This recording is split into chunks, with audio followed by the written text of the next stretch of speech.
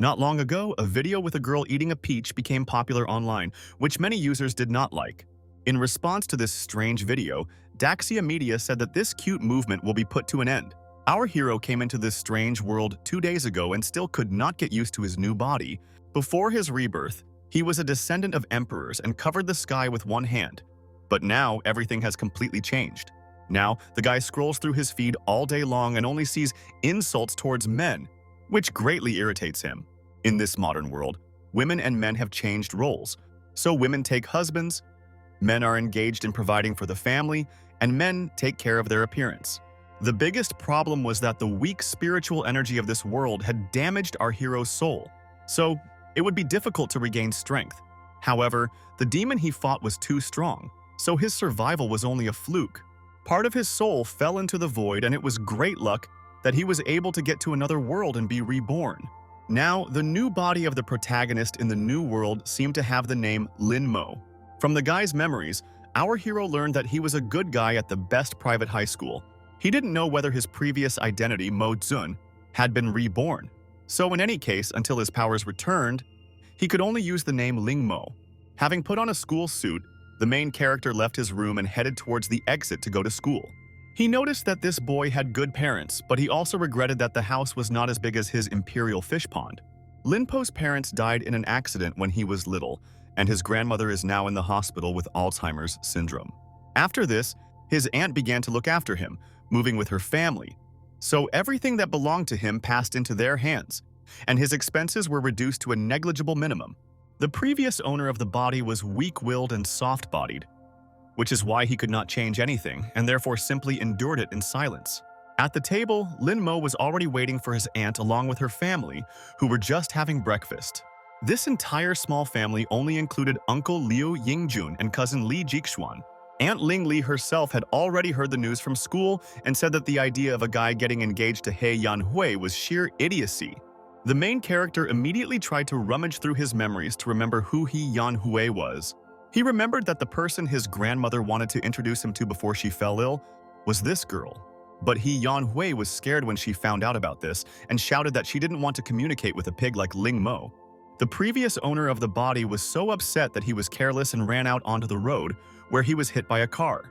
Our hero was glad that the marriage contract was terminated, because in this world women marry men, which was unthinkable for him. The aunt wanted to add something else, but her nephew did not listen to her any further and immediately interrupted her. For the future, he emphasized that there will no longer be any amateur activity regarding marriage contracts and his personality. The woman was surprised by the young man's behavior and now noticed that he began to behave completely differently. Now she noticed that for some reason, there was an inexplicable feeling of oppression around him. In the end, the main character sat down at the table to quickly have breakfast before going to high school. He hadn't eaten since he lost his appetite, so he didn't have any particular desire to sit here. At the same time, the main character understood that he still needed to support this body so that it did not die. The food smelled delicious, so the guy was able to overcome his complete lack of appetite and eat a little without any problems. Li Jixuan recommended that his cousin transfer abroad because he had disgraced himself in front of all his classmates when he confessed his love for He Yanhu, and this would haunt him for the rest of his life. Our hero was annoyed that an emperor who had ruled for 10,000 years should depend on the opinions of some commoners, but also understood that here he had to play the role of an ordinary guy. The young man calmly rejected his cousin's idea and declared that he was completely satisfied with this school.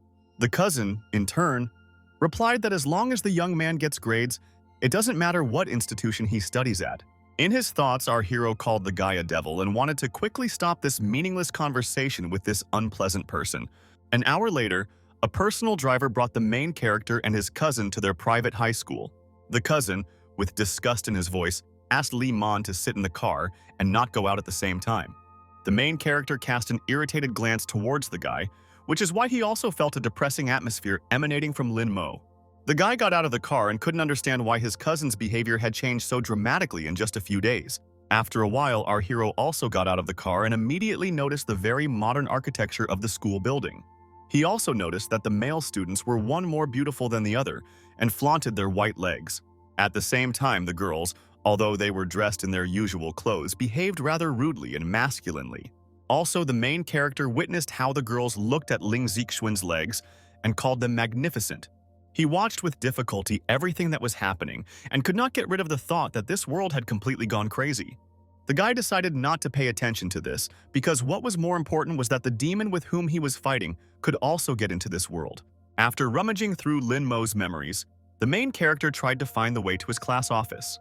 He was able to do this easily because ridicule and jokes were immediately heard from that room about Ling Mo being Yang Hui's boyfriend.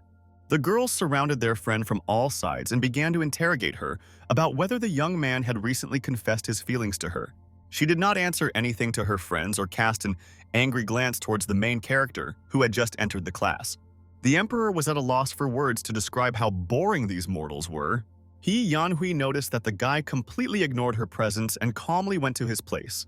The guy sat down at his place and began to think about how to restore his strength, because without divine power, the gifts of heaven and earth, even ordinary training is difficult. Suddenly, one of his classmates grabbed his shoulder and reminded him that she said that Yanhu didn't like the guy. She began to say that if the young man had listened to her, he would definitely not have made himself look like an idiot in the end. Our hero remembered that this was Song Yunshu, his desk neighbor, and she did not stop and said that no one could fall in love with a guy like Ling Mo. At that moment, the girl realized that she seemed to have said a little too much, but our hero did not give any signs. The girl tried to smooth the situation over and started talking about how Ling Mo also had a chance if she lost weight and dressed up to attract Yan Hui's attention. Our hero was not going to continue the conversation and indifferently asked his classmate what she needed from him. Song Yunshu was surprised that our hero guessed her intention so quickly, and he explained that she simply had not been so interested in him before.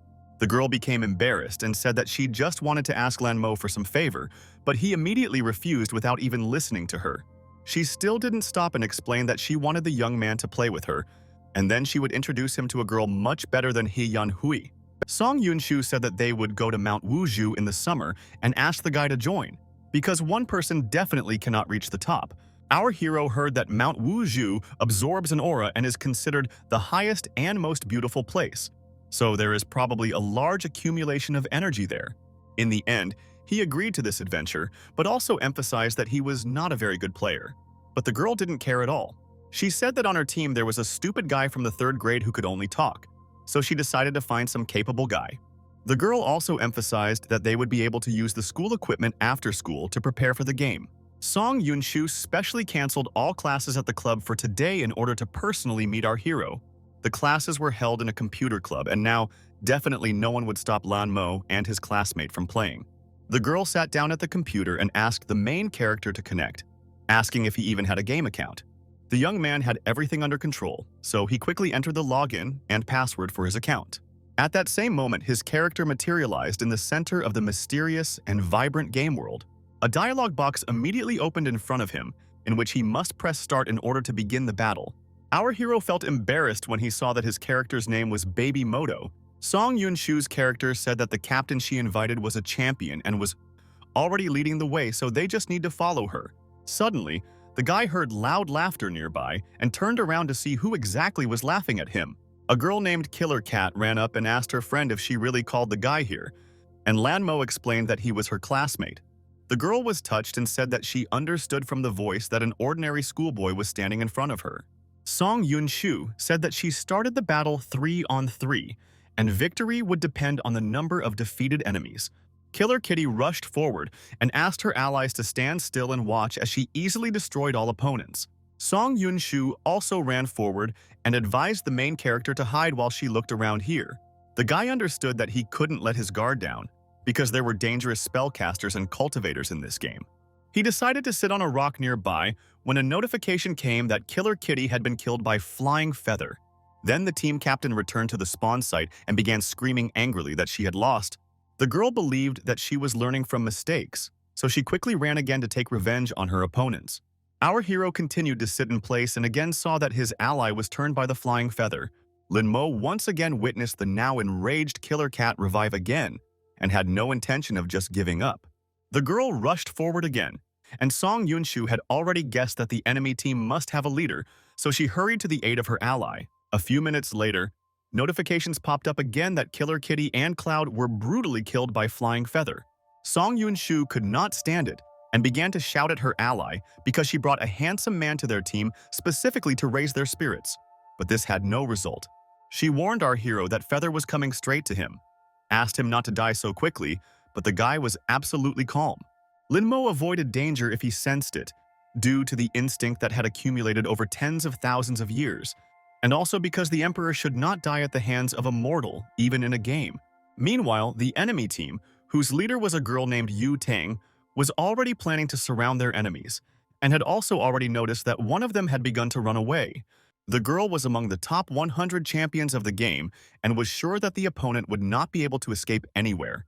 The main character turned around and noticed that the flying feather still continued to pursue him. He was surprised by this because he had never been hunted since he became emperor and finally decided to fight. Flying Feather immediately noticed that her opponent had taken out a weapon, so she quickly hid in the nearest bushes. Ling Mo noticed that the girl had a very fast reaction, and also understood that attacks in this game are a test of endurance, and winning only by using the body alone will not work. He decided to use spiritual power in the real world to temporarily strengthen his character in the game. Flying Feather noticed that the swordsman from the opposing team didn't even know how to hide, so she considered him a real noob. She decided to quickly attack the main character, but he did nothing at all because he concentrated the energy for his strike. The young man began to quickly press the necessary keys on the keyboard to find the right combination for a strong attack. In the end, he was able to release a powerful stream of magical energy towards Flying Feather. As a result, the main character was able to pierce his rival and thus stop her rapid attack. The entire Yu Tang team was shocked by this outcome and did not at all expect that they would meet a pro player in a male guise. The team leader sat in complete shock and could not even answer her allies because she did not expect her defeat at all. Song Yunshu jumped up from her seat and happily declared that our hero had real talent. At that moment, the girl noticed that Ling Mo seemed to be out of order because he did not react to his victory in any way and did not answer her. It turned out that even the slightest use of the powers of a damaged soul can seriously weaken the physical body of our hero. Now, the enemy team was panicking and calling for their leader because they all lost to the Pussycat team. Flying Feather was sitting on a tree and eventually tracked down the main character to deal with him. She saw that the young man continued to quickly run away and thought that now they were playing some kind of catch-up. The girl decided to jump from the tree and was sure that this time the enemy would definitely become a corpse. Meanwhile, the main character had already accelerated to incredible speeds and had no intention of stopping. Ling Mo noticed that the girl continued to chase him, and now realized that he would have to fight again. He made the decision to quickly stop and sharply point his sword towards Flying Feather to catch her off guard. This decision was truly unexpected, because the opponent was still too far away to engage in battle. The girl was sure that our hero would definitely not be able to hurt her from such a long distance. She immediately jumped up to attack her opponent, but suddenly felt a sword pierce directly into her leg. Such a sudden attack knocked Light Feather off course, changing her trajectory and threw her to the ground with a dull sound. The girl thought that this was a warning from our hero to stop chasing him. Meanwhile, Yu Tang witnessed notifications that Thunderbolt and Ping Tianxia were being damaged by Killer Kitty. Her team was upset that they had lost in the end, and they admitted that Song Yunshu was now laughing at them. The leader immediately grabbed her ally and ordered her to drag their enemy here if she really knew this command. The girl sat down in her seat and thought about who this little Momo was who easily defeated the champion. Song Yunshu received a call from her friend and was about to come over to meet the enemy team. She immediately assumed that the leader of this team might have fallen in love with the main character. The girl asked if her classmate would go with her, but then she felt bad for using her powers during the game and refused. Our hero reminded her of this promise, adding that it was time for him to leave, after which he turned around and headed for the exit. Meanwhile, the girl agreed to meet Jiao and Da Hua at the school gate to keep her company. It was already evening when Ling Mo took a taxi and finally got to his home to rest. The young man went into his room and, having put down his things, collapsed on the bed because he did not at all expect that the human body was so weak. The next day, our hero and Li Zixuan came to school again and his cousin wanted to say something to Ling Mo. The guy said that Yanhu asks Ling Mo to explain to her classmates that there was no marriage contract. Because everyone laughs at her, allegedly she loves fat people, the main character looked at his cousin with a cold gaze and asked why explain what did not happen. Li Zixuan reacted irritably to such words, accusing the young man of arrogance and neglect of the girl. When Ling Mo entered the classroom, Song Yunshu immediately called him and asked him to come to her. The girl immediately became embarrassed and said that yesterday, the flying feather was her friend Zhao Yu Tang. She said with admiration that it was the same student from their school. But this had no effect on the main character at all, and he remained emotionless. Song Yun-shu couldn't understand why our hero changed so much after his heart was broken, and said that the village chief wanted to see baby Momo. The young man cast an icy glance in her direction, from which Lee Zixuan involuntarily recoiled, feeling strong pressure. The main character in a calm voice asked me to call him baby Momo, and the girl asked him to be a little softer. At this moment, Yanhu approached the guy's desk and was unhappy that he was saying that their marriage was not a joke. Song Yun-shu came to the defense of her friend and stated that her classmate was completely crossing her boundaries, asking her to be at least a little softer towards the boy. Then Yanhu started laughing at the girl, because she began to defend the guy so sharply that it seemed like she liked him. The main character replied that it didn't matter whether it was a joke or not, but there was nothing between them now, so he simply asked the girl to leave. She just thought that the guy decided to hide his sadness under a mask of indifference because before he had simply pestered her with this marriage because of his childhood crush. Meanwhile, the other guys looked at Ling Mo with admiration because in such a situation, he did not start crying and did not run away from his lover. At that moment, unexpected guests entered the class, who immediately attracted the attention of all the students in the office. As it turned out, it was the head girl of the school named Zhao Yu Ting, who decided to personally find little Momo. The guys immediately started discussing her and talking about how little sister Zhao is sarcastic, rich, and unapproachable, which is why anyone who gets in her way gets kicked out of school. The girl immediately pointed her finger at the main character and asked him to come to her. Yanhu, who was standing nearby, thought that the headman was addressing her and immediately began to feel nervous. Zhao Yutong ignored the student and ordered little Momo to leave the classroom with a cool look. The guy was jealous of our hero that the headman herself came to him. They couldn't understand who little Momo was. Meanwhile, Ling Mo did not react at all to the appeal to him, and Song Yun-shu tried to hint to him that the girl needed to be listened to. The main character was furious that the emperor definitely couldn't bear the name Baby Momo. Classmates immediately became interested in what business the young man had with Yu Tang and why she called him by such a nickname. Song Yun-shu admitted that the village chief actually wanted to play one-on-one with our hero and begged him to do so, promising that he could then kill her. The main character couldn't do anything with his deskmate because there were too many people in the class. Yu Tong waited patiently for her opponent at the door and looked at Ling Mo with irritation when he finally left the classroom. In fact, until recently, the head girl thought that a girl was playing for little Momo and did not expect to see our hero. Meanwhile, the guy thought about the fact that in ancient times women wore a skirt to conquer the world, but now it is a common item of clothing. Then Yu Tang asked if it was really Ling Mo who played with her yesterday, and he explained that he was running away from her to earn game points. The headman was not at all satisfied with this answer and said that after lessons they would play one-on-one. The main character said that he does not play games, and yesterday he allegedly won it by accident and was about to go to class.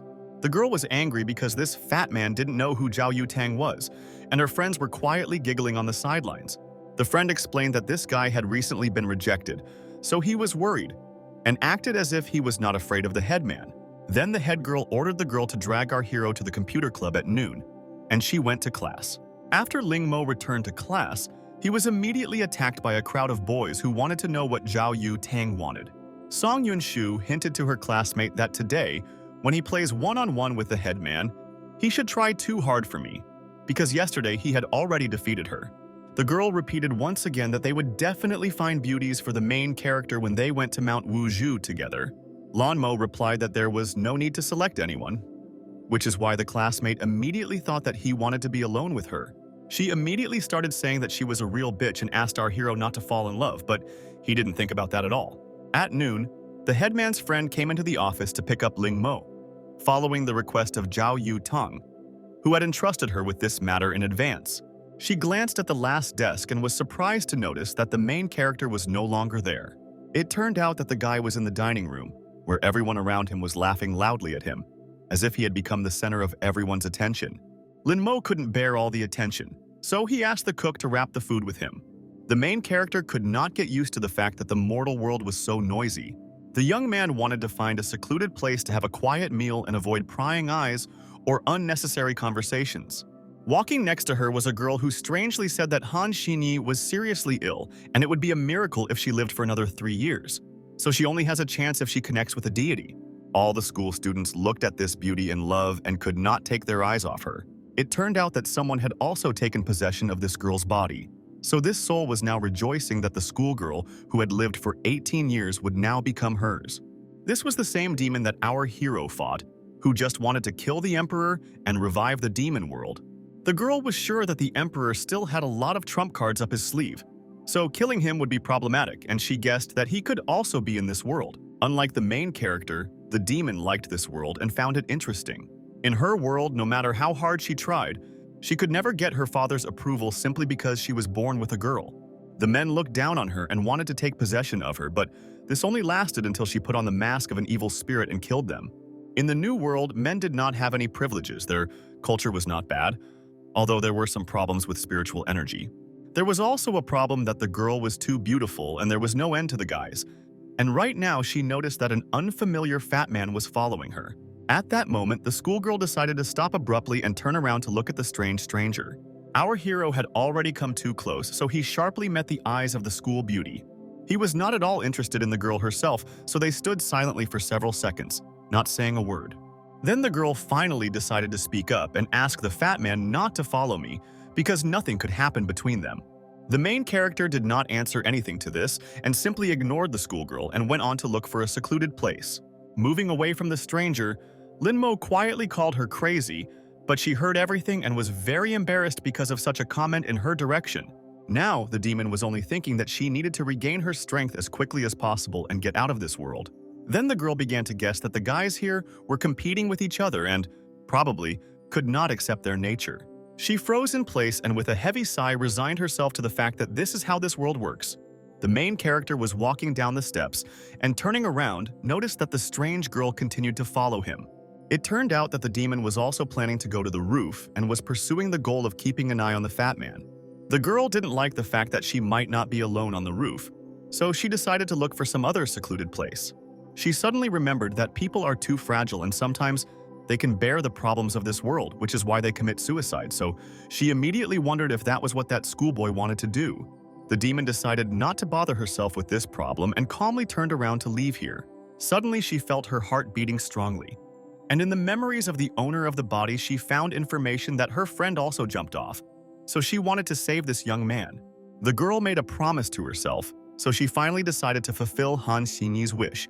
She quickly climbed the steps, and when she was on the roof, she was catching her breath after running so fast. The girl immediately noticed that the fat man was really standing on the very edge of the roof, and her guesses turned out to be true. The demon decided to correct the situation with the help of her powers and order the guy to move away from the edge. Only now she remembered that in this world she had no powers at all, so now she looked rather strange. The main character was just thinking that it was too cool on the roof, so he planned to go down and eat somewhere below. Suddenly, he heard the girl scream and quickly run towards him. She ran up behind her and grabbed Ling Mo by the waist, pulling the guy towards her to pull him as far away from the edge of the roof as possible. The young man did not understand what the stranger wanted from him and desperately tried to tell her to fuck off. Suddenly, the girl realized that she could no longer keep her balance, so she suddenly realized that she was about to fall along with the guy she was saving. In the end, the hero could not hold on and fell straight onto the fragile Han Xinyi. At that moment, the girl felt that a significant weight had fallen on her, which is why several of her ribs simply cracked. In fact, the young man just thought a little while standing on the roof, and now he couldn't understand that he was sitting on a fragile girl with his whole body. The main character lowered his irritated gaze at the strange stranger and asked what she wanted from him. The girl explained that she just wanted to know what the fat man would do on the roof and whether he was going to commit suicide right there. Ling Mo was shocked when he heard the schoolgirl's explanation and was even a little touched by her concern. Our hero watched as the girl lay on the floor, suffering from pain, and thought about the fact that mortals were still so fragile. In the end, the young man warmed up a little and decided to give his hand to the poor girl who suffered because she simply wanted to save him. Ling Mo emphasized that she had too much imagination and explained that he just came out to get some air, not to jump. The guy also stated that the stranger was not interested in him at all, which is why she was very embarrassed by such a direct statement. Then she decided not to accept help from the main character and hit his hand so that he would fall off the roof as quickly as possible. Ling Mo didn't understand this strange reaction at all and asked if he could leave here now. The Emperor almost never helps, but no one has ever rejected him. And women in this world behaved quite strangely. He decided to return to class, where Song Yunshu was waiting for him, who immediately asked where he was because Yu Tang and the girls were actively looking for him. The main character was not at all worried about this, because he believed that the girl herself was to blame for this and should figure it out herself. The girl was not going to give up so easily and said that after lessons they would definitely go and play with the head of the school, because they needed to calm her down after yesterday's terrible day. Ling Mo still categorically refused, because the emperor never loses and could not lose to some mortal girl. A classmate tried to prove that Zhao Yu Tang was the eldest in the family, so for her, they were just specks of dust, which is why there was no need to take such risks. But the guy still was not going to change his position.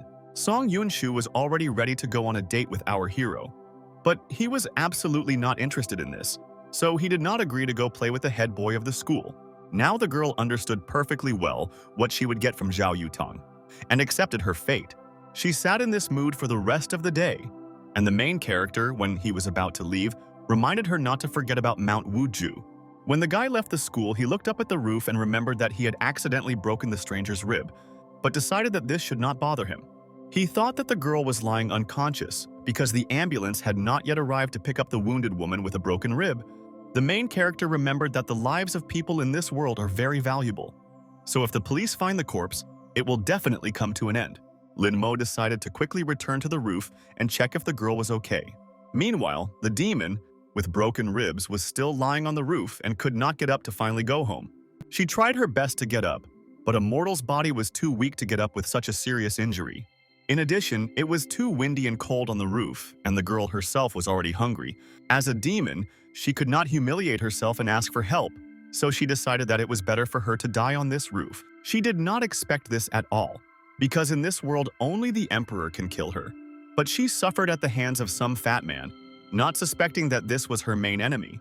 When the girl raised her head and saw that the same young man decided to come to the roof, asking what he had forgotten here, then the main character squatted down without a word to help the stranger, and she tried to find out what he was going to do. The guy suspected that this woman was not so stupid because she didn't even call for help. Ling Mo carefully reached out his hand to the schoolgirl's waist, but she immediately screamed and demanded that he remove his hands. The main character admitted that the girl's rib was indeed broken and recommended that she do more sports, but she said that she definitely did more exercises for the fat man.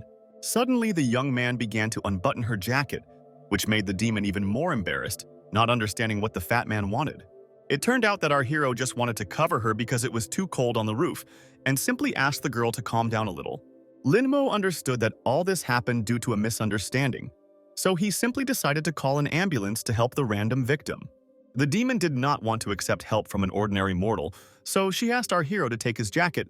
The guy understood that the beauty did not like the clothes of some fat man, but asked her to be patient until the ambulance arrived. The girl noticed that he did not despise others because of his position. She did not at all expect that the fat man would be such a good guy. She decided that she should be more attentive because people in this world are so fixated on appearance that they do not notice the inner world at all. A few minutes later, an ambulance finally arrived at the school building to help the injured girl. Shocked students watched as the wounded Han Xinyi was carried out of the school by doctors and thought that someone had gotten into a fight. The girl was very embarrassed because she attracted the attention of everyone around her. She thought that in this way the gods decided to mock her. As a result, the main character was able to get home by taxi only late in the evening. The cousin had already heard that the head girl of the school was looking for the guy, and now he irritably asked what attracted her to the ordinary fat man. The guy was not going to let the main character further into the house until he told why Zhao Yu Tang was interested in him. Ling Mo didn't intend to be told twice and ordered his cousin to get out of his way right now. The young man still couldn't understand why Ling Mo gave him goosebumps every time, and where that naive boy suddenly disappeared to. In the end, he said that nothing could be done about the fact that the guy was fat, and expressed his guesses that our hero had somehow provoked the head of the school. The young man was so angry that he promised that he could force his mother to play with his cousin at home because he was no longer small. Ling Mo gave him the most irritated look and reminded him that this was actually his personal home. The cousin could no longer control himself and swung his hand to hit the main character and drive all his anger towards him. Then our hero easily stopped the guy, noting that the physical training of this creature was insignificant, that he definitely would not have done anything.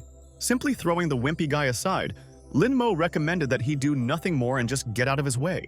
Li Zixuan couldn't answer, so he fell helplessly to the floor and started screaming to be hurt. The guy burst into tears and immediately ran to his dad to complain that Ling Mo had just hit him. Then the father came into the living room, who was not at all pleased that his cousin allowed himself to offend his son. Now, the angry uncle himself swung at the main character to teach him a lesson for such a wrong act. Ling Mo didn't wait long and grabbed the man's wrist tightly, and the man immediately helplessly said that he was giving up. Our hero, with a serious expression on his face, gave his relatives advice and recommended that they no longer get in his way. The uncle didn't know what to do in such a situation, so he simply said that his nephew was behaving disgustingly. Then he called his wife to come down, because otherwise Ling Mo would kill their son right here and now. At that moment, my aunt came into the living room, and with her authoritative voice, she silenced everyone in a few seconds. Having carefully examined our hero, the woman finally noticed that this boy had really changed. She stated that her nephew should apologize to his uncle and cousin, regardless of what happened here, because it was his fault anyway. The main character was not going to listen to her and replied that the guilty should apologize, and this was definitely not about him. Then the aunt said that the guy could forget about his pocket money if he didn't ask for forgiveness right now. Our hero didn't pay any attention to this at all, so he resigned himself and simply left the living room without ever obeying his aunt. Entering his room, the guy immediately began to think that without money, it would be difficult for him to get food on Mount Wuu, so he needed to find income. There are not many things to sell in this house, and all the money for personal expenses has run out, but our hero still has sets of clothes and socks. Then he decided to turn on the computer and look on the internet to see if he could sell his clothes. Literally a few minutes later, the main character had already found buyers for his clothes and did not expect it all to happen so quickly. It turned out that all these girls had personal desires and were not at all interested in the clothes themselves, but in their belonging to some nice guy. Seeing such messages about the sale of his clothes, the young man could not stay in his chair and simply fell from shock. The emperor had never been afraid of the devil before, but these ladies on the internet gave him chills. In the end, our hero decided to delete the ad, because who knows what they want to do with these clothes. He couldn't understand how something as small as money could lead him into a dead end. But he decided to think about it after doing his exercises to regain his strength. The guy believed that the body is the basis of perfection, and if you absorb spiritual energy, then money will cease to be such a problem. After 3 minutes, he was lying on the bed because without spiritual energy, he could not support his body, but suddenly his phone received an exit call. As it turned out, it was Han Xinyi who decided to call because her classmate did not answer her message. She explained that she called because they were going to the mountain tomorrow, but our hero did not understand what the problem was. The girl emphasized that her friend said that he Yanhu and cousin Li Jixuan were also going, so she suggested that the guy go some other day. The emperor did not care at all about such trifles as ridicule, so he declared that he would go with his classmate right tomorrow. The morning of the next day came and our hero went out to his family dressed in sportswear, which immediately attracted the attention of his cousin, who guessed that he was also going to the mountain. Li Zixuan asked why the guy got up so early today and laughed because Yanhu definitely couldn't have invited him for a walk. The main character decided not to fall for all this and simply remained silent, which made his cousin even more confused and could not understand what happened to Ling Mo. After some time, a bus arrived at the house, collecting all the students for a trip to Mount Wuu. Leah Zixuan stood up and said goodbye to her father because she was already planning to go for a walk with her classmates. There, the guy was met by his friendly girlfriend, who with a smile offered her help in carrying all his luggage. He asked Yanhu to get on the bus as quickly as possible because he was very scared after interacting with his cousin. Sitting down in his seat, Li Zixuan said that Ling Mo, after his heart was broken, took out all his anger on him and pushed him, and fought with his father last night. Now all the students were sure that the main character should under no circumstances be taken to Mount Wuu. I don't suspect that everything was decided without them. Song Yunshu intervened in the conversation and said that this time Ling Mo would still go to the mountain with him, which is why the other girls were outraged because they thought that he wouldn't even make it to the top. The girl reminded them that they were classmates, so you shouldn't slander the young man like that, so the others listened to her, because she was in charge today. In fact, she herself did not expect the guy to go with them, and was afraid to see Yanhu in confusion, but she tried to reassure herself that nothing bad would happen. It was at this moment that the main character entered the bus. So suddenly it became absolutely silent. He walked around to find a free place for himself, but no one greeted him. Everyone just threw dissatisfied glances in his direction. Yanhu could not bear to sit still, and blocking the young man's path, began to demand an explanation as to why he pushed Zixuan. Our hero did not answer anything and only looked at his cousin, who hid in a corner due to his fear of Ling Mo. Song Yunshu understood that she needed to intervene in the situation, so she stated that it was just a small misunderstanding because Ling Mo, no, I'm such a terrible person. She quickly offered the young man a place to occupy because from there was simply a stunning view of the road. In the end, the girl asked the driver to go to another place to pick up the rest of the people. After some time, a motorcyclist began to catch up with the bus with students, who seemed to be chasing it. Our hero looked out the window and hoped that this time his trip would be without any incidents. He looked down the road and suddenly made eye contact with a suspicious girl on a motorcycle. Then the motorcyclist seemed to recognize the guy and accelerated forward to stop the bus. She sharply turned the steering wheel to the side and stopped her vehicle, blocking the way for the bus that was driving towards her. The bus braked sharply, and all the students, who were not expecting such a maneuver, rushed forward by inertia. The bus driver immediately climbed out of the window and began swearing at the motorcyclist, who did not follow the traffic rules at all.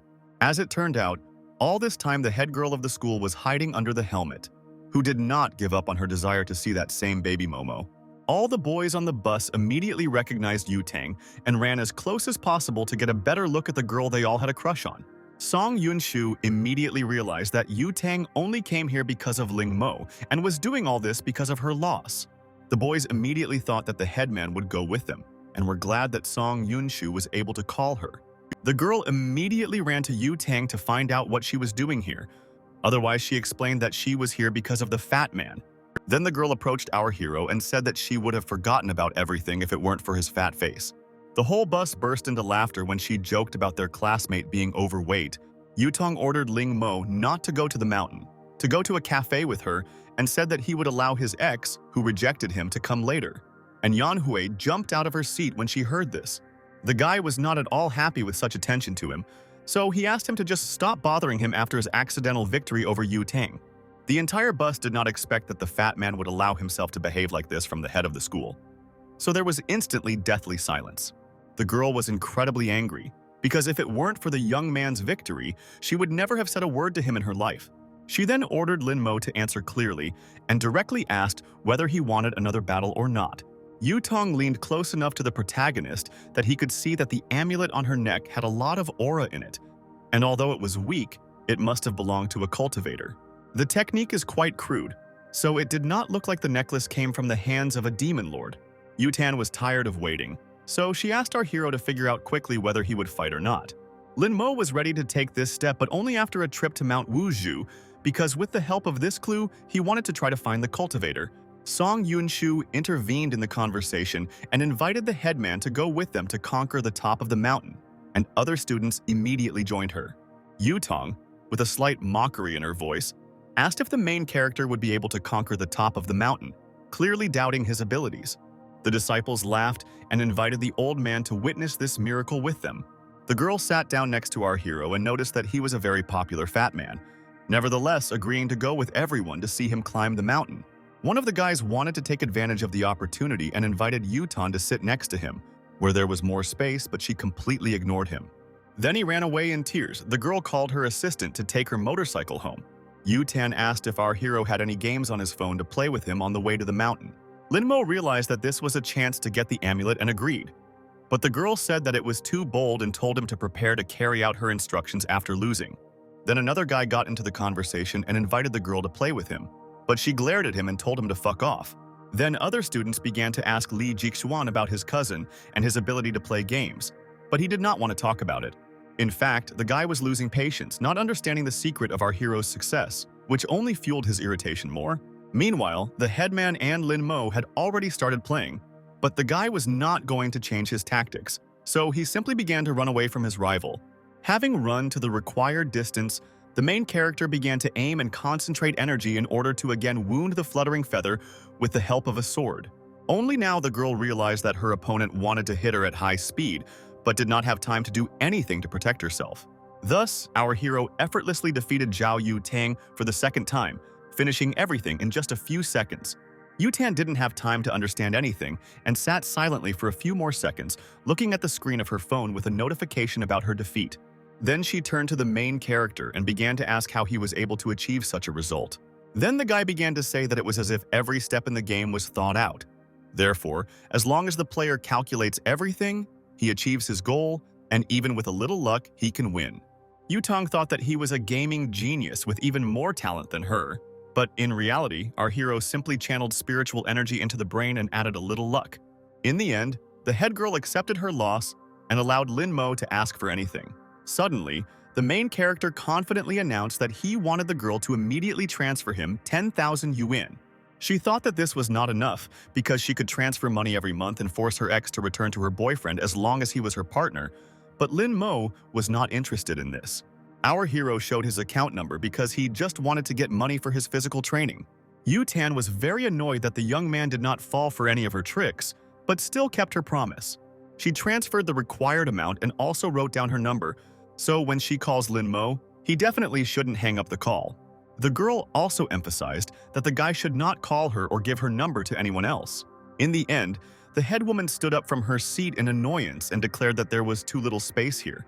Then she approached Yanhu and ordered her to get out of her place, which made her surprised because she did not expect such neglect at all.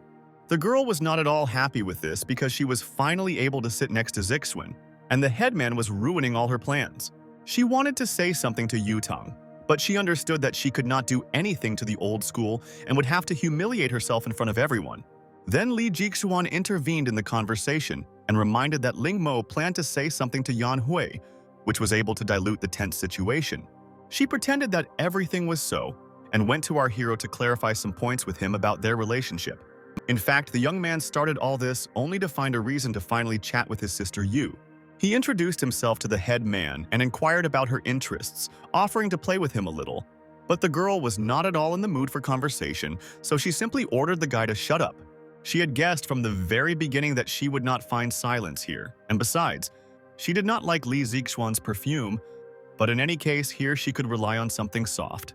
Eventually, after some time, the bus finally reached its destination near the foot of the mountain. All the students went out and began to look at the high mountain, not believing that they would still be able to climb so high. All the girls planned to help their classmates when they were tired, in order to become a little closer to each other. Song Yunshu led the entire group of students behind her and asked everyone to move faster and not fall behind. Half an hour later, the main character witnessed that his classmates were already very tired, and now he realized that they were even weaker than himself. Ling Mo walked on and thought only that if he had the strength, he would suppress the hated demons in the form of his classmates for centuries.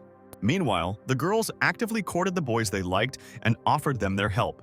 Song Yunshu was sad to see that our hero did not have anyone who could take care of him, but she also understood that if she did this, gossip would immediately begin. After another 20 minutes, the main character himself began to feel tired from the active climb up the high mountain. Now he understood that in terms of physical strength, he was still the weakest. All the others, although they were hypocritical, already had normal strength training. Song Yunshu witnessed this and understood that she could not sit idly by, because she herself dragged her friend to this mountain. She went down to offer the young man help, but then immediately refused and asked the girl to go up herself. Ling Mo grabbed the handrail tightly and firmly stated that he could still walk without anyone's help. Our hero did not have any fatigue, because mere mortals could not even imagine what he had to go through to become emperor.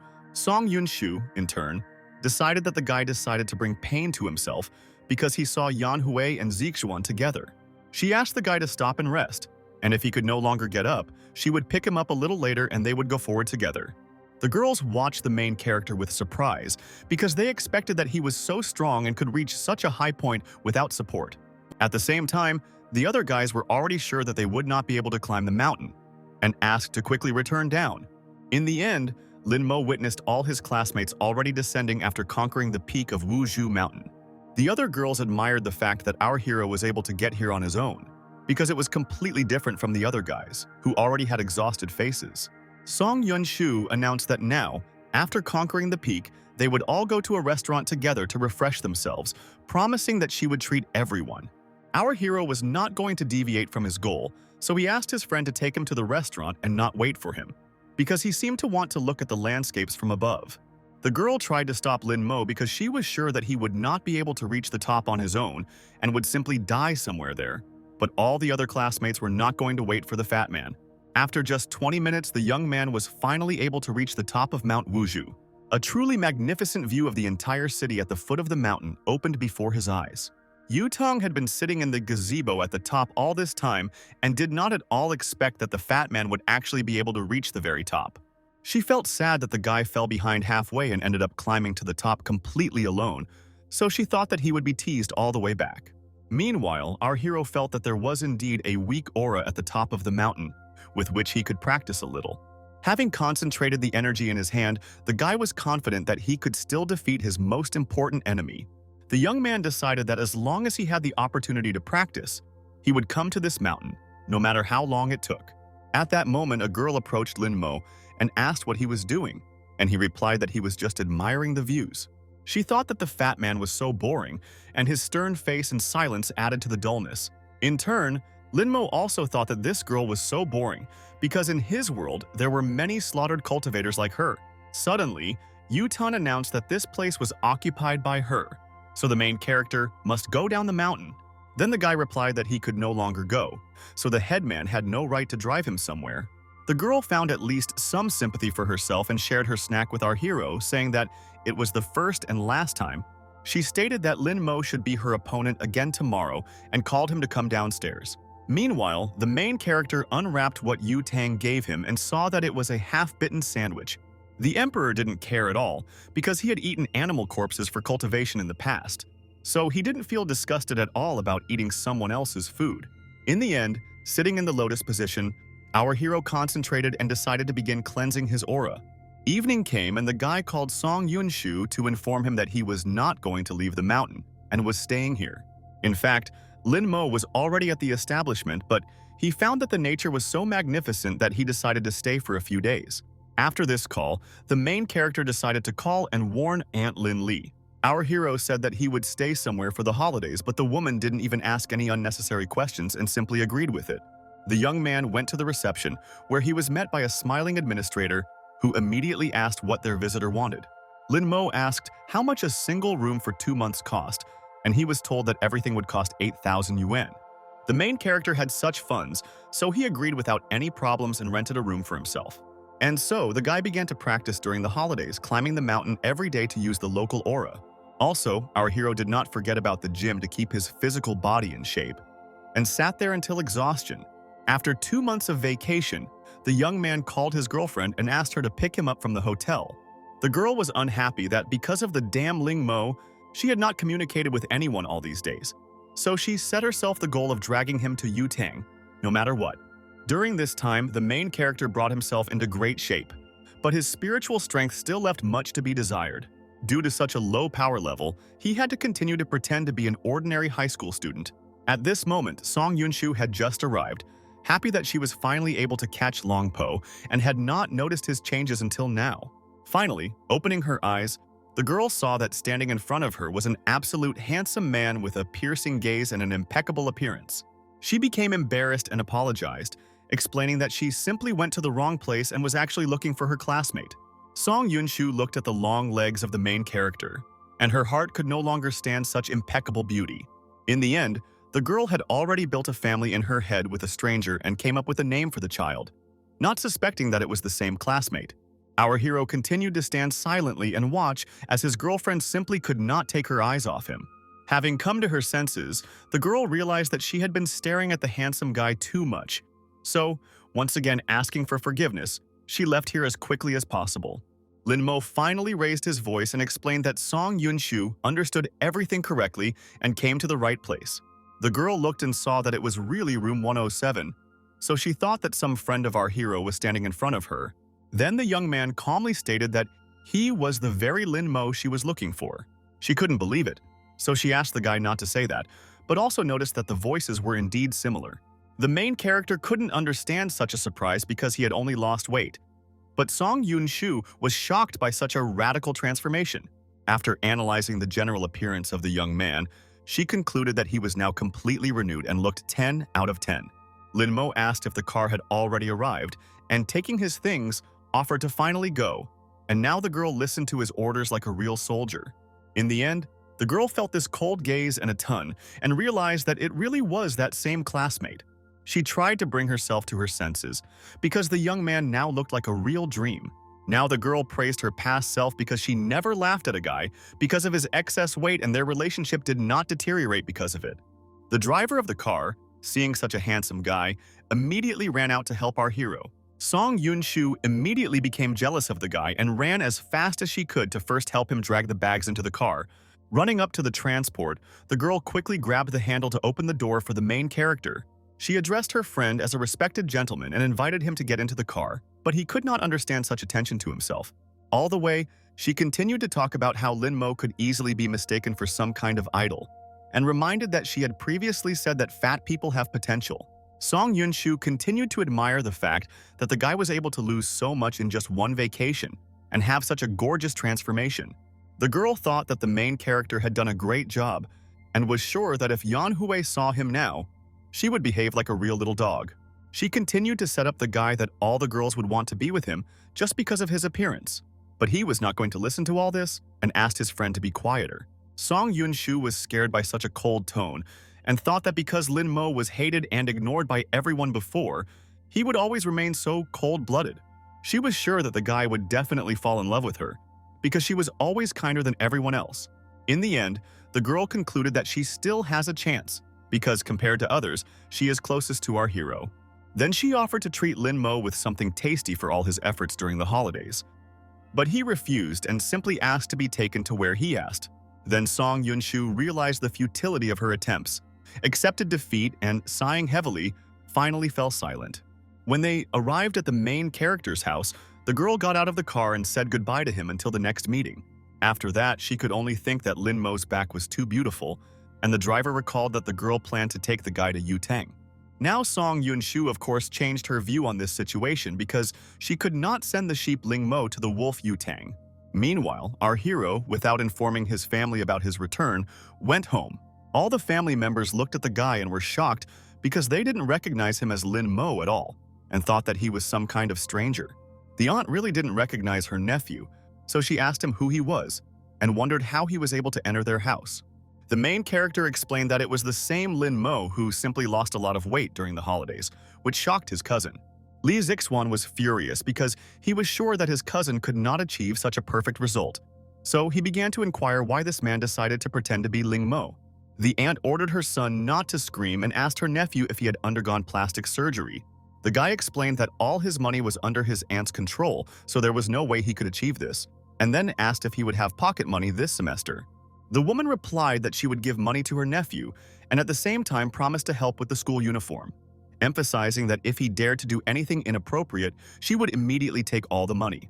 After eating just a little, the young man stood up and coldly declared that he was full, and then the whole family realized that it was indeed Ling Mo.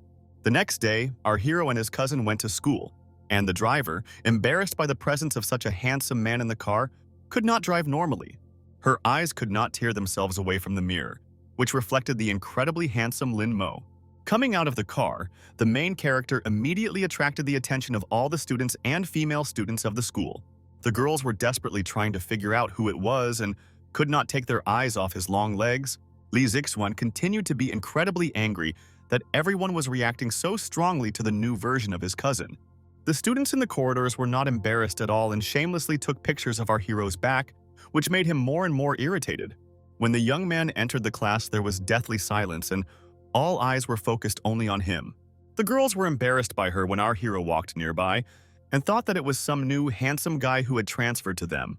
In the end, the main character concluded that after losing weight, he began to look a little better than all other people. But he still didn't consider himself so handsome that all the girls would chase him and stick to the window of his class. In fact, the spiritual energy he was able to absorb during his training on the mountain also played a significant role in his transformation. At that moment, his stream of thoughts was suddenly interrupted by the familiar loud screams and fierce quarrels coming from the corridor. As it turned out, Yu Tang was still interrogating poor Song Yun-shu and did not believe that the fat man had somehow changed during the holidays, demanding that the girl immediately bring him to her. The headman cruelly declared that the girl looked like she would stop crying only when she saw the lid of the coffin. Song Yun-shu desperately tried to explain that Ling Mo was still sitting on the last desk. He had simply lost weight over the summer. There was deathly silence in the class for several seconds, because absolutely no one was going to believe such a statement. Yutong became even more angry because she thought that the girl dared to play with her in this way, but she desperately tried to prove that it was the truth. Our hero emphasized that his friend was not lying and told Yu Tang to wait for him after class if she was so eager to have a battle. Song Yun-shu, hanging above the floor, explained that the guy spent his entire vacation on Mount Wuu and had really lost so much weight. In the end, the headman finally decided to approach the young man himself and asked directly whether he was the fat man. Hearing this voice, words, and mannerisms, the girl immediately knew that it was Ling Mo. Yutong didn't care whether he was fat or thin, so she simply recommended that he still stay after school to fight. Song Yun-shu continued to desperately defend her friend and said that he didn't know how to play at all and was just helping her in that battle. Yutong was very angry at this intervention because she believed that the girl had no right to talk about our hero's game. She recalled that the student used the guy's account to call her and still hasn't paid for it. The girl desperately tried to stop the headman so that she would listen to her, but she silently left. Song Yun-shu now understood that this was a complete disaster because she had deceived Zhao Yutong for the sake of the main character. The other girls were immediately interested in the guy's changes and asked their classmate how she knew it was Ling Mo. They could not believe that, just by losing weight, the young man could change so dramatically for the better, and they suspected that he used plastic surgery for this. When the teacher came into the class and asked everyone to go to their places to start the lesson, she started talking about how the student's vacation must have gone well, but then she noticed some changes in the class. The woman turned to the main character, who was sitting at the last desk, and asked what class he was from. Song Yun-shu immediately answered for the guy and explained that he just got into shape. The teacher found out that it was indeed Ling Mo, and praising him for such efforts, offered to change his place. Song Yun-shu, who was now interested in the young man, answered for him and said that he did not want it. Then another student raised her voice and said that she would like to change places with Song Yun-shu, but she continued to defend her position. Then another girl raised her hand and emphasized that she had grown up and should now sit somewhere in the back desk. Now Song Yun-shu diligently fought off all attempts to take her place next to such a handsome man. The teacher asked everyone to stop making noise and ordered the girl herself to get up to take a new place. She cried and resisted with all her might because she did not want to change places at all. Meanwhile, the guys couldn't believe such changes and asked our hero's cousin if Ling Mo had plastic surgery. The woman once again asked everyone to stop making noise and explained that odd numbers remain in place. Even numbers change. So now Li Jian will sit with Ling Mo. The main character was glad that his neighbor was fat and calm, so now no one would pester him. At the same time, Song Yun-shu took her new place and cried because she had lost her new love, while her neighbor tried to console her.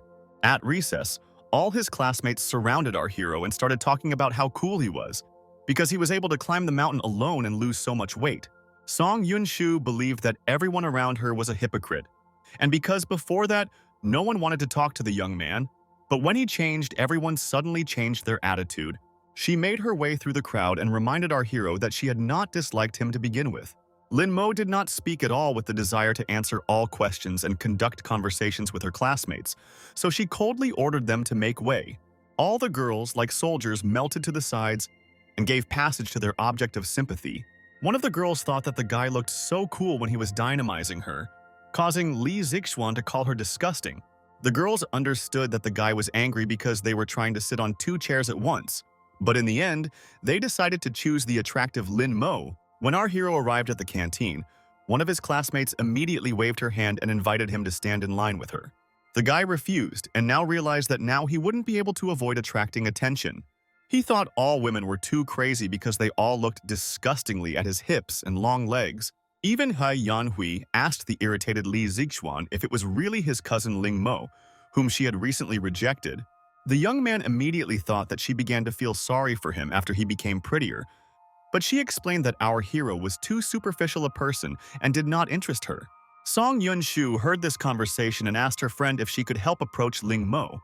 The girl did not care at all whether he had plastic surgery because he made too good an impression and had a good character, but Yanhu considered her a hypocrite. Song Yun-shu herself did not consider this hypocrisy because if she could become a long-legged handsome man like our hero, even if her legs were artificial, she would agree. The girl winked and emphasized that she was determined to win Ling Mo's heart. Meanwhile, the main character, having made his way through all the attention to his changes, was finally able to buy a snack for himself. Yanhu suddenly appeared in front of him, so the guy asked what she wanted. The girl sheepishly stated that she wanted to apologize for all these things that she had done, explaining that she was immersed in her studies and was not thinking about marriage. The main character was not at all interested in this, so he simply agreed with it and moved on. Yanhu was not going to give up just like that, so she asked the guy to wait. But he couldn't understand what else she needed. Then she once again asked for forgiveness and agreed that everything she said then was too hasty. In the end, the young man was not in the mood for conversation, so he turned around and left. And the girl could not understand why he was so cold. She understood that he changed precisely because of her, and therefore would not change his attitude out of resentment. Ling Mo walked to his usual place and hoped that this time there would be no one on the roof. At the same place, the guy again met the mysterious stranger, whose ribs he accidentally broke. The emperor was not going to lose to an ordinary girl, even though it looked a little childish. Meanwhile, the school student turned around and noticed that a guy was following her. She realized that this young man reminded her of that fat man, but he himself looked much better than that student. The main character decided not to retreat from his goal and overtook his rival at full speed. The girl calmed down because she was sure that this stranger did not want to do anything bad to her. Then she looked ahead and noticed that he had turned towards the school, so she guessed that he was planning to go to the roof. The girl was also not going to give up so easily, so she followed the main character. She also quickened her pace, so she easily overtook the young man who was completely unaware of the competition. Ling Mo immediately noticed that the girl had accelerated greatly, so he began to suspect that she still wanted to take his place. The emperor believed that even a mortal could make such a mistake and cross his path. Then the demon and our hero locked eyes, throwing each other a silent but obvious challenge. At this moment, they could not stand it and started running to be sure to take their place on the roof. The girl thought that the young man had definitely gone crazy because guys in this world should be more restrained. She couldn't understand why the main character was running so fast and at the same time couldn't lose, because it would be a shame for all the girls. Both our hero and his rival understood perfectly well that they had no right to lose. Other students who passed by the stairs could not even see who it was who ran nearby with such lightning speed. In the end, the girl asked why our hero was running so fast, but he did not answer because she was doing the same. She explained that she did this because the guy ran first and she followed suit. The main character called his rival sick because it had nothing to do with the situation, which is why she got angry. She said that a guy who always swears and argues with girls risks never getting married. Our hero didn't like this at all, because he was a tall man and also an emperor, so he absolutely didn't care what the girls thought. He was surprised that his rival still had the strength to argue with him, to emphasize that he did not have any coins, and that she was also trying to pick up guys.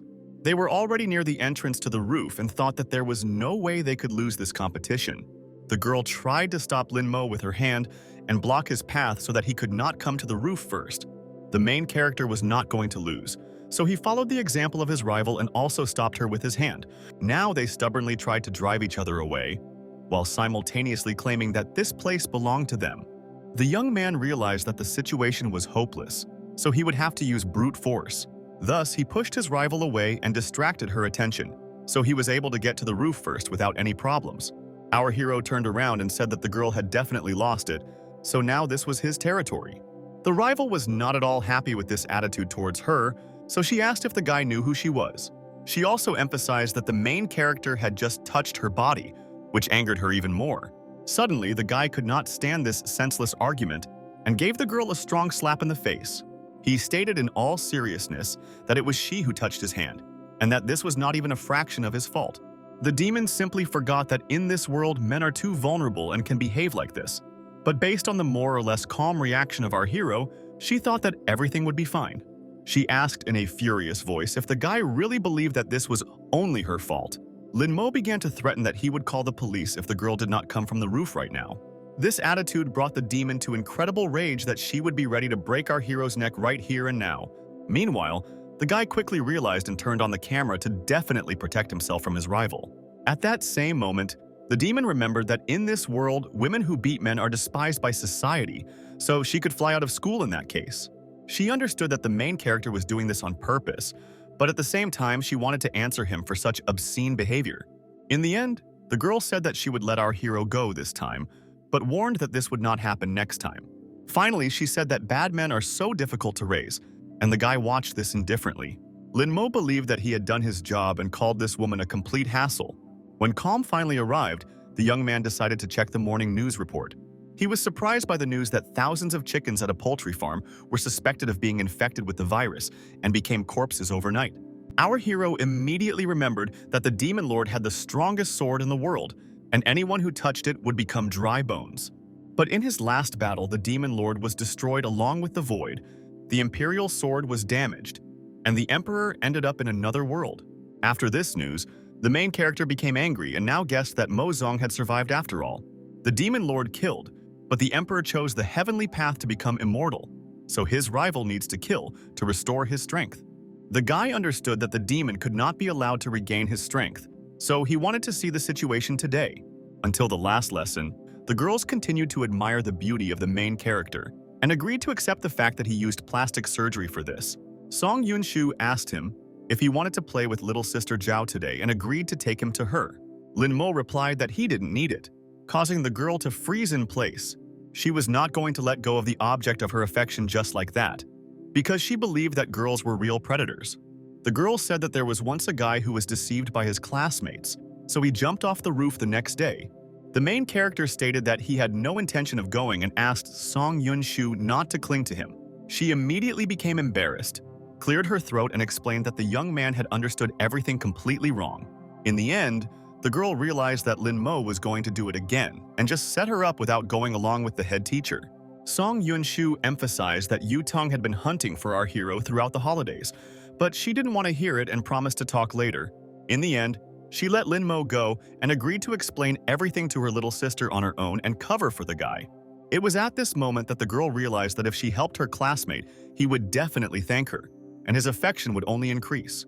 Meanwhile, the main character was already driving in the car and thinking that he would do everything to prevent the Demon Lord's soul from being restored. He learned that the poultry farm was on the outskirts of the city, so he asked the taxi driver to take him there. The main character knew that his imperial power was very little, but he still needed to use it somehow. Then the guy decided to use his powers to feel the aura of the demon, which really came from the poultry farm. He immediately felt this cold demonic energy and realized that Mo Zong was indeed alive. Suddenly, he turned around and noticed that a motorcyclist was riding quickly along the road. It turned out that the driver was the same Yu Tun, who recognized our hero from afar. The girl screamed and asked why an adult guy was climbing in such remote areas of the city. The young man immediately suspected that she could not have gotten here just like that, by pure chance. Ling Mo lied that he called a taxi home and halfway realized that the driver was trying to take him out of the city, so he suddenly jumped out of the car.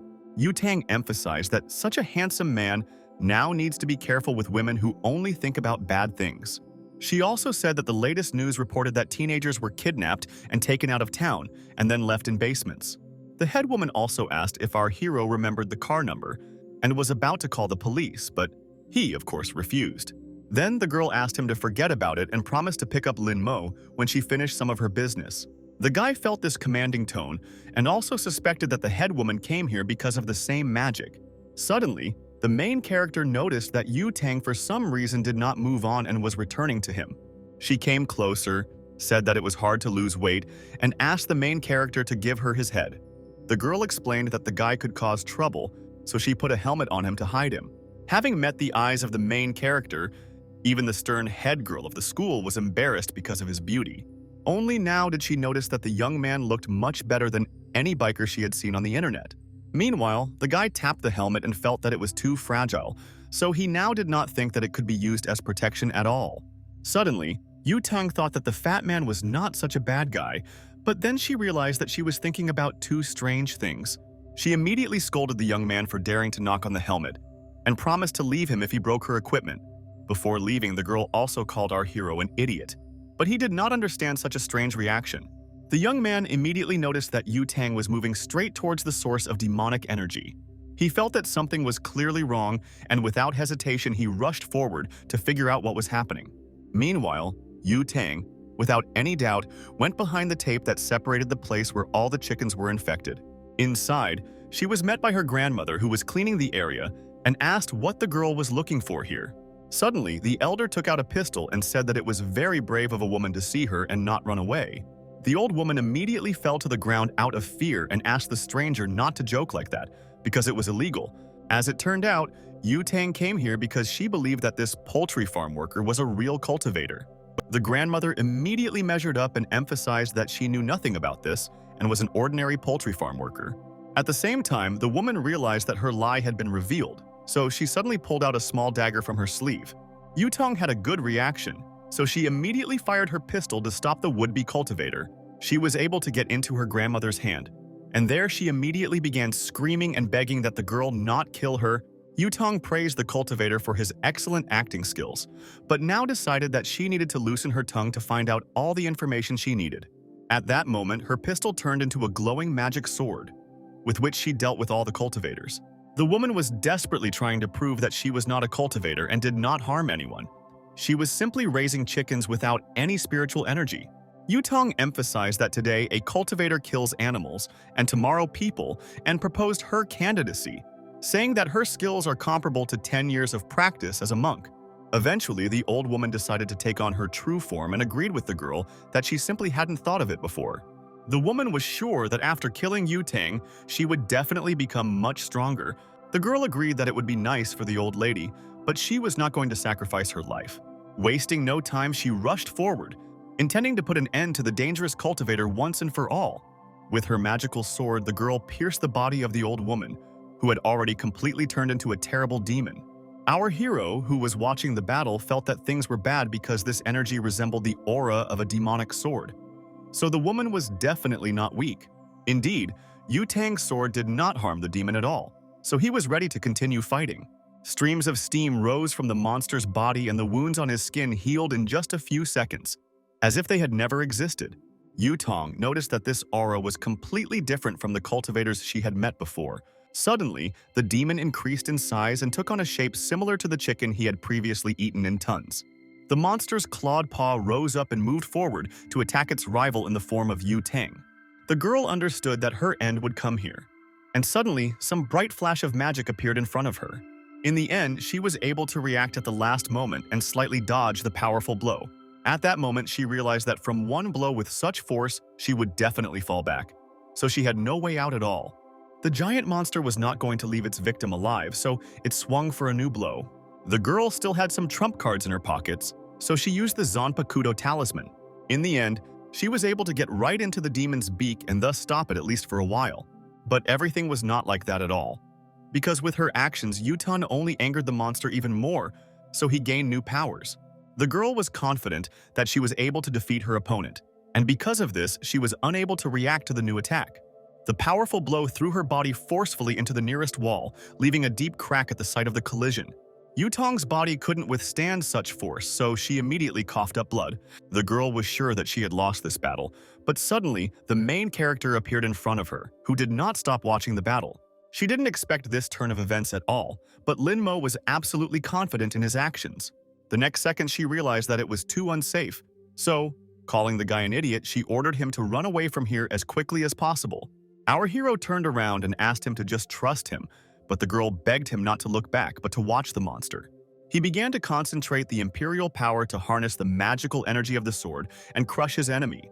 Suddenly, the demon froze in place and stopped moving completely, and there was obvious fear in his eyes. Shocked, Yu Tang asked the main character why the monster suddenly froze and stopped attacking. The main character, who was not at all afraid and had no intention of retreating, replied that there was no special reason for this. The Emperor's true form then burst out, causing the demon to immediately become frightened and begin to run away with tears in his eyes. At this moment, the main character showed his true strength and power, which no one expected to see.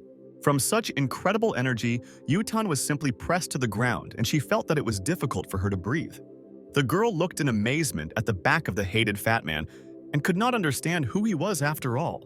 Meanwhile, the events shift to the sacred Guayuan Temple in Laobei City. The abbess of the temple told her students that the husband gives birth to heaven and earth, yin and yang, and contains all that exists.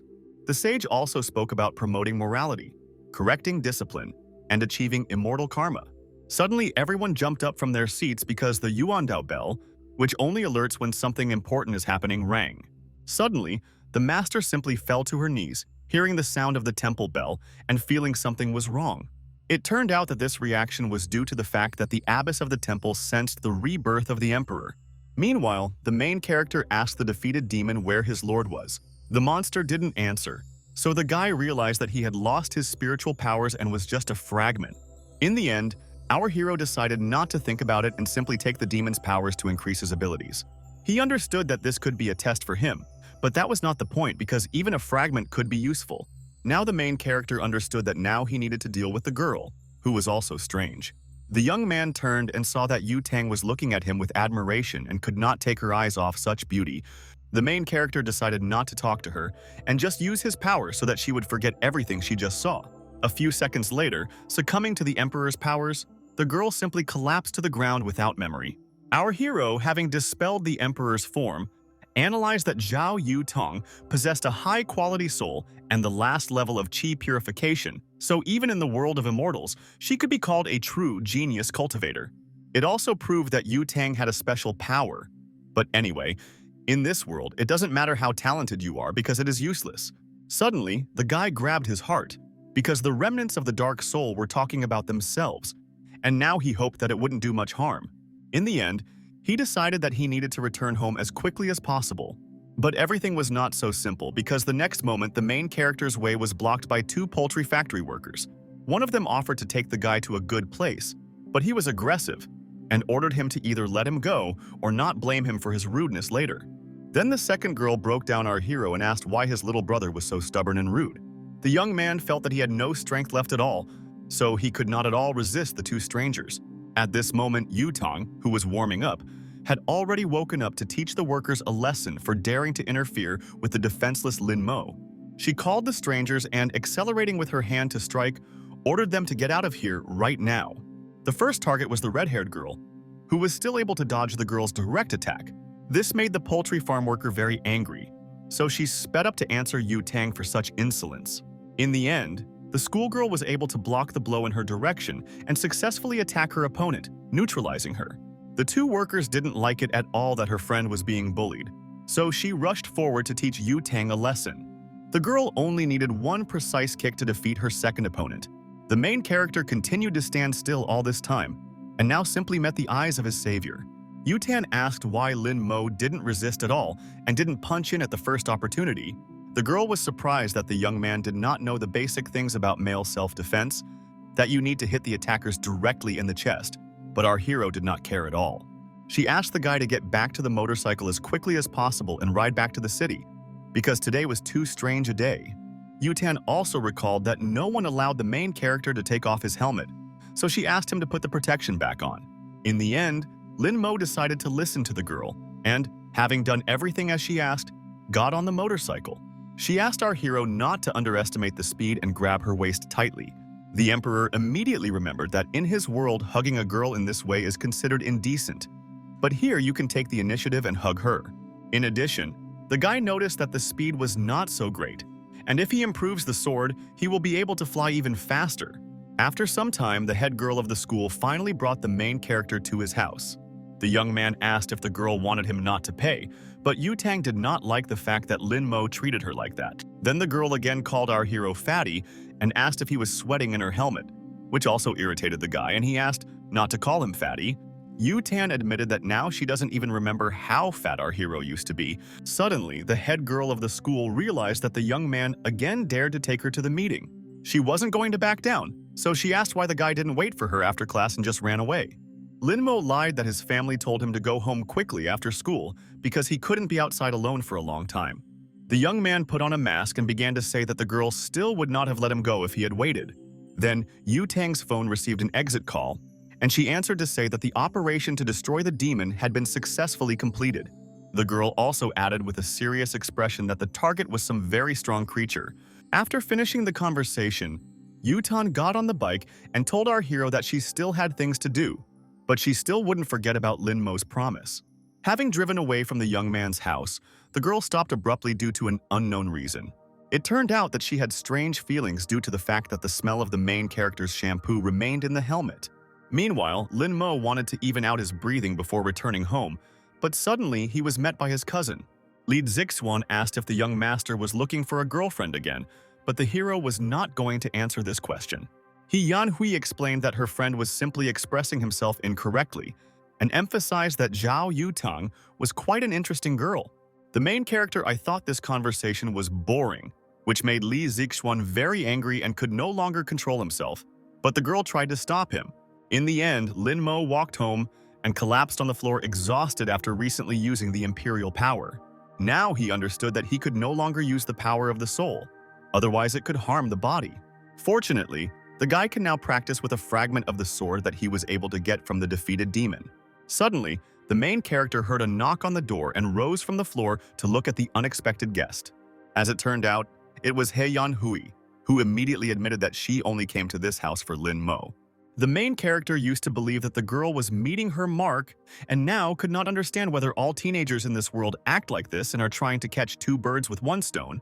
Yanhu began to justify herself that she was saying this not because the guy had become more handsome, but because the more she communicated with her cousin, the more clearly she understood that she had always liked our hero. She apologized once again and reminded him that his mother wanted them to be together, so the girl promised that she would get engaged to Ling Mo next year. The main character was not going to listen to the girl any longer and closed the doors with all his might right in front of her face. Yanhu still didn't give up and emphasized that she said it sincerely. And if the guy wants, she can swear to it. Our hero, of course, could not afford this, because in this way he would lose face in front of his imperial family. He used to be sure that mere words could not touch his heart, because he believed that the cultivation of his mental state had reached the limit. In the end, the young man decided to forget about everything and think only about improvement, meditating with the fragment. The next day at lunch, Ling Mo's classmates, not giving up on winning the handsome boy's heart, asked if he wanted to go up to the roof and eat together. The young man silently turned around and left to eat alone, which is why the girls called him a beautiful ice cream. One of them noticed that the guy was not getting more handsome. Her other friends reminded her that she already had some friends. At the same time, Li Jixuan was having lunch with his friends, in which, of course, Yanhu was present. The girl watched as the main character could not fight off the attention and refused to let everyone meet and have lunch together. Friends discussed the fact that Ling Mo completely ignores questions about how he lost weight, fearing that someone will become more beautiful than him. Yanhu abruptly stood up from her seat and said that she would invite our hero to have lunch together because, after all, they study in the same class. Li Zixuan did not appreciate this idea at all, so he grabbed the girl's hand and reminded her that he hated his cousin. She ignored this and decided to go forward to make sure Ling Mo understood everything correctly. The guy was very offended by this, so he ordered Yanhu not to return to the table if she did talk to his cousin. The girl couldn't stop thinking that with Ling Mo's figure, being in his hands would cost her entire life. The main character, surrounded by schoolgirls in love, thought only that these women were too annoying. Suddenly, the head girl of the school appeared in the cafeteria, who immediately called the guy to her when she noticed him among the crowd. She, as usual, displeasedly calling Ling Mo a fat man, asked the young man to come to her table. The entire dining room fell silent at once and looked in the direction of Zhao Yutang in absolute silence, because no one expected that she had connections with this guy. The boys began to discuss how Ling Mo from their class was captured by the school prefect and pointed out that this seemed like a typical drama plot. Yanhu now believed that it was all over, because literally everyone at school liked the guy. Now she was sure that the head girl was in love with our hero. Ling Mo was very unhappy that the girl allowed herself to call him fat again. Then the main character noticed that his rival for a place on the roof was passing nearby, so he immediately drew attention to her. He immediately turned around and walked in the other direction because he couldn't lose to this girl, Yutan. And her friend noticed how the young man suddenly rushed after the girl, asked him to come to the table. The friend was indignant because after the fat man became handsome, there was no way to approach him. Yutang was very angry at being completely ignored, so she called our roles and ordered him to be sure to wait for her after school, because she would never lag behind anyway. Meanwhile, Ling Mo had already managed to go upstairs and noticed that the doors to the roof were already open. The guy went out onto the roof and saw his rival there, who was already quietly having lunch. The girl said that today she came first, so the main character must leave here. The main character stated that last time he won, so this place now belongs to him all the time. She asked why the young man simply let her go last time, and guessed that he simply knew that in any case he would defeat his rival. Our hero recommended that the girl simply accept her defeat and go down from the roof, and simply never come back for another loss. The girl was incredibly angry that Ling Mo also allows himself to order her and forces her to leave. Then the main character realized that his rival had no arguments left, so he invited her to fight again. The girl took out some kind of box and offered to use it to resolve their dispute. It turned out that it was a board game, and she quickly laid it out on the floor, promising that if the guy wins, she will not only leave the roof, but will also grant him one wish. Our hero sat down next to her and declared that she still would not be able to satisfy his desires. The demon was annoyed by the guy's self-confidence because she had been playing Go with her clone for tens of thousands of years and already had certain playing skills. In turn, the Emperor believed that he could not have an opponent, so the girl had no idea who she was facing. In the end, the rivals began a fierce fight for the right to remain on the roof, demonstrating all their skills. The main character was surprised that even after so much time, the game was still going on, and began to guess that the girl used to be a master of Go. The Demon Lord also didn't expect her opponent to be such a good player. The bell had already rung, signaling the end of classes, but our heroes were not going to give up and continued the game. The demon understood that the situation was extremely uncertain, and they were walking side by side with Ling Mo, so she needed to be extremely careful. The young man suggested that the girl simply admit defeat if she could not cope with the game, but she had absolutely no intention of doing this. In turn, the girl emphasized that classes were over and noticed that the guy was proud enough to sit here until it got dark. Our hero, of course, was not going to admit defeat and was going to win, even if there was a draw. The Demon Lord was going to take advantage of the fact that guys in this world shouldn't go home late at night, otherwise they might get into trouble. She finally suggested that we take a photo of the game so we could continue from the same place tomorrow. The girl got up from her seat and asked the main character to finally go home. She suddenly felt her legs go numb after sitting like that all day. As a result, she could not stay on her feet and simply fell on the main character, who did not expect this at all. The girl was very scared and immediately stood up to end this awkward situation. Ling Mo did not stand on ceremony at all and hit his rival on the forehead for such obscene behavior. He said that he would sue the girl if she attacked him again, and yet he turned around to get off the roof and go home. The Demon Lord was unhappy that the guy was humiliating her for the second time, so she was going to teach him a lesson when she finally regained her strength. She was putting together the game and muttering under her breath that she would definitely come up with tactics and put her opponent down tomorrow. When the main character went outside, he heard an entrance call on his phone. As it turned out, it was Yutan, who was very indignant that the guy dared not answer her calls. Ling Mo replied that he was still at school, so the girl ordered him to quickly go to the gate and, without listening to the answer, passed out. In the end, our hero decided to go with the girl today to find out all her secrets, because she had a high level of cultivation and he was very interested in it.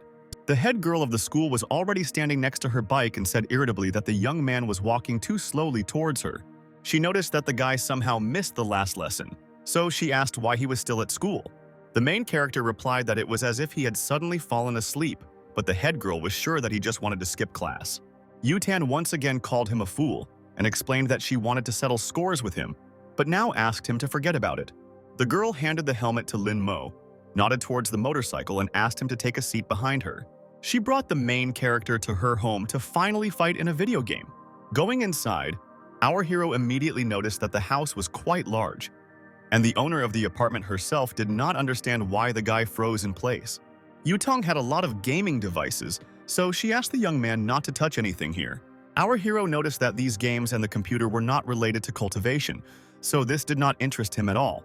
Suddenly, the school leader playfully asked if Ling Mo was too defenseless. She was surprised that when the girl called the main character to her home, he just went without asking anything at all. The young man understood perfectly well that the girl still wanted to fight him and take revenge. Yutan stated that the guy looked pretty good right now, so if he lost, he wouldn't lose any of his money. She approached the main character too close, so he decided to use a technique that the girl herself had told him about before. The Emperor did not at all expect that his human shell had such strength that he was able to knock out even a cultivator. Yutong was very angry because she was just making fun of the fat man. But our hero emphasized that he couldn't stand it and asked not to pester him anymore in the future. Then the girl decided to start a rematch and declared that she would defeat the guy in 300 rounds. Today, she decided to find a game for revenge and torture the main character to death, but he was not at all worried and did not understand why Yutang was so furious. After some time, they did not start the game and our hero won in the first round. In the end, he was able to achieve 47 victories, but the head boy did not manage to take a single round. The girl was very upset by such a crushing defeat and could not believe that her opponent was able to take as many as 47 rounds. Meanwhile, the main character placed his small beacon under the table to monitor the cultivator. He finally stood up and declared that it was too late, but the girl desperately tried to stop him because it was as if she had finally understood his tactics and could somehow resist. Yutan invited the young man to give him a ride, but he refused and explained that he would simply call a taxi. Now events continue in the house of Yanhu, who could not get rid of thoughts about the main character. The girl noticed that Ling Mo had missed class this afternoon, so now she was wondering where he was. At that moment, one of her friends called her and asked her to look at the group chat, because there seemed to be something interesting there. Yanhu immediately opened her messengers and saw a photo of Ling Mo and Zhao Yu Tang returning home together after school. Angry, the girl threw books and magazines off her desk and promised that she would definitely finish off Zhao Yu Tang. She was so furious that the headman dared to take her Ling Mo home that she seriously wished for her to die in an accident. Suddenly, an unfamiliar voice sounded behind the enraged girl, emphasizing that it was useless to throw around simple words. It was a devil fragment who asked if Yanhu wanted to take revenge on her rival for her lover. The girl was very frightened and turned around to see who was in her room, but the demon said that it did not matter who he was. Finally, the demon showed his face and explained that he could give the girl such power that she could achieve anything she wanted. Yanhu naively thought that it was something like a good fairy godmother's tale. Here, even the devil himself was shocked and immediately thought that this little man had obvious problems with his head. He then explained that it was the most powerful magical sword in the world, which was broken into pieces after a fierce battle with the emperor and could make the girl immortal if she helped the fragment to be restored. Yanhu replied that she would do whatever was required of her for Zhu Yu's sword. Then the demonic creature did not want to wait any longer and immediately implanted itself directly into the forehead of the naive girl. Yanhu fell to the floor and asked why she suddenly felt as if she had been deprived of all her strength. Then Zhu Yu asked what powers the girl wanted to possess, and Yu answered that she wanted to possess hypnosis. Then the demon suggested the spell, Wandering Souls, that enter into a dream. She immediately thought that with the help of hypnosis, she could take possession of the protagonist's heart and make it her own. Meanwhile, our hero was riding in a taxi and thinking that it was not in vain that he came home to old age because he really wanted to see all the skeletons in her closet. The guy decided to use his imperial powers right now and inhabited the beacon, which he had just left under the table. He immediately saw that Yu Tang was still indignant and couldn't believe that she was able to lose as many as 40 times in a row. The young man could not understand why the girl was still playing and thought that she was afraid of ceasing to be immortal, although she could still recover to the last stage of chi purification. Yutan thought that she was a complete disgrace for losing to such an idiot, so she decided to continue training. In turn, the emperor, even without a physical body, would not allow him to lose to some girl. Suddenly, the girl clapped her hands and remembered that she still had things to do today besides computer games. She complained that she had so much to do every day and the main character immediately became interested in it. Yutan moved to another room to change out of her school uniform for her next assignment. In the end, the girl, putting aside all unnecessary thoughts, changed into a formal suit and was now ready for her important business. In Yu Tang's wardrobe, in addition to stylish clothes and accessories, there was a secret closet with various types of weapons. The main character immediately noticed that although these talismans are not of the best quality, they are quite rare in this world. The guy in the body of the beacon decided to rush forward as quickly as possible in order to have time to stick to Yutan herself and continue surveillance. He was able to cling to the girl's skirt and was sure that by following her, he definitely found out some new information. Yutan, not noticing our hero's surveillance, got on her motorcycle and drove up to some luxurious mansion. She was still haunted by the thought that Ling Mo had left behind a very delicious smell of shampoo in her helmet. Meanwhile, inside this establishment, cheerful music was playing. Laughter and animated voices were heard because someone was holding a wedding. The presenter, with a smile on her face, loudly announced that now the important moment had come for the bride herself to speak. The girl thanked her friends and relatives for coming to her wedding with Cheng Shushu, despite their busy schedule. She moved on to express her gratitude to her parents, while Zhao Yu Tang took the empty seat. The girl propped her face with her hand and decided to calmly wait until this whole ceremony was over. After some time, the presenters announced the wedding ceremony of Zhou Lingyu and Cheng Shushu officially completed. Now the celebration itself began, but Yu Tang was not at all interested in this. The bride asked her lover if he was tired yet, but he replied that after making toasts he felt better. Then Yutan came out to the newlyweds. which is why the guy for some reason began to get nervous. The bride herself immediately recognized the girl and asked what was the matter and why she came here.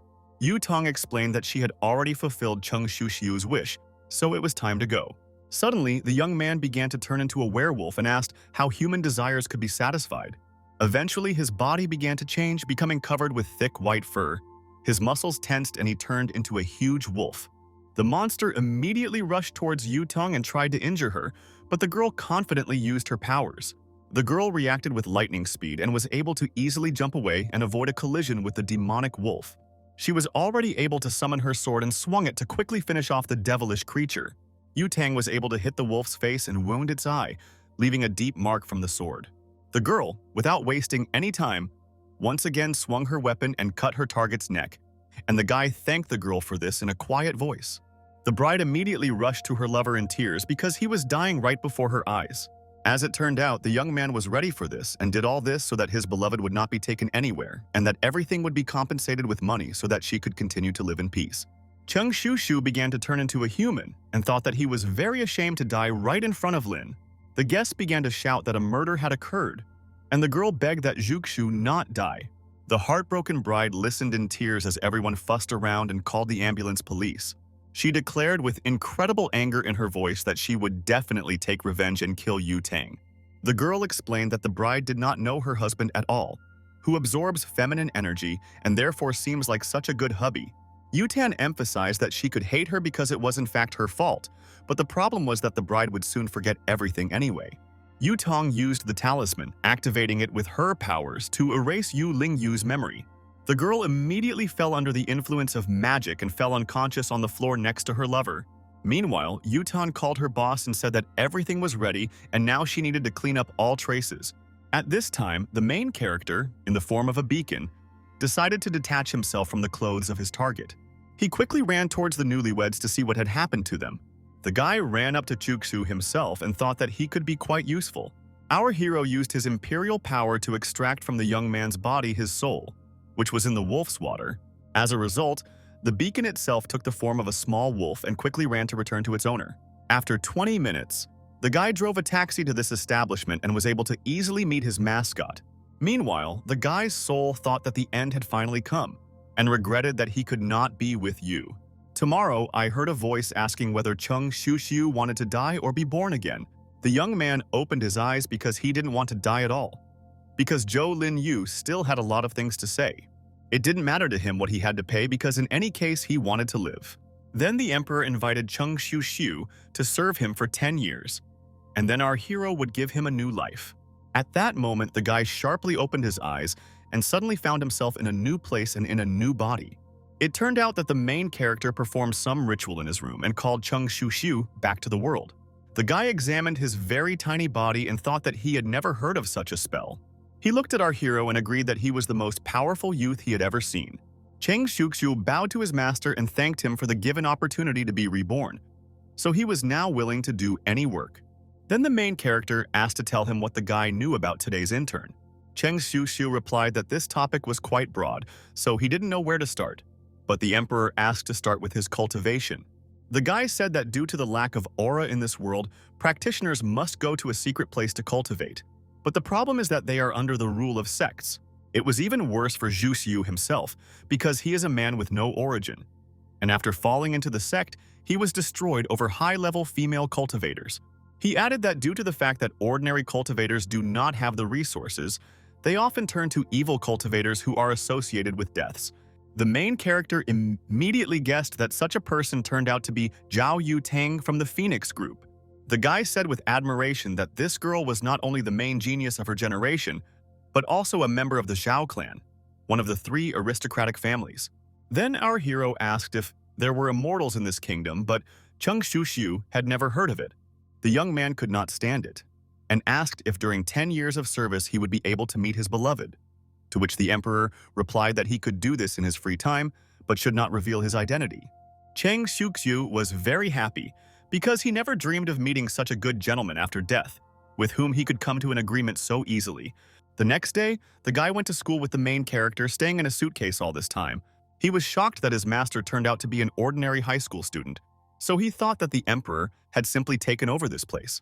Shushu also noticed that our hero is much more popular than he thought, because all the girls do not take their eyes off him.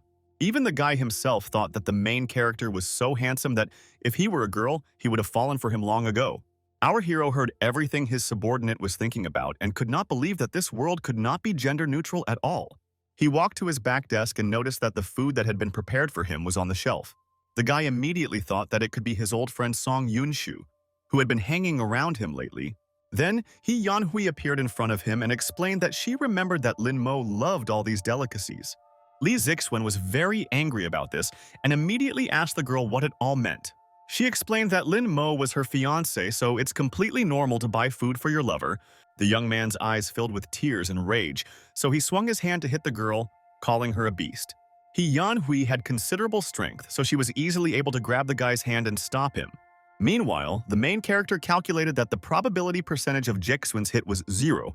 Yanhu, with a serious expression on her face, asked Li Zixuan not to pester our hero anymore, or she was not responsible for herself at all.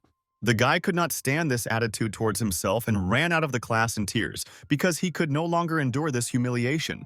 Yanhu turned to Ling Mo and asked him to contact her if anyone else touched him in the future.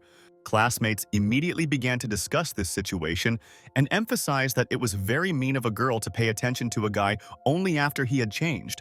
At noon, Yu Tong's friends met and began to discuss that a girl named He Yanhui wanted to take Ling Mo away from her. The girl didn't care at all because she didn't like the fat guy at all, but her friends said that the guy had lost weight a long time ago. It turned out that He Yanhui had been standing nearby all this time and was now looking at the school leader with anger. Then the girl decided to demonstratively call the main character in front of the entire dining room. Yanhu, still standing near the headman's table, invited the guy to eat together. Yu Tong's friend thought that this was some kind of battle, so she turned to the girl and emphasized that Yanhui definitely hated her. Suddenly, the head girl said that our hero has no right to talk to this girl because otherwise she will simply kick his ass. The young man simply called both girls idiots and turned around to calmly go to the roof. He didn't expect that he would get such a curse along with his cultivation. Cheng Shuxiu noticed that his master was the only one Zhao Yu Tong was jealous of. Meanwhile, the elder asked her friend if the young man had really just cursed her. In the end, she decided to forget about it, because now she is more interested in the person with the surname He, who is so confident that he interferes with her.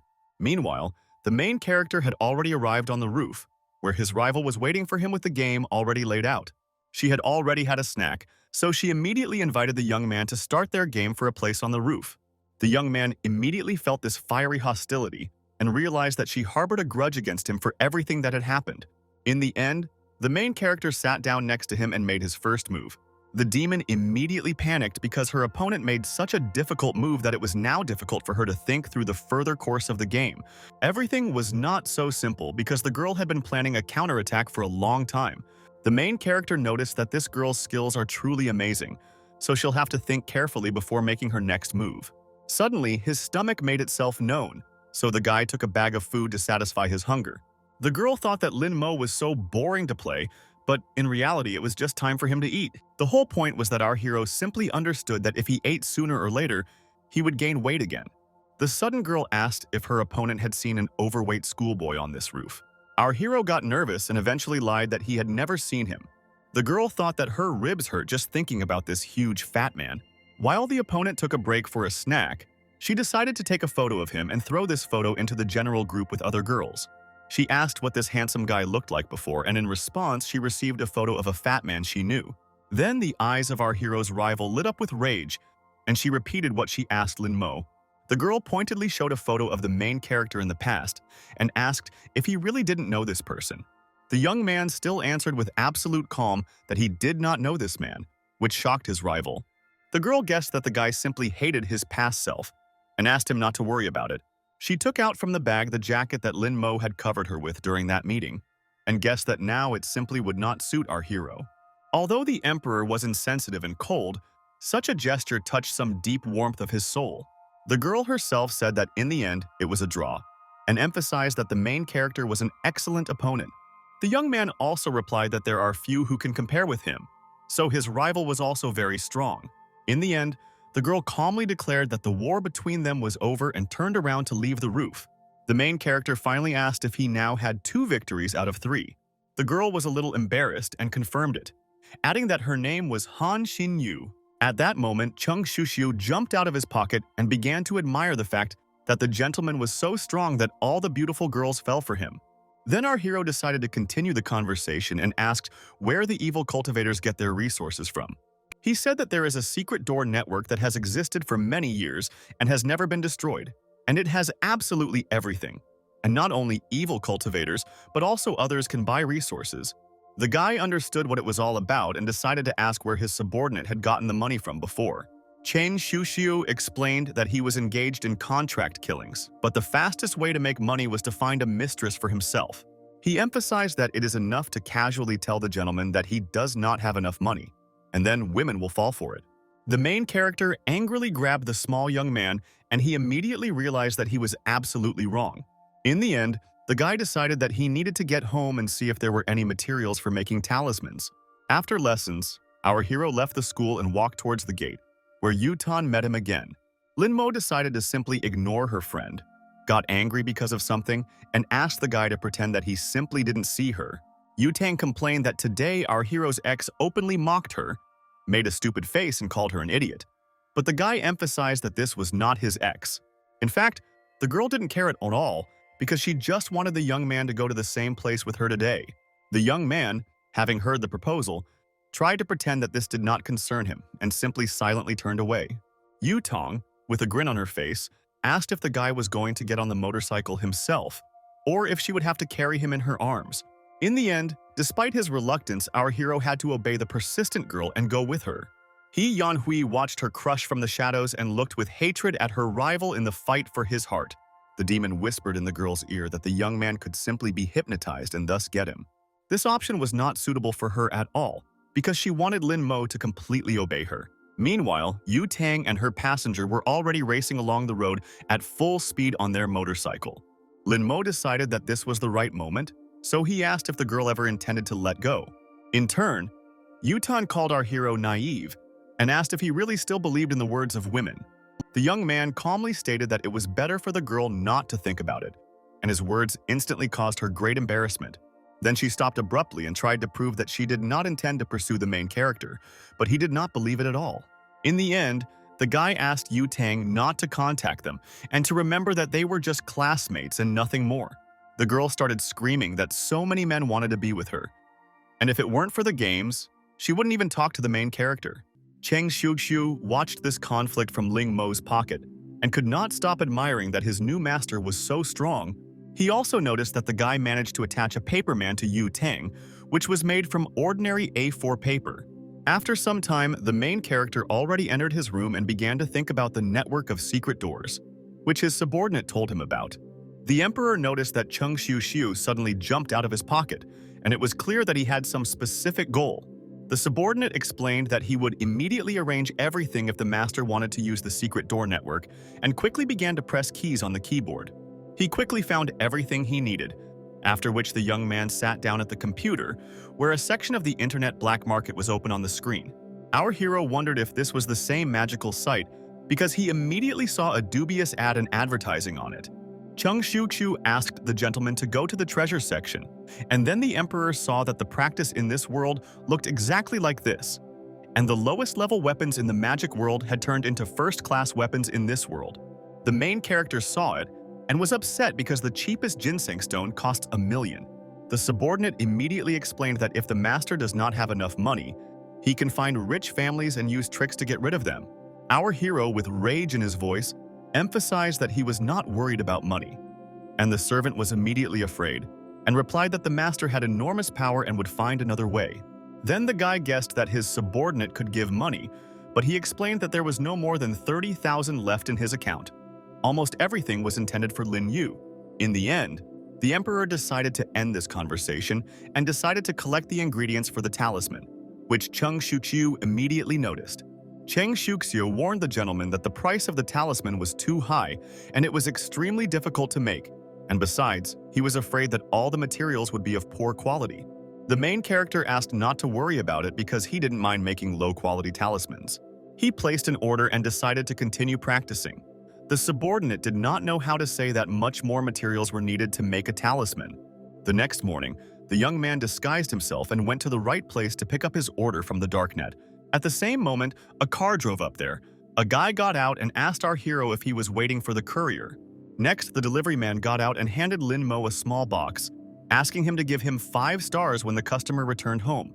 The main character immediately noted that the whole process turned out to be as simple as shelling pears and did not cause him any difficulties. Chung Shushu added that just like the aristocrats, the secret door network had spread everywhere in this world. After some time, our hero returned home and laid out the ingredients for making new talismans on the table. The servant watched this carefully and immediately noticed when the master used his imperial power and began to draw. He thought about the fact that he had already seen the masters of magic talismans many times, and each worked with paper and ink. But nevertheless, the chance of success was only 30%. Meanwhile, the emperor took a deep breath to concentrate on successfully making the talismans.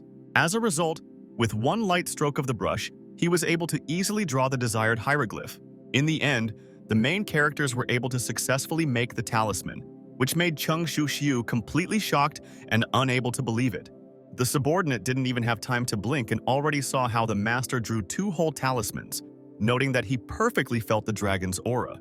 The emperor asked him not to make any noise, because this had been done for thousands of years, so he knew the art of making talismans very well. At the same time, the guy was unhappy that his strength was only enough for 2 talismans, so now the purchase of magic stones was on his agenda. The main character immediately decided to get down to business and decided to put his talisman up for auction for a starting price of 500,000. The young man was surprised that the talisman was quickly bought back and the price was increased by as much as 50,000. Cheng Shuqiu explained that magical talismans have always been very popular not only among cultivators, but also among ordinary people, because for them it is a real treasure that can lead them to immortality.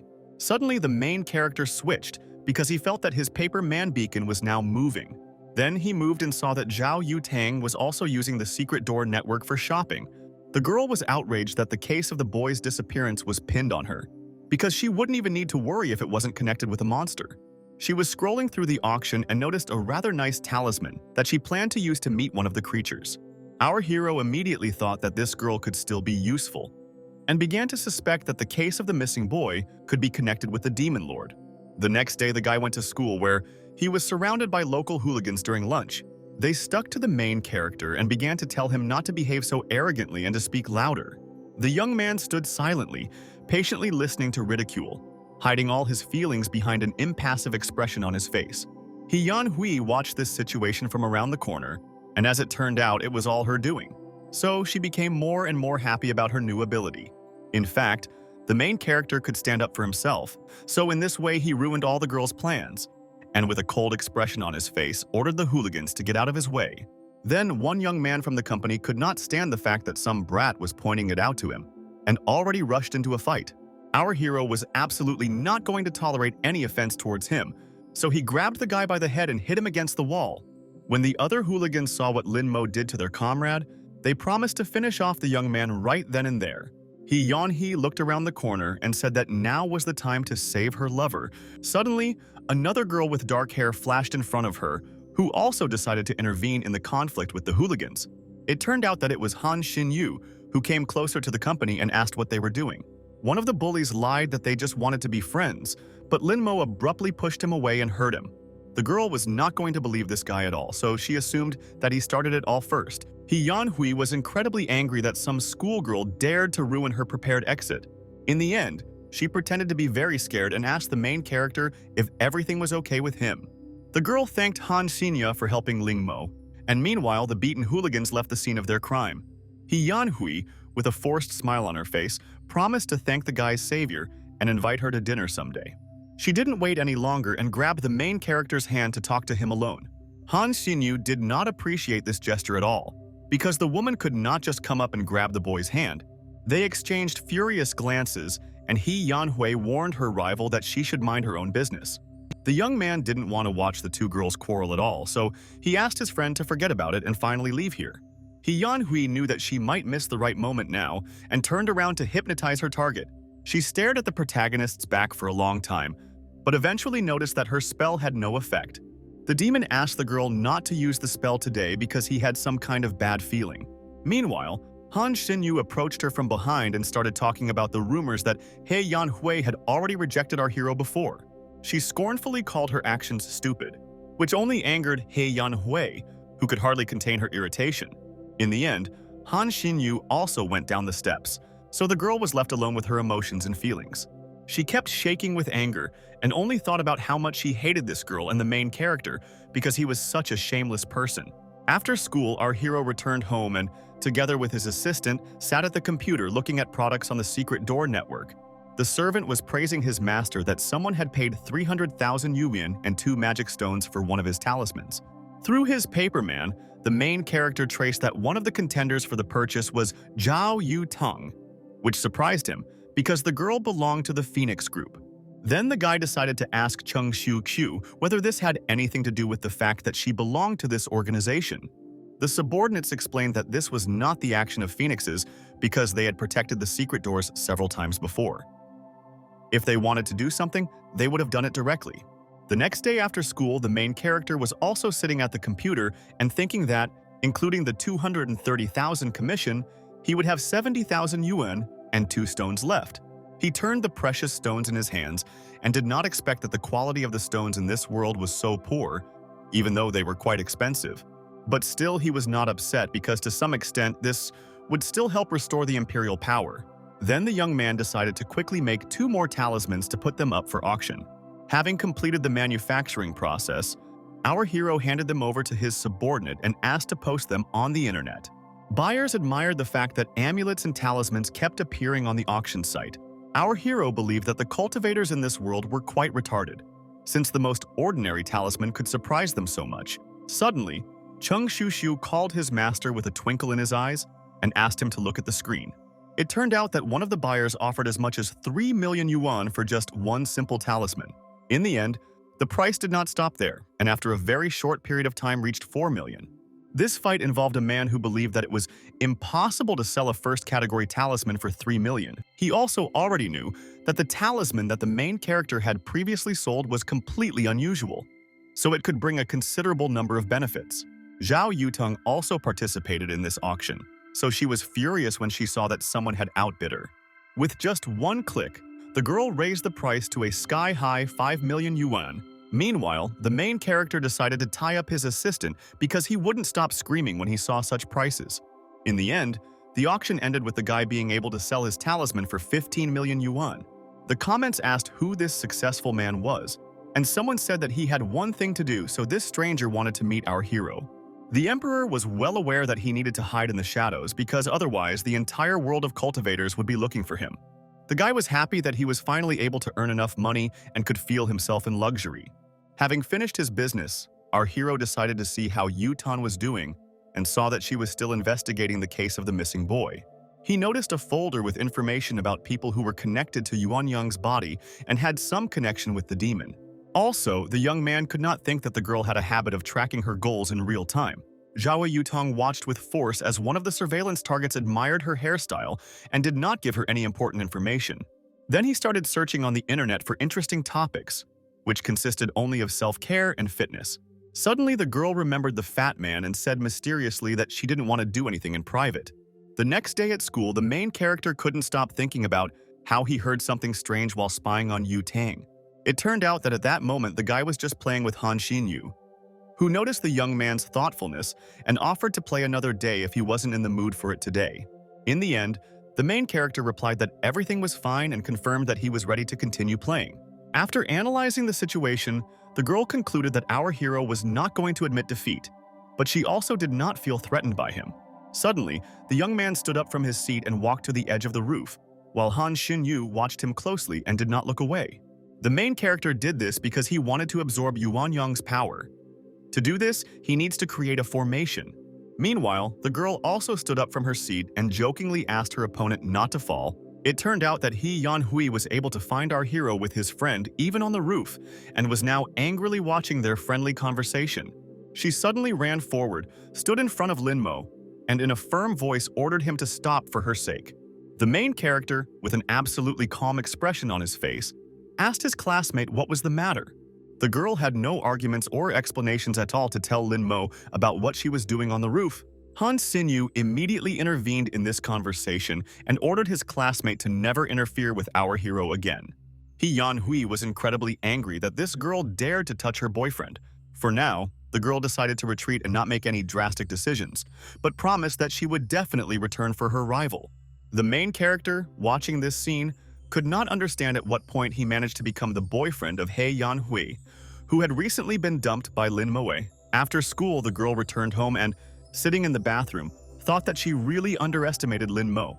Now she was sure that it was necessary to take and lock our hero from the very beginning. With a crazy look, Yanhu looked at herself in the mirror and was now sure that this time everything would work out, because it would simply hypnotize its object of sympathy. Meanwhile, our hero was sleeping peacefully in his bed and had no idea that the demon himself had come for his soul. But everything was not so simple at all, because the Emperor had his own magical shield, which protected him even during sleep. Chung Xiu immediately felt that his master was in danger, so he instantly woke up and got out of his bed. The hero felt it too and woke up because of it, and his assistant asked what it was. In turn, the Emperor understood perfectly well that this was an attempt to put hypnosis on him, and was surprised that someone dared to do this. In the morning, the main character was immediately met at school by Yanhu, who wanted to check the results of her spell. The classmate was confident in her success, so with a grin on her face, she asked Ling Mo to come to her house tonight. She was already going crazy from being possessed by a demon, and now only dreamed of having a guy obey her after using hypnosis. The guy deliberately pretended that the hypnosis really had an effect on him, and now he realized that the source of yesterday's spell was precisely Yanhu. Our hero was confident in his guesses, so he attached one of his paper beacon men to the back of the girl. After a while, the Emperor suddenly felt the paper man on the girl's back suddenly disappear. It turns out that the demonic entity felt absolutely perfectly well that the main character was under surveillance. Yanhu was able to easily remove the paper man from her back and use magic to incinerate him. The demon was beside himself with rage when he learned that the guy dared to follow him. And in turn, the girl could not understand who our hero was. The entity whispered in Yanhu's ear that they should absolutely not care who the young man was, because in any case, they could not let him ruin their plans. Meanwhile, the main character left school after school, thinking that the disappearance of the little man signaled that either a demon lord or a demonic sword was behind his classmate. There are other practitioners in this world, so the guy didn't want to act rashly and wanted to contact the Phoenixes and Yu Tang to help in his investigation. He took out his phone to check the time, because according to his calculations, Zhao Yu Tang should already be at the meeting. The young man deliberately went out onto the road so that his friend would hit him on a motorcycle, and he could use this for his investigation. In the end, the main character scattered all his things along the road, and he fell to the ground with a loud thud. Shocked, Yu Tang immediately jumped off her bike and ran to her acquaintance, asking why he ran out without looking at the road. She tried to find out if the main character was okay, and promised that she would take him to the hospital right now. In fact, the Emperor had also already learned the bad things in this world and used woolen cloth to protect himself from fractures. Chao Yutong still couldn't walk due to shock and was frightened, and asked what was happening to Ling Mo and why he completely ignored her. The main character decided to continue playing the role as if he were hypnotized, and told the girl that he should go to Yanhu's house tonight. Hearing this name, Yutong guessed that she might have cast some kind of spell on Ling Mo. She quickly grabbed the main character by the shoulders, shook him, and concentrated on trying to pull him out of the state of hypnosis. The Emperor continued to play his role and simply ignored the appeal of his friend. Zhao Yutang understood that this method would not work here, so she used magic to free our hero from hypnosis. She touched the guy's head, but it had no effect and there was still complete emptiness in Ling Mo's eyes. The girl saw that she had failed and could not believe that the spellcaster was so strong. In the end, Yu Tang decided to use a higher-level spell and hit our hero on the forehead with her palm. Then the young man pretended to wake up and asked his friend how he ended up on the road. Yutong, with the most serious expression on her face, said that she could not answer our hero and asked why he was heading to Yanhu. Ling Mo looked at the girl in all seriousness and discreetly asked why she was so interested in his fiancé, making her a little confused. The girl quickly explained that our hero suddenly jumped out on the road and she hit him, so he had to urgently go to the doctor with her. The young man reacted to this with absolute indifference and replied that he was fine, but Yu Tang did not believe it. The girl was not going to serve the main character and grabbed him by the jacket to take him to the doctor right now. In the end, the girl, deciding not to continue the argument, simply took the money and annoyedly shoved it right in the young man's face. She asked the protagonist to pay for the treatment himself and angrily walked to her bike, ordering Ling Mo to never remind her of this situation again. The emperor immediately thought that the few hundred millions he had received could be exchanged for 100 spirit stones. When Yu Tang was already riding her bike, she asked an assistant from Phoenix Group to find information about He Yanhu because she suspected that she was related to the missing person case. Eventually, she drove up to the girl's house and stopped right in front of it. Yu Tan was absolutely determined, so she got up from her vehicle, took off her helmet, and began to prepare to meet the suspect. She was already sure of her suspicions, so she summoned her sword, preparing to fight. The girl did not stand on ceremony, so without wasting any time, she forcefully knocked down the doors to He Yanhui's house. Walking a little further, a wall opened before Yu Tang's gaze, which was simply strewn with photos of the main character, which immediately shocked her. At the same time, the assistant reported that he had found some new information about the suspect, He Yanhui. He broke the shocking news that this girl had suddenly disappeared. In the end, Yu Tang herself concluded that the suspect was indeed related to the disappearance. So she asked the alert team to announce the arrest and search. She explained this by saying that He Yanhui could only escape now because she was actually involved in this crime. It was also not difficult for our hero to guess that Yanhui had a connection with Mozong and became one of the pawns of the Demon Lord. Suddenly, at that moment, his cousin knocked on the guy's room and asked if he had read and heard about the news. Li Jixuan asked the main character who might need Yanhui, but he replied that he did not know the girl very well.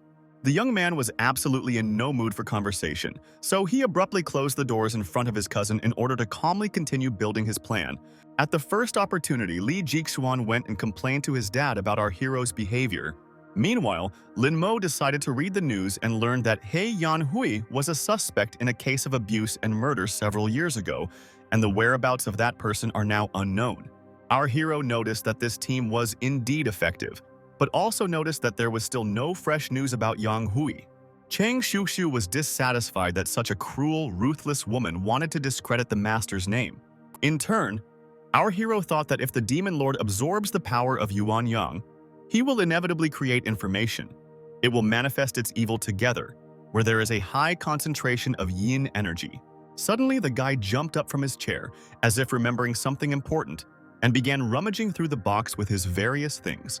His servant watched her master in surprise and could not understand what was so important that he was looking for. In the end, it turned out that the main character's plan only needed 2 ordinary boards. The Emperor took a deep breath and used his powers to create the necessary magical items from these materials. As a result, in just a few seconds, he was able to create a prototype of a modern compass called Sinan. Cheng Xiuxiu watched this in surprise and could not understand why his master suddenly needed such a tool. Then the main character explained that because of the Demon Lord's skills, the Phoenixes would definitely not be able to find Yang Hui. Based on these facts, he understood perfectly well that magical powers were noticed here. So to combat this, he decided to create a purifying Sinan. The Emperor connected a homemade compass and one of the magic stones, after which a considerable explosion occurred. The compass immediately changed and acquired green glowing hieroglyphs on its base. Such power of the Emperor simply fascinated Cheng Xiuqiu, so he looked at this powerful magic without looking away. Having recovered from the shock, the assistant began to shout in admiration that the gentleman was amazing and in such a short time was already able to master incredible power. Then the main character handed the compass to his servant and asked him to remove this thing. Cheng Xiuxiu agreed to do this without any problems, but still asked why the master needed Sinan. Our hero explained to his assistant that this device is used to find a place with a lot of yin energy. Suddenly, the young man felt the presence of a stranger, so he quickly ordered his servant to hide in his pocket. It turned out that it was just Yu Tang who came to call the main character to talk, but he didn't want it at all. Then the guy turned away and pretended that he was calling the police, and the girl was very angry, and she ordered him to quickly open the window. In the end, our hero complied with this request, for which the girl thanked him a little embarrassedly, then quickly climbed inside. Ling Mo calmly asked what his friend was looking for here, and she asked him not to talk nonsense and asked what was hurting the guy after today's accident.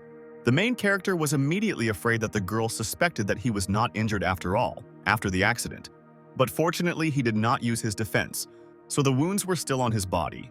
He rolled up his sleeves and demonstrated that the abrasions were on his elbows, and also added that his legs were also damaged. The girl unceremoniously approached our hero and rolled up his pants to see for herself the damage on his legs.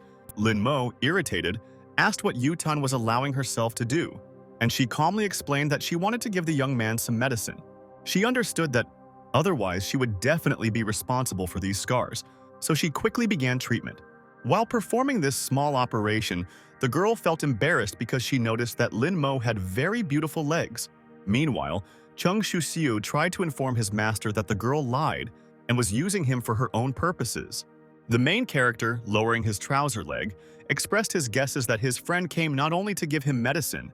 Then the girl recalled that Yanhu was wanted and asked the guy if he remembered what the suspect had done.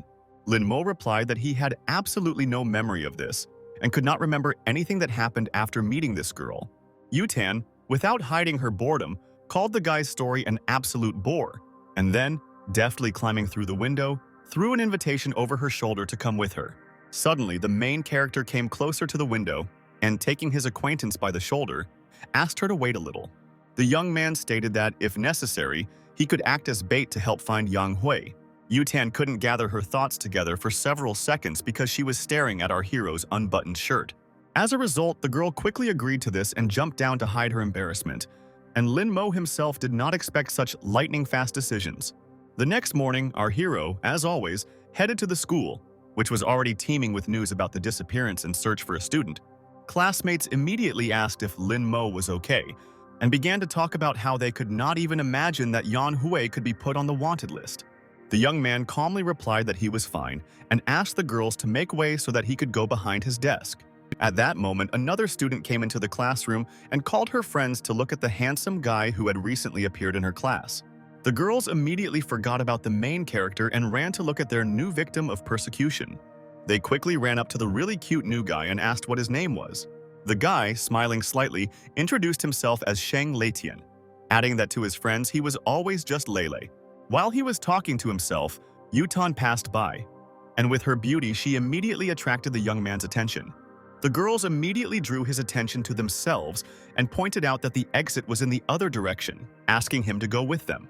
It turned out that Lele transferred to this school to investigate the disappearance of Yanhu, but the unexpected bonus was such a beautiful girl. Suddenly, he noticed this beauty walking into the classroom, simply knocking down doors as if it were her daily routine. The guy also witnessed that she addressed the main character in a commanding tone and asked him not to go anywhere after school. For several seconds, Lele stood in a stupor and calculated whether he should get involved with such a stern beauty. After finishing all the lessons, the main character got up from his seat and headed towards the exit from the class. Yutan was already waiting for the guy at the door so that he would definitely not be able to ignore her invitation, and asked him to follow her. She headed to another office, where no one could disturb them, in order to have a rather serious conversation with our hero. Ling Mo immediately said that he was healed early, and I emphasized that if the girl takes off his pants with them again, he will definitely call the police. Yutong asked the young man not to carry all this nonsense and handed him a folder with all the materials that were found in the Yanhu house. She pretended that it was her relative who works as a policeman and found all this, and meanwhile our hero was confused by what the possessed Yanhu was going to do to him. Although the guy saw all this through his paper figurine, seeing it now, he was completely speechless. Yutang was also confused and explained that, judging by the suspect's plan, she wanted to capture people, one of whom was supposed to be Ling Mo. The main character replied that he did not suspect that his friend could have such sick thoughts and emphasized that she should have been arrested earlier. The girl continued the conversation that Yanhu clearly has some abilities because the whole country is looking for her, but there is no news at all and she simply disappeared. Our hero decided to tell him that his friend had loved creepy places since childhood, so perhaps she was hiding in some abandoned house or cemetery where there were few people. He, wearing glasses to emphasize his serious appearance, said that the suspect could hide her face with makeup, so no one recognized her. Yutong asked the guy not to make a fool of himself because he had not acted in any movie, but at the same time she believed that his guesses made sense.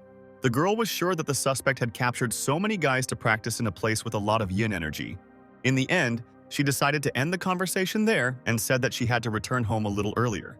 At the same moment, a smug smile appeared on the protagonist's face because he realized that Yu Tang had no problem falling for his tricks.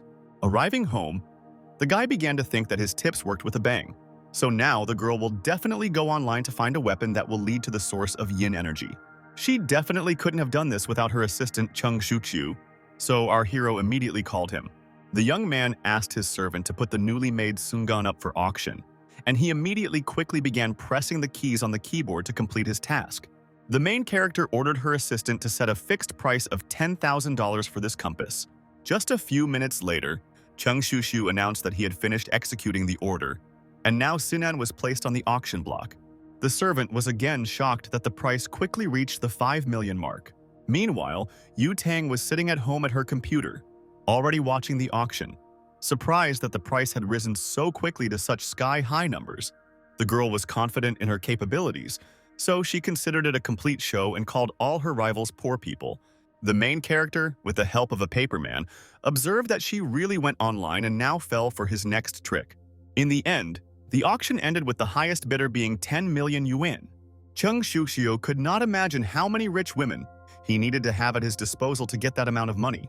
The very next day, Yutan took the purchased compass and, together with the Phoenix group, went on a hike to search for the missing Yanhu.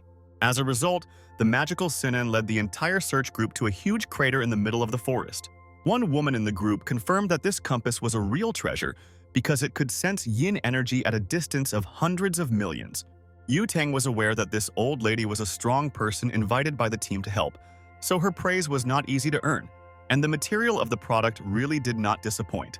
The old woman, bearing her blade, declared that she would go forward and asked everyone else to inspect the road and stand here. Having taken just a step forward, the woman immediately encountered a huge demonic hand. She was able to evade the strong attack just at the last moment and block it with her strong blade. The next moment, the Phoenix group team was surrounded by a magical field from which they definitely could not escape. Suddenly, everyone noticed that these demonic hands were reaching out to them from all sides and trying to grope other people's bodies. Zhao Yutong did not like this too much, so an explosion of incredible power instantly thundered in the middle of the forest. When the smoke cleared, the girl herself appeared in the middle of the explosion, who decided to take a huge gun with her for self-defense. Next, she decided to jump as high as possible to take the demon away from her team and finally finish with him. The girl pointed the weapon at her opponent and wished him death with a furious expression on her face. The next moment, another powerful explosion thundered, only now it was high in the sky. As it turned out, the main character in the form of a paperman also stood among the trees and observed the incredible skills of his friend. The Emperor was shocked by this way of breaking the demonic field and guessed that this is exactly what the modern weapons of this world look like. Sitting on his bed, the guy thought that this really was a rather interesting invention. At this moment, absolutely unexpectedly, some stranger, holding Li Zixuan in her hands, broke through the wall into the protagonist's room. Chen Shuqiu immediately panicked and started screaming in fear that this woman dared to punch his master's cousin. The main character saw this very well with his own eyes, so he asked his assistant not to move, promising that he would decide everything himself. Ling Mo instantly guessed that this girl was under Yanhu's hypnosis and had come here to tie him up and steal him. He allowed the girl to hit him because he began to realize that Yanhu did not waste his time to come on his own. So the yin energy that Yu Tang found was just a decoy. In the end, our hero, using spiritual protection, decided to simply give up, so that this girl would tie him up and take him to the Yanhui shelter. The hypnotized girl easily picked up Ling Mo and Li Zixuan in her arms to carry them to her minibus. Then the villainess's assistant drove out of the city in her transport and brought the main character and his cousin to some abandoned factory. The girl carried the young man inside the building to show him to her mistress and abruptly removed the bag from his head. Yanhu immediately came out to watch and enjoy the fact that she was finally able to catch her biggest victim. With a crazy look, she asked if Ling Mo was surprised by such an unexpected meeting. Our hero, with a grin on his face, stated that he couldn't say for sure whether he was surprised or not. The girl was incredibly dissatisfied that the young man again dared to use this cold and arrogant tone in conversation with her. She easily grabbed the tied-up Ling Mo by the clothes and threw him into the nearest wall, declaring that he really did not know how to learn from his own mistakes. The main character used magic, so he did not feel pain, and confidently advised the girl to simply not approach him. At this moment, a demon intervened in the conversation and said that Zhao Yutong had already managed to break the field and was now coming here, so the girl must get the Emperor as quickly as possible. The protagonist was shocked when he heard that they were talking about the Emperor, because he was now sure that there was a demonic sword or a demon lord in her body. Meanwhile, Li Zixuan was sleeping peacefully next to her cousin and had no idea where he was. Suddenly, he woke up and, in hysterics, began to beg that the attacking girl would not kill him. Looking around, the guy realized that they were sitting in cages that were around some strange pentagram. Meanwhile, the Phoenix group had already descended to the crater, which radiated yin energy and was located in the middle of a dense forest. Now, Yutong herself has made sure that the damned Yanhu simply decided to turn this place into a bait for them. Then she turned to her team and said that they were now going in the following direction, which was shown by Sungan. Suddenly, behind her, a seemingly killed demon was revived, and with a grin on his face, he asked where his victim was going to go. The opponent was not going to waste time, so he used his powers to cause a strong explosion that scattered the team members in different directions. Now, the demonic creature stood up with completely new strength and mockingly recalled how little sister Yutang wished him death. The demon prepared his magic missiles and advised the entire team not to try to escape from him. Yutang tried with all her might to run away and dodge her opponent's quick attacks, but the projectiles were already catching up with her in the back. Then the old woman decided to intervene in the battle, and with the help of her blade, she skillfully deflected all the magical projectiles. She stated that she would stay here and deal with the demon, and asked the girl herself to go further and bring help here. The entity was surprised that the old woman was really so confident in her abilities and thought that she could defeat her. The demon then began to concentrate his magical energy again and reminded that he told everyone not to try to escape.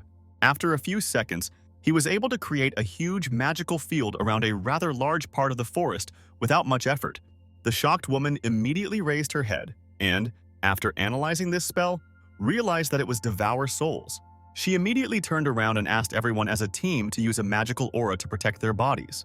Unfortunately, some participants did not have time to use the aura, so they immediately felt the unpleasant effects of the spell. It turned out that Devouring Souls simply sucks out all the vital energy from a person's body and leaves only a charred skeleton. Zhao Yutang was frozen in place for a few seconds after she witnessed one of her colleagues simply fall to the ground lifeless. The girl understood perfectly well that now she had no way to call for help, so she immediately called on her weapon. It was a bow and arrow which she instantly pointed towards her opponent and pulled the string tightly. The girl encouraged her entire team and asked them to smash this monster's face together. She aimed her golden arrow directly at the dome of this magical field, but it did not decompose and did not feel any destruction. The demon just laughed and asked Zhao Yutong if that was all she was capable of. The old lady said that almost half of the Phoenix team was without strength, and this was not enough to cause any harm to their opponent. Meanwhile, the demonic entity decided to use the next spell and released an unknown substance from its mouth.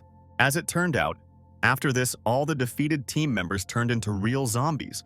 One of the zombified high-ranking women jumped and rushed towards Yutang to take the life of her former colleague.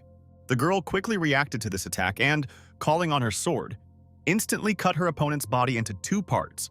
After repelling this attack, she raised her head and saw that more zombies were attacking her from above.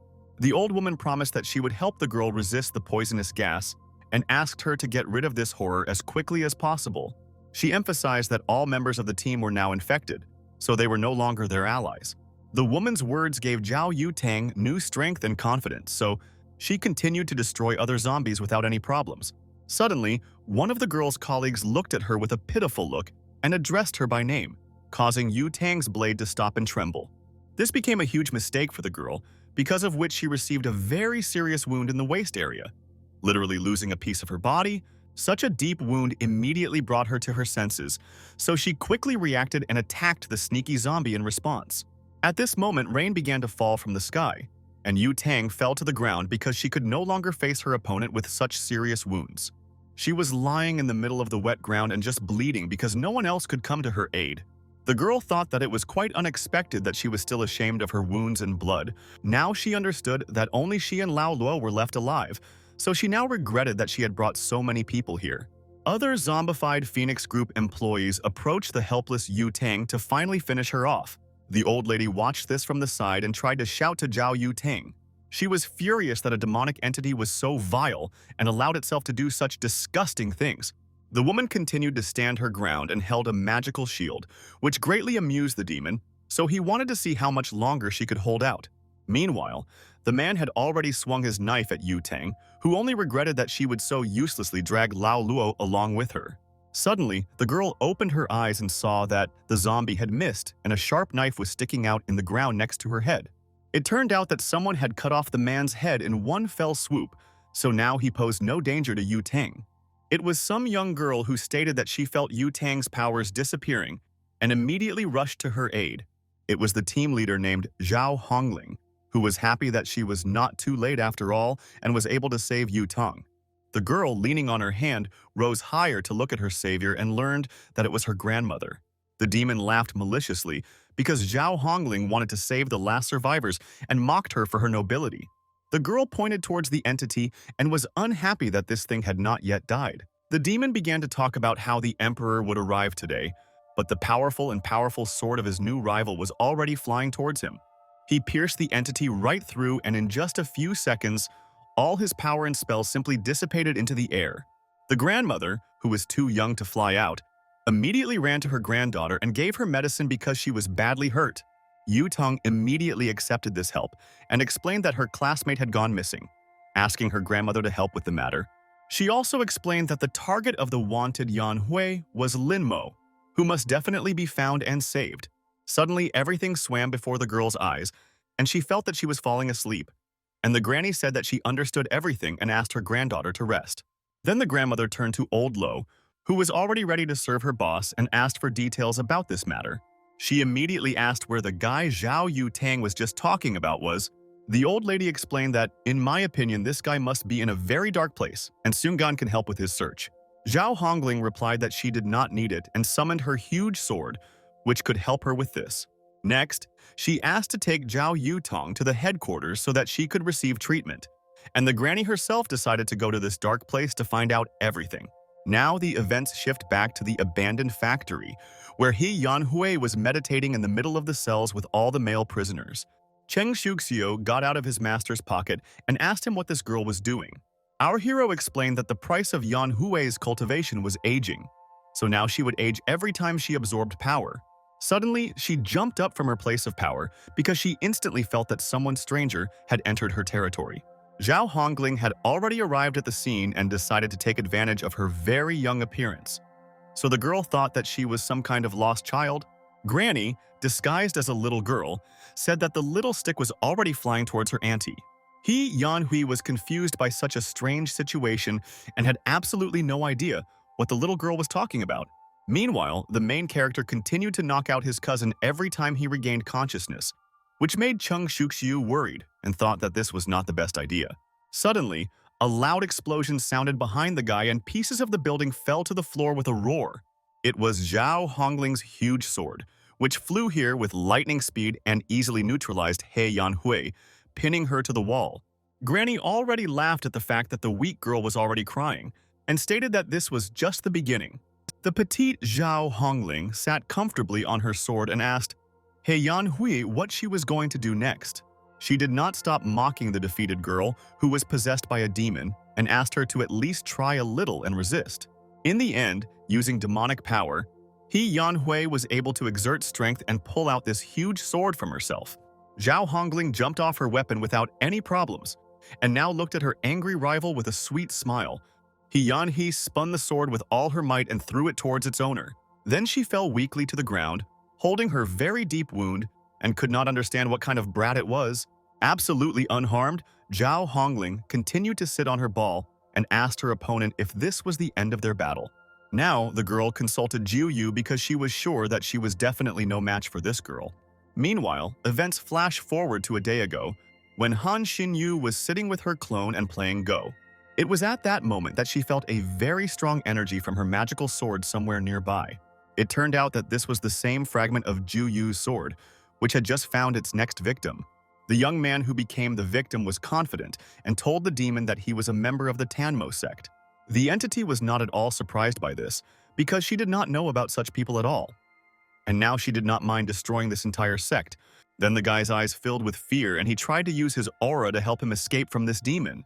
It was at this moment that someone else broke through one of the walls of the house, which immediately diverted Jiu Yu's attention from his next victim. The sword fragment immediately felt the familiar energy and was delighted at such a sudden meeting.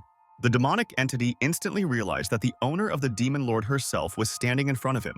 Zhou Yu missed his mistress greatly, so out of joy he immediately forgot about the young man and rushed forward to hug her. The cold-blooded demon lord immediately stopped his sword essence with his foot and asked him not to go crazy. Now she understood perfectly well that the creature that united with Yanhu's body was precisely a fragment of her sword. Meanwhile, the guy was lying on the floor and declared that he was the son of the head of Tanmo and was now ready to serve the demon lord. He explained that the Tanmo sect consisted of demon cultivators, and their strength was not inferior to Fengzhu. In the end, the girl agreed to this and the young man immediately thanked the lady for such mercy. He emphasized that from now on, the servant's house would also become the house of the demon lord, but he could not agree because he suddenly began to fall asleep. Zhu Yu was unhappy that the brat dared to fall asleep while talking with the hostess, but she explained that she had taken too much strength from Yuan Yang and now he had passed out. Now, she decided to ask what the demon's plan was, and he explained that he was using He Yanhui to restore his strength, and the local forest and smell were just traps so that they wouldn't come here to search for her. The demonic entity also added that he and He Yanhui were hiding in an abandoned factory, and emphasized that restoration would only take 10 days. The demon lord appreciated this plan and asked if the girl was under Zhu Yu's complete control, and he replied that the victim was too naive and could be easily forced to do anything using Ling Mo. The girl was sure that He Yanhui was going to do something dirty with this guy, so she asked her demon to do whatever he could to make sure this didn't happen. She explained that she hadn't finished playing her part there yet, so she couldn't just leave it like that. Zhou Yu hoped that his fragments would be collected as quickly as possible, and then the situation in this world would get worse and worse. The demon lord asked her subordinate not to rush so much because her rival Emperor Dizong had also come to this world, which greatly frightened Zhou Yu. She explained that the memories between the fragments are not connected, so this demon has no memory of it, and added that she recently sensed a sword fragment near the farm. The girl wanted to approach, but the energy was completely different, destroyed by someone else's energy that had an incredibly powerful aura that only Dizong had. Therefore, she gave her sword fragment a task, which was to use He Yanhui as bait to lure the emperor. Events are transferred to the present time, when the girl who became the victim stood in front of her rival and could not understand how she could kill such a strong warrior. Meanwhile, Zhao Hongling decided to end her games and use a powerful spell called Sword Tactics. He Yanhui froze in place and tried to find support in her demon, so he immediately made a decision and asked the girl to transfer her body to his control. Then the possessed girl immediately began to dodge all the attacks and laughed evilly, declaring that all this was a waste of time. After fighting off all the projectiles, she began to launch her magic blades, laughing at the fact that this strange girl liked flying wands. Zhao Hongling created a strong shield around herself without any problems, and calmly watched her opponent's efforts. He Yanhui, with a residually distraught look, loudly declared that she still had gifts for her rival. Suddenly, she summoned a huge snake, which immediately rushed towards Zhao Hongling. Granny was surprised when she saw such old techniques, and she also believed that in reality they were much weaker than described in the book, so she regretted that her opponent was so weak. Huge snakes! I began to concentrate the magic of my mouth. But Zhao Hongling only stated that her opponent's madness was only playing into her hands. In the end, Granny shouted that it was too shameful for her to die, and rushed forward to finally put an end to the demon. She tried to hit the creature's face, but it instantly dodged and pointed its mouth upward. Suddenly, the huge snake decided to release all of its magic directly into the ceiling above its head. Due to such a powerful flow of energy, a huge hole appeared in the building, through which the sky and a person could be seen. As it turned out, the demon lord herself decided to come in her true form to this abandoned factory to meet her rival. The devil didn't think twice and extracted all the vital energy from He Yanhui's body. After that, having recovered due to this energy, half of Zhou Yu's demonic sword appeared in the air. Zhao Hongling watched this carefully and was now surprised that so much trouble came from just a broken sword. Suddenly, she felt a heavy and intent gaze behind her, which belonged to someone who was not at all pleased with such a comment towards the demon. The demon lord imperiously declared that only the owner can have his own dog, and Zhao Hongling froze in place from such a heavy atmosphere. Now Granny realized that this dark energy came from ghosts that came from the very kingdom of the dead. She desperately tried to calm her emotions and breathe, but she still felt that the dark energy of the ghosts was clearly dominant. Meanwhile, the demon lord decided to jump down to take a closer look at her sword and saw that it was indeed badly broken. So no wonder she had such a hard time finding it. Zhou Hongling was still able to overcome her stupor and quickly used the Taoism technique called 8 satin ribbons. Thus, she decided to try wrapping magic ribbons around her rival to immobilize her. For a few seconds, Granny actually managed to immobilize the demon lord and chain her to the ground. She put all her strength into this spell, because in this situation she had no choice but to surround her opponent from all sides. Next, Zhou Hongling used the Falling Flame spell to accurately destroy the demon lord. After that, she used the Heavenly Lotus seal and sealed her opponent in a huge flower. Holding on with all her strength, Grandma called her assistants and asked them to destroy this evil and her army. At that moment, a huge spirit appeared out of nowhere and prepared to destroy the sealed demon lord. It was enough for this entity to just clap its hands to instantly deal with its rival. But everything was not so simple, because after this action the spirit could not withstand the strong energy of the demon and simply began to crack and fall apart. Zhou Hongling watched this with horror in her eyes and could not believe that all her spell efforts had gone in vain. The next moment, a bright red flash from the demon lord's magic appeared at the place of the spirit and the sealed lotus. It turned out that these spells did not harm the girl in any way. So she emerged unharmed from the cloud of dust and stated that she heard from her dog that Zhou Hongling was the strongest in the Phoenix group. She emphasized that the opinion that this baby was invincible now turns out to be wrong. Zhou Hongling, of course, was not going to just give up. So she confidently declared that this was not the end. The demon lord suddenly appeared next to her rival and asked her if she was so confident in her words. Then Zhou Hongling looked down and saw that there was a deep wound on her waist that was burning with demonic energy. The demon lord emphasized that if she said it was the end, then it really meant that it was all over. Granny fell to the ground exhausted and stared at one point because she did not expect such a direct attack. And the devil calmly moved on from her defeated rival. Jiuyu apologized to his mistress because Yanhu's body was too weak, so he did not have enough energy to use even 10% of his strength. Meanwhile, Zhou Hongling, despite her serious wound, still had no intention of giving up and tried to reach for her weapon. In the end, she still had some energy left to point her sword towards the demon lord. In turn, the she-devil still did not suspect that danger was flying in the direction, and reasoned that the emperor should have already realized that she was still alive, but for some reason had not yet appeared. The girl nevertheless felt it, and turned around to see that her rival's sword was flying at her at full speed. At the last moment, the demon lord managed to use one of her blades to stop the danger. Now I completely believed that the emperor wanted to use Zhou Hongling to find out everything about her rebirth and condition.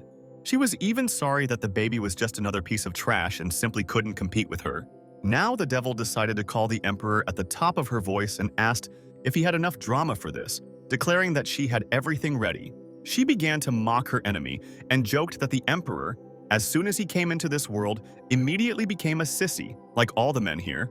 Now the she-devil believed that the emperor was not worthy to rule with such insignificant forces and was no longer the strongest man in the world. The girl concluded in a cool tone that her opponent was a disgusting coward and sacrificed other people for his own benefit. She realized that the emperor was not going to come out into the world, so she said that she was about to abuse the defeated girl. Also, the first victims of the demon lord were supposed to be everyone who was in this trap, and then she would begin to attack all the other people who were in this world. With madness in her eyes, she firmly stated that she would kill everyone if the emperor did not appear right now and stop her. Zhou Hongling held on with all her strength so as not to lose consciousness, and looked carefully at her opponent, and she began the countdown to 3, which was supposed to be the last chance for the emperor. Cheng Shuxiu was incredibly frightened that the demon lord was looking for his master, and covered his mouth with his hands so as not to make any sound. The main character also stood up from his seat and carefully watched his main rival, who did not suspect that he was in an ordinary schoolboy's body. Meanwhile, Li Zixuan woke up from a drop falling on him, and had no idea that very soon he could become one of the devil's victims. As always, after waking up, he immediately began screaming in fear and begging for the girl not to kill him. Everyone around was extremely tense and watched as the demon lord finally finished her countdown to 3. At the same moment, a very bright and strong beam of light was directed towards the area where the abandoned factory was located. A hot whirlwind appeared in front of the demon lord's face, and she looked at it in fascination, expecting that her main enemy would be there. Such a bright light emanated from this ray that the girl had to cover her face with her palm in order to at least see something among the fiery whirlwind. It turned out that the Emperor nevertheless decided to appear before his main rival in his true guise in order to save all the people around. The Demon Lord was happy about this turn of events because she was sure that her enemy had survived and came to this world with her. Meanwhile, ordinary residents of the city did not understand what was happening on its outskirts, and news channels were already broadcasting live from the scene. The journalist reported that he was now in the city of Shenyin, Hongxi region, from where it was clear that a huge beam of light appeared in an abandoned factory. He asked the operator to come over and give him the phone so he could demonstrate this strange phenomenon closer. The guy brought the camera closer and showed the audience that this beam had created a hole in the clouds, suggesting that it was some kind of beam from a satellite. Suddenly he noticed something and pointed there with his finger. Emphasizing that there was something else in the cloud, Song Yun-shu, who also watched this broadcast, was unhappy that the broadcast ended right at the most interesting moment. The parents scolded the girl for staring at her phone for so much time and asked if she had done her homework for the weekend. Song Yun-shu was shocked by the news and thought that the Hongxi region was quite far from her home, and also remembered that Ling Mo's home was located there. She believed that it was definitely not a fake, because her classmates had already photographed this phenomenon from all sides, and also called this day very turbulent, because quite recently Yanhu had also been put on the wanted list. The girl calmly walked towards the door to leave the house, but suddenly it was broken through and the Emperor flew out along with the Demon Lord. She turned around and saw the two people quickly fly by and fly out the window in the other room. Song Yun-shu turned back once more, holding the doorknob in her hands, and couldn't understand what had just happened to her. Thus, the main character and his rival flew past all the high-rise buildings and ordinary houses that they encountered along the way of their battle. The Demon Lord confidently stated that without his sword, the Emperor was simply insignificant and could not resist her. She once again attacked our hero, but he managed to dodge the blow at the last moment, but could not counterattack his rival. In the end, the Emperor simply could not stay afloat and quickly fell in the middle of one of the city's districts. The Demon Lord was pleased with her success, so she began another spell to finally defeat her opponent. She sent her dark beam of energy into the sky, causing the clouds above her to begin to thicken and glow a bloody color. Suddenly, a huge snake appeared from the clouds, opened its mouth wide, and was ready to kill all the people around. Without thinking for a long time, the creature opened its mouth, concentrating energy there, and directed a beam to the place where the main character fell. Ordinary residents fled in panic, trying to save themselves from the explosion that followed the casting of the spell. Meanwhile, the Demon Lord carefully looked at the place of the attack and thought that her opponent was still able to dodge this attack. In the end, she noticed that the Emperor was really able to create a protective aura around himself, and was unhappy that children from rich families always acted like this. Our hero knew that the Demon Lord of that generation was extremely cruel and killed everyone indiscriminately, causing harm to ordinary people. And the current generation of Mozong had become even more cruel. She ordered that the Emperor simply decided to play on the feelings of his rival and stated that she was very similar to her father. The Demon Lord was furious that her enemy dared to talk about her father, because he was an ordinary outsider and could not interfere in the affairs of her family. Then, out of anger, she ordered her snake to act, and he fired several more explosive shells onto the ground. The devil said that the Emperor only needs to kneel and beg her to kill him for the sake of all the mortals who may now die. She believed that all emperors were hypocrites because they only talked about how they did everything for commoners and mortals. The girl continued to destroy everything around her because she was furious that the emperors, in the end, do everything only for themselves. The she-devil watched from above as she used her kite to destroy an entire busy street in the middle of the city. As a result, she saw that our hero's shield was now broken, and she became interested in what her opponent would come up with now. In turn, the Emperor did not like all this loud talk, so he silently continued to use his magic to confront the Demon Lord. The she-devil was shocked by her observations because she eventually realized that the Emperor actually had a sword. It turned out that the main character used the Paper Man to bring him a sword that used to belong to Zhao Hongling. The young man had really been waiting for this weapon for a long time, but I would also emphasize that it was indeed quite good and could help in this battle. The Demon Lord again emphasized that all emperors of the dynasty were the same and used tactics to make the opponent show all their shortcomings first. She agreed that in such a situation, even a piece of scrap metal would be useful to our hero. Meanwhile, the Emperor was still able to apply magic to this sword and use the 3 feet of life spell. Next, The main character turned to the sacred laws and used heavenly fire alchemy. The demon lord was ecstatic that her opponent always came up with something new during their battles. Our hero eventually rushed into battle, and there was another huge explosion as he collided with his rival. The battle between the two opposites moved into an even more fierce stage, and the enemies moved into close combat. Unfortunately, our hero was the first to be wounded, but he was confident in his abilities, although he noticed that he was much slower and followed his clearly constructed plan. In the end, the demon lord pierced his opponent with several bright beams to finally finish him off. But the next moment, the devil realized that it was just a clone of a paper figurine, which simply burned out in a second. At the same moment, military forces intervened in the battle, and several planes appeared in the sky and began firing projectiles towards the demon lord.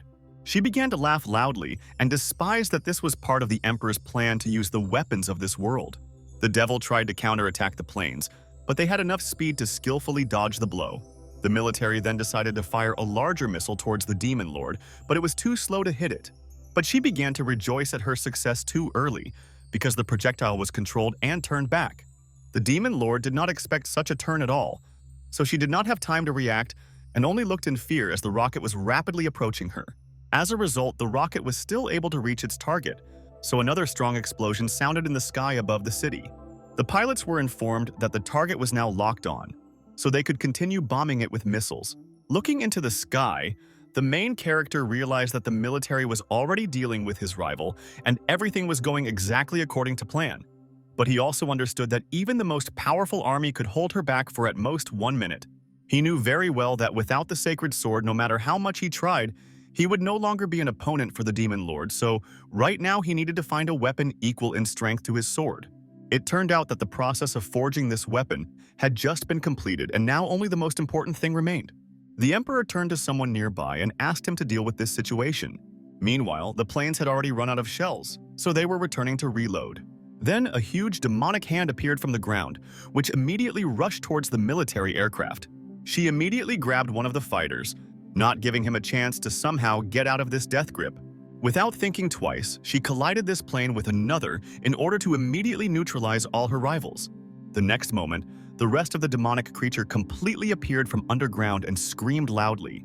The demon lord calmly stated that anyone who interferes in this war will definitely die and simply disappear from the face of the earth. Ju Yu told his owner that this locust beast was moving towards the aura cluster, so it would definitely catch up with the emperor. Suddenly, the demon lord's attention was attracted by some ordinary mortal who was screaming loudly while somewhere on the ground. It was a little boy who was scared and crying loudly because he couldn't find his dad. He was so scared that he did not notice that a huge monster was approaching him, which could crush him right now. The she-devil continued to watch this, and when she closed her eyes, memories of her childhood immediately came flooding back to her. She immediately remembered that terrible feeling when she sat alone in the middle of the forest and called her father in tears. Meanwhile, all city residents quickly got into their cars and tried to get out of the danger zone as quickly as possible. There was a huge traffic jam on the bridge, so everyone tried to call their family friends, but the communication signal suddenly disappeared. Song Yunshu's family was also here and tried to hear the latest news about the monster in the middle of the city. Suddenly, the connection was still able to break through, and the news anchor reported that the monster in the city center had suddenly disappeared. All drivers were unhappy that in addition to this tense situation, it was now raining, which interfered with normal traffic. Song Yunshu looked out the window with fear and told her father that she felt like it shouldn't be raining now. Her guesses turned out to be true because, in fact, a huge tornado suddenly appeared near the bridge, which raised water into the air. All the people immediately went out and took out their phones to accurately film this strange phenomenon. In the end, in the midst of this turbulent stream of water, a burning magical sword could be seen. The main character was nearby and used a spell to make all kinds of waves engulf the sky and help him create a sword. Then a bright flash appeared at the site of the whirlwind, and high waves began to cover the bridge with the cars. The waves were so strong that they simply washed away all the cars that were still stuck in the traffic jam. At this moment, Song Yunshu ran out of the car, and the father tried to return his daughter because it was too unsafe. She quickly ran to the edge of the bridge and, looking down, realized that obvious changes had occurred in the water. As it turned out, the entire river through which the road bridge passed simply completely dried up at one point. Meanwhile, the main character flew closer to the sword, which was definitely ready for battle with the demon lord. Taking his new weapon, The Emperor quickly flew into the sky, causing the clouds around him to clear away again. In the midst of the fog and clouds, our hero finally noticed his rival and stated that such actions were quite expected from her. The Demon Lord came out of the fog towards the bridge, leading that same little boy by the hand. Despite his fear, the boy calmed down when he found himself next to the devil and looked carefully at the strange stranger. In the end, among the crowd of people, he saw his dad and quickly ran into his arms, and the man himself was glad that he had finally found his child. The Demon Lord asked people to take their children from here because the area would be very unsafe in the near future. She stated that being tired was not her style, so she wanted to end the battle with the Emperor as quickly as possible. The devil raised her sword up and was about to end everything the way it happened in their past life. The main character understood his rival perfectly, so he expected such a reaction from her and prepared his sword for battle. The Demon Lord did not hesitate and instantly summoned the highest form of the demon, surrounding herself with powerful dark energy that filled everything around with a terrifying aura. Our hero also followed the example of his rival and summoned his highest form, which represented the light side of the world. The devil cut the air with her sword and wanted to finally put an end to her rival and bring him death. The main character, trying to break the demon, gathered all his strength and furiously pointed a shining sword straight in her direction, piercing the darkness around. The next moment, two absolute opposites collided and desperately tried to defeat each other. The Demon Lord had been waiting for this for a long time, and now she was able to get the sword. So if the Emperor loses to her again, there will be no doubts or excuses at all. Our hero did not react in any way to the provocations, but simply read a spell to further strengthen his position against his rival. The devil was shocked by this decision because she immediately realized that this was a forbidden sword art. The Demon Lord immediately remembered what happened during their last battle, but she was already hooked and could not cope with this sword. She really wasn't strong enough to even somehow resist this flow of energy, so she simply accepted her fate. The main character was able to concentrate so much energy in his hands that his rival was simply thrown to the other side of the city. From such a powerful burst of energy, there was no over the city, which was burning and covered in smoke. It simply split. The defeated Demon Lord lay among the rubble of the building and looked at the shattered sky, thinking that it was such a shame. Our hero found a rival and, approaching her, confidently declared that now the winner was definitely determined. Sword, Juyu tried to cheer up his owner and said that everything had just begun, but she was sure that the winner would never change. It turned out that just at that moment the second part of the demonic sword appeared. The fragments began to quarrel among themselves because the first one believed that this was impossible, because he had worked for so long to find other fragments. The Demon Lord quietly laughed at the fact that even the fragments of her sword were endowed with different characters. The sword had already joined together, but the devil was sure that after this blow she had lost her spiritual energy, so now she would definitely not be able to resist the Emperor. She understood perfectly well that in this case she really would not see victory and the title of winner in this battle. Suddenly, her demonic sword made a decision on its own and pierced its owner right through. It turned out that the demonic sword decided to kill both its owner and our hero. In the end, the weapon was simply cut into solid concrete and was unable to reach the Demon Lord's body. The main character, I, could not stand by and, despite all the conflicts, decided to save my main rival. The defeated devil looked at her savior and in a tired voice asked him to let her go and let her die. She stated that it was better to be killed by a demonic ball than to be saved by the Emperor himself. The main character was not going to listen to all this nonsense and asked the Demon Lord not to waste his small amount of energy on empty chatter. He explained that he had some plans and he would need the help of the she-devil, but after everything was over she had to promise him something. Meanwhile, the demonic sword had already taken on a completely different form and asked what our heroes were talking about. The Emperor immediately reacted to this and ordered the demon Wanzheng to perish in the prison of light. The demonic entity was immediately chained to the ground and could not understand why it had become immobilized so suddenly. The main character, still holding his rival in his arms, said that this trap can be easily unblocked with the help of Yuanyang's power. He emphasized that the demonic entity was only a sword, so it certainly couldn't obtain Yuanyang's power in any way. The Emperor also guessed that in order for you to adapt to this world, the sword had to cut off one of its parts. The demon sword stated that this was complete nonsense and quickly tore apart the golden sharks created by the protagonist. The demon believed that our hero was no longer a great emperor, so he did not dare to speak to him in such a manner. He rushed forward and could not understand why the main character was so calm, being with his frail aura and an immobilized demon in his arms. In fact, the Emperor only needed one small movement of his finger to damage the demonic sword. Then the demon looked down and saw that a golden light began to tear through him from the middle, gradually spreading throughout his entire body. Our hero explained that all the fragments had been collected, which meant that part of the Emperor was still inside the demonic sword. He added that the fragment he took from the farm was turned into bait, and assumed that this would be the last trump card, but did not expect it to come in handy in this way. Demonic Sword, trying to return Yuanyang's power, tried to resist and begged the protagonist not to do this. In our hero's plan, it was the Demon Lord who became the final step towards the destruction of this demon. As it turned out, she, as the mistress, could simply take away all the power that the demonic sword possessed and thus stop it. The she-devil had guessed even earlier that even if Yuanyang's power was fused, it was still in the sword's body. At this moment, a huge paw of some other demonic beast suddenly appeared in front of our heroes. It turned out that a chaos beast appeared from a crack in the sky and came to destroy this entire world.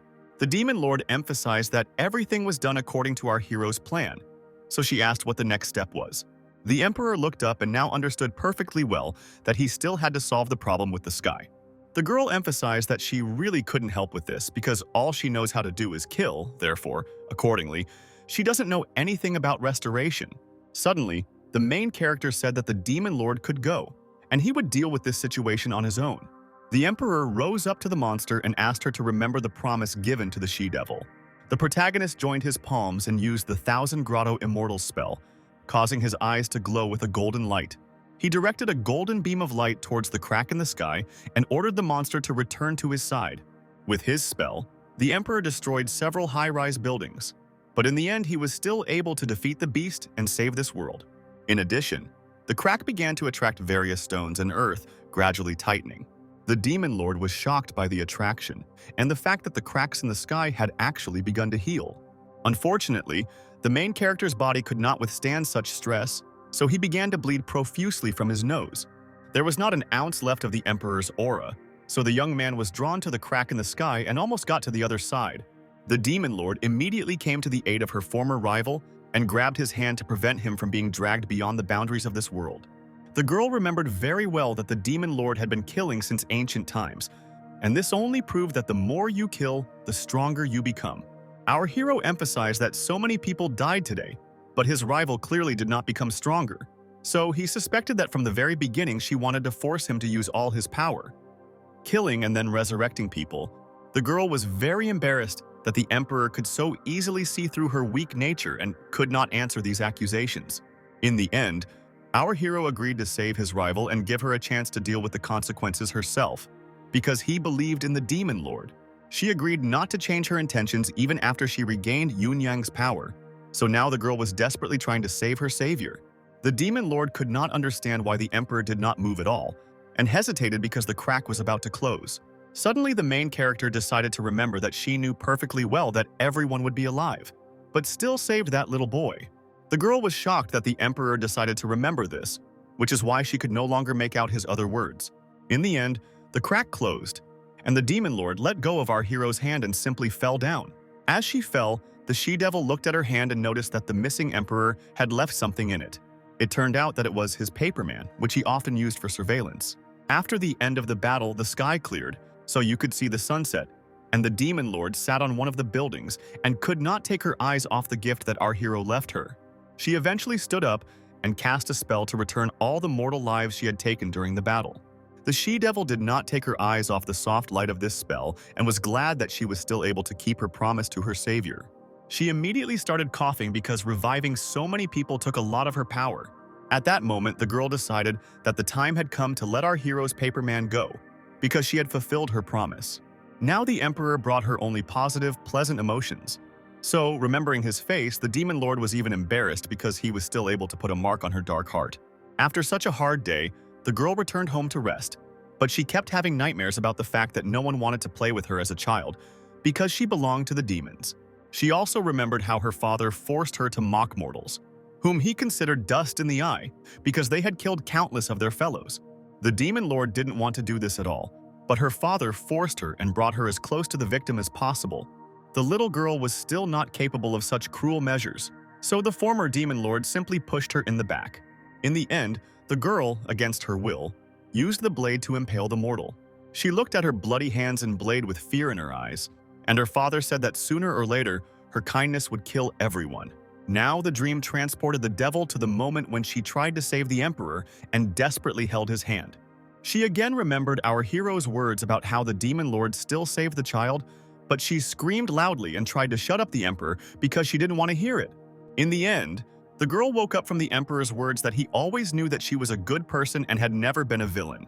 Meanwhile, the entire Phoenix Group team gathered at their headquarters to discuss all the events of the past week. Zhao Hongling reported that during the battle, the two rivals destroyed and almost destroyed half of the city, and also cut the sky with a sword. She had to stand on the box to talk with her colleagues and discuss the fact that all the dead had been brought back to life, but the phoenixes still could not sit still. One of the girls scoffed at such a plan because they couldn't rely on the meager bits of information they were able to obtain. It was a girl named Yang Tianyu, who was the daughter of Yang Tianxi, a Taoist of the longevity realm. The holy uncle named Yaoshi Xianzong couldn't believe that someone had cut the sky with a sword because he had never heard of such a thing. Taya sword cultist, wine sword master, felt embarrassed because she had not heard about this fact today. Li Sanjin, who also belonged to the Tai Yi sword sect, believed that there was no need to complicate things like this, because even if all the forces of the immortals were combined, they would not be able to break through the sky. Yao Qianjun, Yaoshi Xianzong's man, feared that Elder Zhao had been killed during this cataclysm. In turn, Zhao Yutong was unhappy that she apparently gathered all the team members so that they could simply complain. Aunt Baiyun from Baiyun. Ancient Temple asked the girl not to be rude and asked her to let her talk about the measures discussed with Hong Lingsing. Their family expected the temple to preserve the ancient oracle as the heavens controlled their world and passed on the tears of heaven to put everyone on the right path. The aunt said that the oracle said that you need to drink these tears and do justice, but they knew nothing about the effectiveness and simply sealed it. Yutong was bored hearing about this, so she asked the woman what this had to do with their plan. Suddenly, the aunt said that the girl's soul was scattered and her internal organs were damaged when she was sent to the temple for treatment, so there was little hope. She explained that this all happened due to the appearance of heretics and the collapse of this world, and the tears of heaven made their decisions and broke through the seal of many years to merge with Yu Tang. In the end, the aunt declared that Zhao Yu Tang was the chosen daughter of fate, which left the girl in complete shock and confusion. The team members believed that the daughter of fate could become their trump card, so Zhao Yu Tang needed help in training. Granny stated that she needed to find the purest body with yang energy for her granddaughter so that she could make rapid progress. Li Sanjin believed that Zhao Hongling would choose one of the most handsome men in the country for the girl, but Yu Tang was not at all happy with this development of events. Yao Qianjun understood that mostly young people had pure yang bodies, so it was better to just hold a beauty pageant in colleges and universities. The girl couldn't even insert a word into this conversation, so she realized that she just needed to come to terms with the fact that a husband would be chosen for her.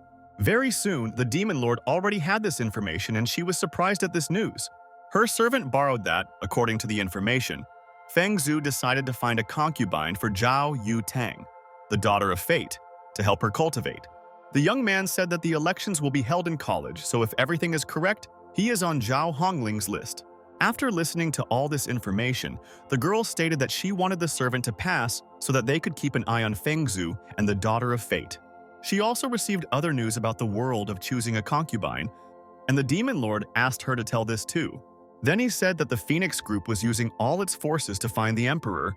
It had already been a week since the battle, and the Demon Lord's aura had still not recovered.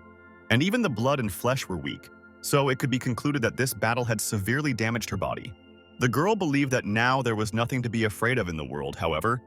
After the sword, everything changed, because even her own subordinates became her enemy.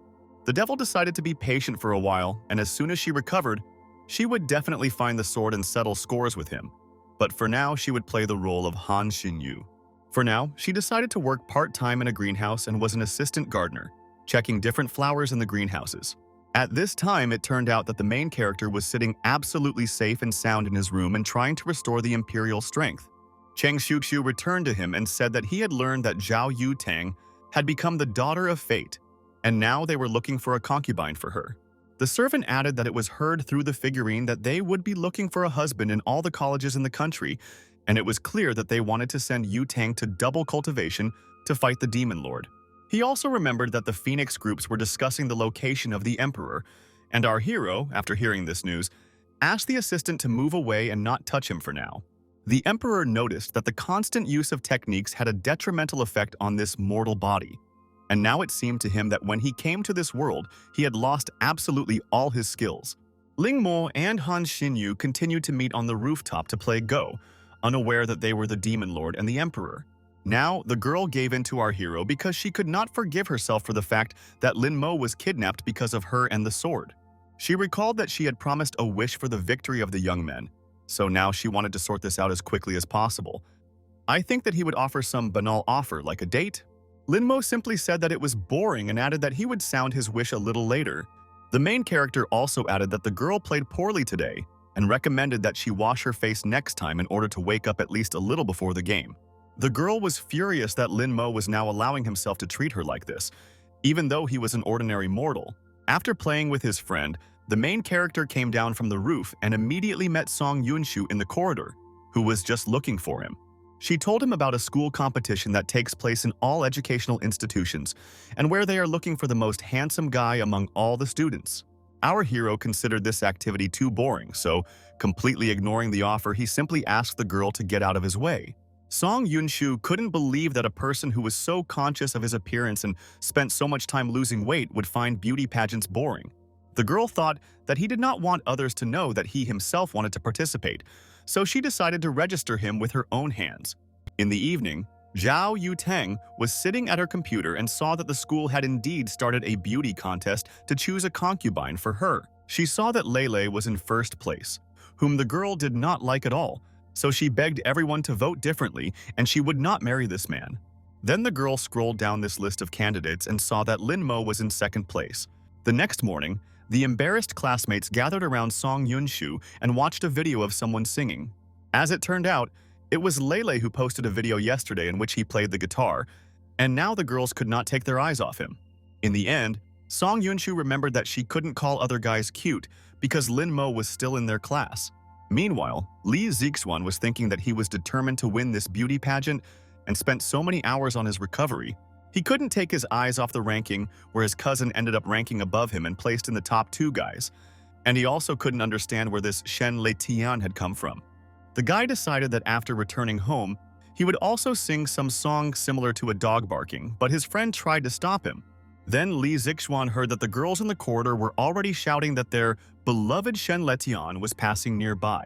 All the girls surrounded this handsome guy from all sides and simply could not look away. Then the young man came out of the crowd and announced that he wanted to say something to Zhao Yuteng, who was standing alone near the window. The girl couldn't understand what Lele wanted from her, because he definitely shouldn't get into the ins and outs of this competition. Meanwhile, the young man addressed the crowd of his fans and asked them to support him. Suddenly, Zhao Yuteng heard an obvious change in the guy's voice and immediately began to suspect something. Shen Letian slowly came closer, handing the girl a box, and proudly declared that it was he who personally prepared this treat. Yutong, with an indifferent expression on her face, asked if the young man really thought that she would eat this food. She just turned around and left here, and the guy couldn't believe that he couldn't achieve any effect. Shen Letian now understood that a highly cultivated girl could not resist his demonic voice. So it was no surprise that she ended up becoming the daughter of fate. At lunch, Yuten was sad because she thought the guy was just disgusting, and her friend couldn't figure out if she was okay. Now, the girl was sure that Shen Letian was a trainee and an evil cultivator because he used that voice to seduce girls. She also suggested that if this young man was still on Granny's candidate list, then perhaps he was an outsider, or perhaps the Phoenix group wanted Yu Tang to cooperate with the enemy. Suddenly, the friend looked behind the girl and said with a smile on her face that Ling Mo was there. She believed that Ling Mo being alone now was a real rarity because all the girls had been chasing Shen Letian lately. The girl suggested that now was the time to hit on Ling Mo if Yu Tang wanted it. Then Zhao Yutong jumped up from her seat and embarrassedly asked what her friend was talking about. She tried to prove that she and our hero were just friends, but embarrassment and heart did not allow her to say this. In the end, Zhao Yutong herself realized that somehow she could not say that they were just friends. Then the girls' heads immediately brought back all the memories that maybe they were something more than friends after all, with the main character. Meanwhile, a friend said that it was a bad idea to talk about such a topic when your nose is bleeding. After this incident, All the students at the school saw how Zhao Yu Tang was incredibly angry with herself. The girl was already making plans because in any case, first she had to take a photo of Ling Mo because all his photos on the platform were taken discreetly, and with this it is unlikely that Letian can be won. She had already managed to find a professional group, so she hoped that the young man would not refuse the photo shoot. In the end, after offering this proposal to the guy, Zhao Yu Tang received an instant refusal without any explanation. The guy suggested that his friend find some part-time work if she had nothing better to do. Our hero also added that she should stop worrying about him because it irritated him very much. The most important thing is that the emperor is alive, although he was injured, but the lord and the sword were still missing, so he should use this time to practice. The guy decided to play a role and said that after the kidnapping, he could not trust any girl, so Yu Tang had no arguments left. After school, the girl headed to the hall, where she kicked out all her anger at herself due to the fact that she promised to protect Ling Mo, but in the end was unable to do so. She said that everything would be fine with him, and in the end she did nothing to help during the danger. In the end, Yu Tang blamed herself for the fact that now our hero does not trust anyone. The girl burst into tears because she couldn't accept the fact that she had to marry this green turtle at the top of the beauty pageant list. Because of her emotions, she became even more angry and began hitting the bag with renewed vigor. Another woman also came to practice, but the receptionist said that Ms. Zhao had reserved the entire room. She looked at the girl and mockingly suggested that she take off her shirt and walk around with the bags when she finished hitting the bag. The woman was just thinking about how to get money out of student Liao Zhao, and then the donor of the money herself showed up. The administrator immediately warned that this girl was in a terrible mood, and such rich people do not often come into the hall. The visitor to the hall still decided to extract all the money from this rich woman today. Therefore, even with a card or something else, she definitely will not come to this hall again. She walked closer to Yu Tang and commented that she indeed had excellent strength, but lacked endurance. The woman leaned on a nearby pair and positioned herself like He Yonghe, a personal trainer in this gym. The girl ordered the coach to get out and not touch her, because she had reserved this place for today, and if the woman did not leave, she would throw sandbags at her. He Yonghe immediately thought that the rich girl was looking for a fight and said that the brat would collect her teeth on the floor if she dared to do so. Yu Tan said that she heard the woman perfectly well, and without thinking for a long time, she simply threw her out of the window of the hall. The girl was not going to end there, so she quickly jumped out of the window after the impudent stranger who dared to treat her in such a way. A considerable number of people gathered nearby, who immediately recognized the woman and began talking about the fact that he was chasing them and for money. It turned out that He Yonghe was just hiding behind a mask and was now frightenedly begging the girl to spare her. Yu Tong quickly tore off her mask and saw that under it the woman was hiding a huge scar all over her face.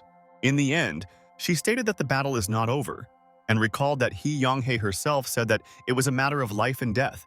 A policeman made his way through the crowd of onlookers who were watching this battle and said that he had received a call about a crime.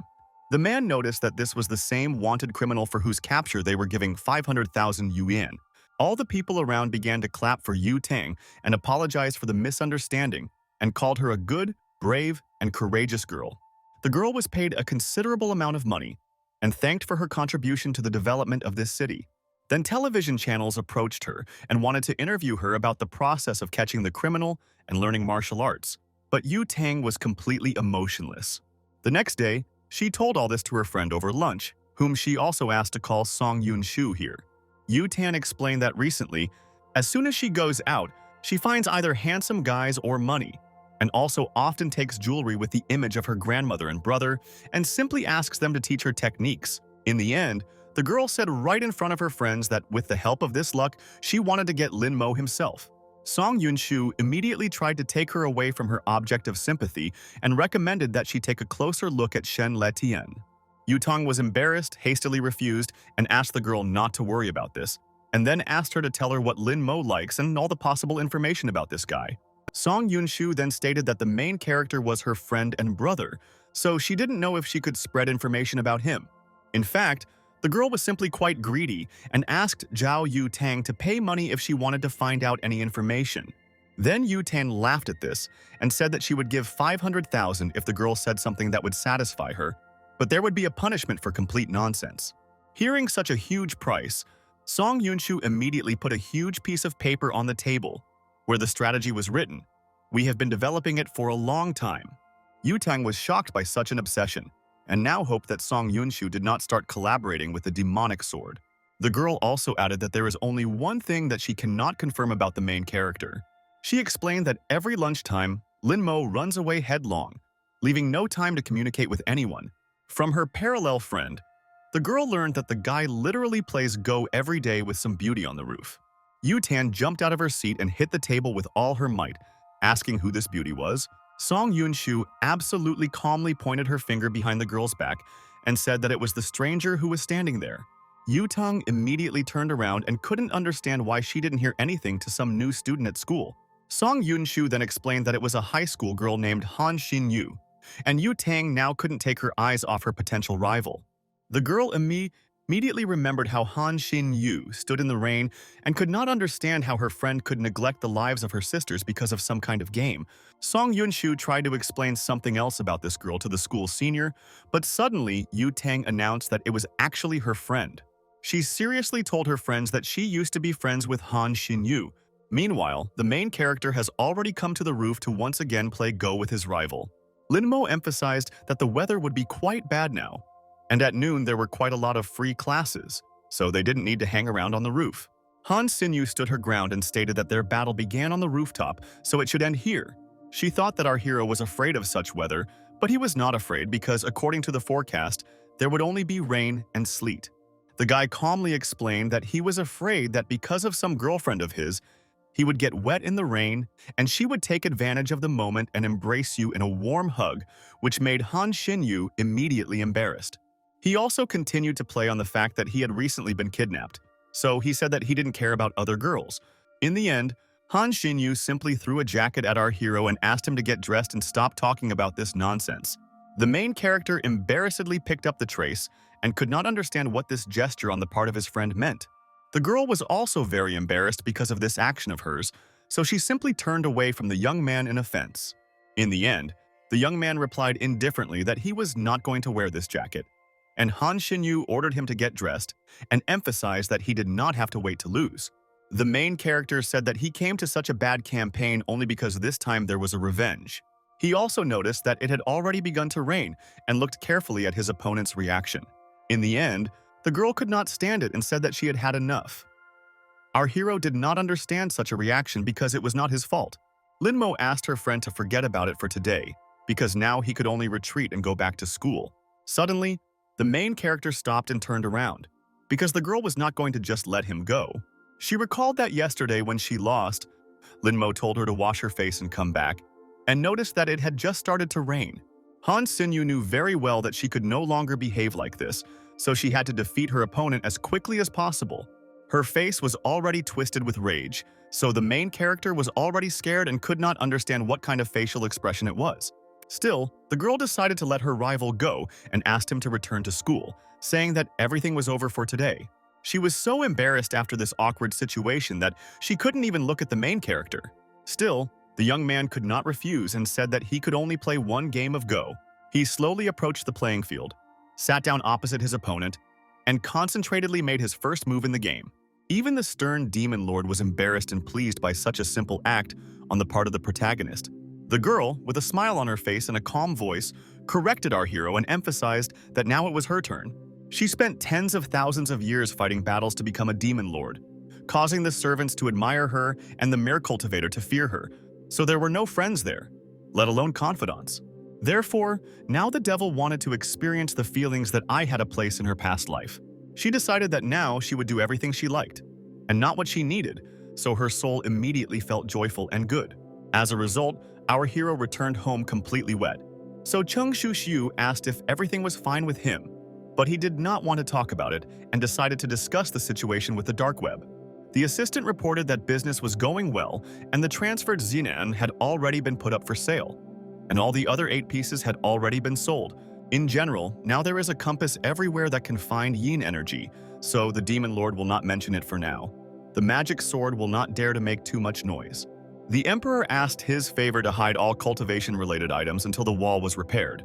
Suddenly, Aunt Li, who urgently wanted to see her nephew, broke through the boarded-up wall. The woman was scared because she thought that the young man had contacted Zhao Yu Tong, because she sent a truckload of gifts and said that she wanted to talk to our hero. The guys were going to talk about this topic and simply said that he had gone to the shower, and the aunt thought that he just didn't want to talk to her. The woman thought that her nephew was completely clueless because this matter was beyond his control, so he should just take advantage of everything and marry Zhao Yutang. Then she went downstairs and told the guest that Ling Mo went to the shower because he was sitting behind his appearance. Auntie was about to leave because he supposedly had something to do to leave the couple alone, but Yutang explained that she would just say a few words and leave. The woman still believed that a few words would definitely not be enough, so she called her son to come with her. Yutang was embarrassed by this awkward situation because she came here to just repay our hero for everything. The girl was so nervous about this conversation that she now wanted to go to the toilet, so she got up from the sofa and went in search. Zhao Yutang walked into a long, dark corridor where she tried to find the necessary doors. In the end, the main character came out of one of the doors, who had just finished taking a shower. The guy didn't expect to meet his friend right here, but still calmly asked why she came here. The girl was very embarrassed when she saw her object of sympathy in this form, and could not even put together 2 words to explain the reason for her visit.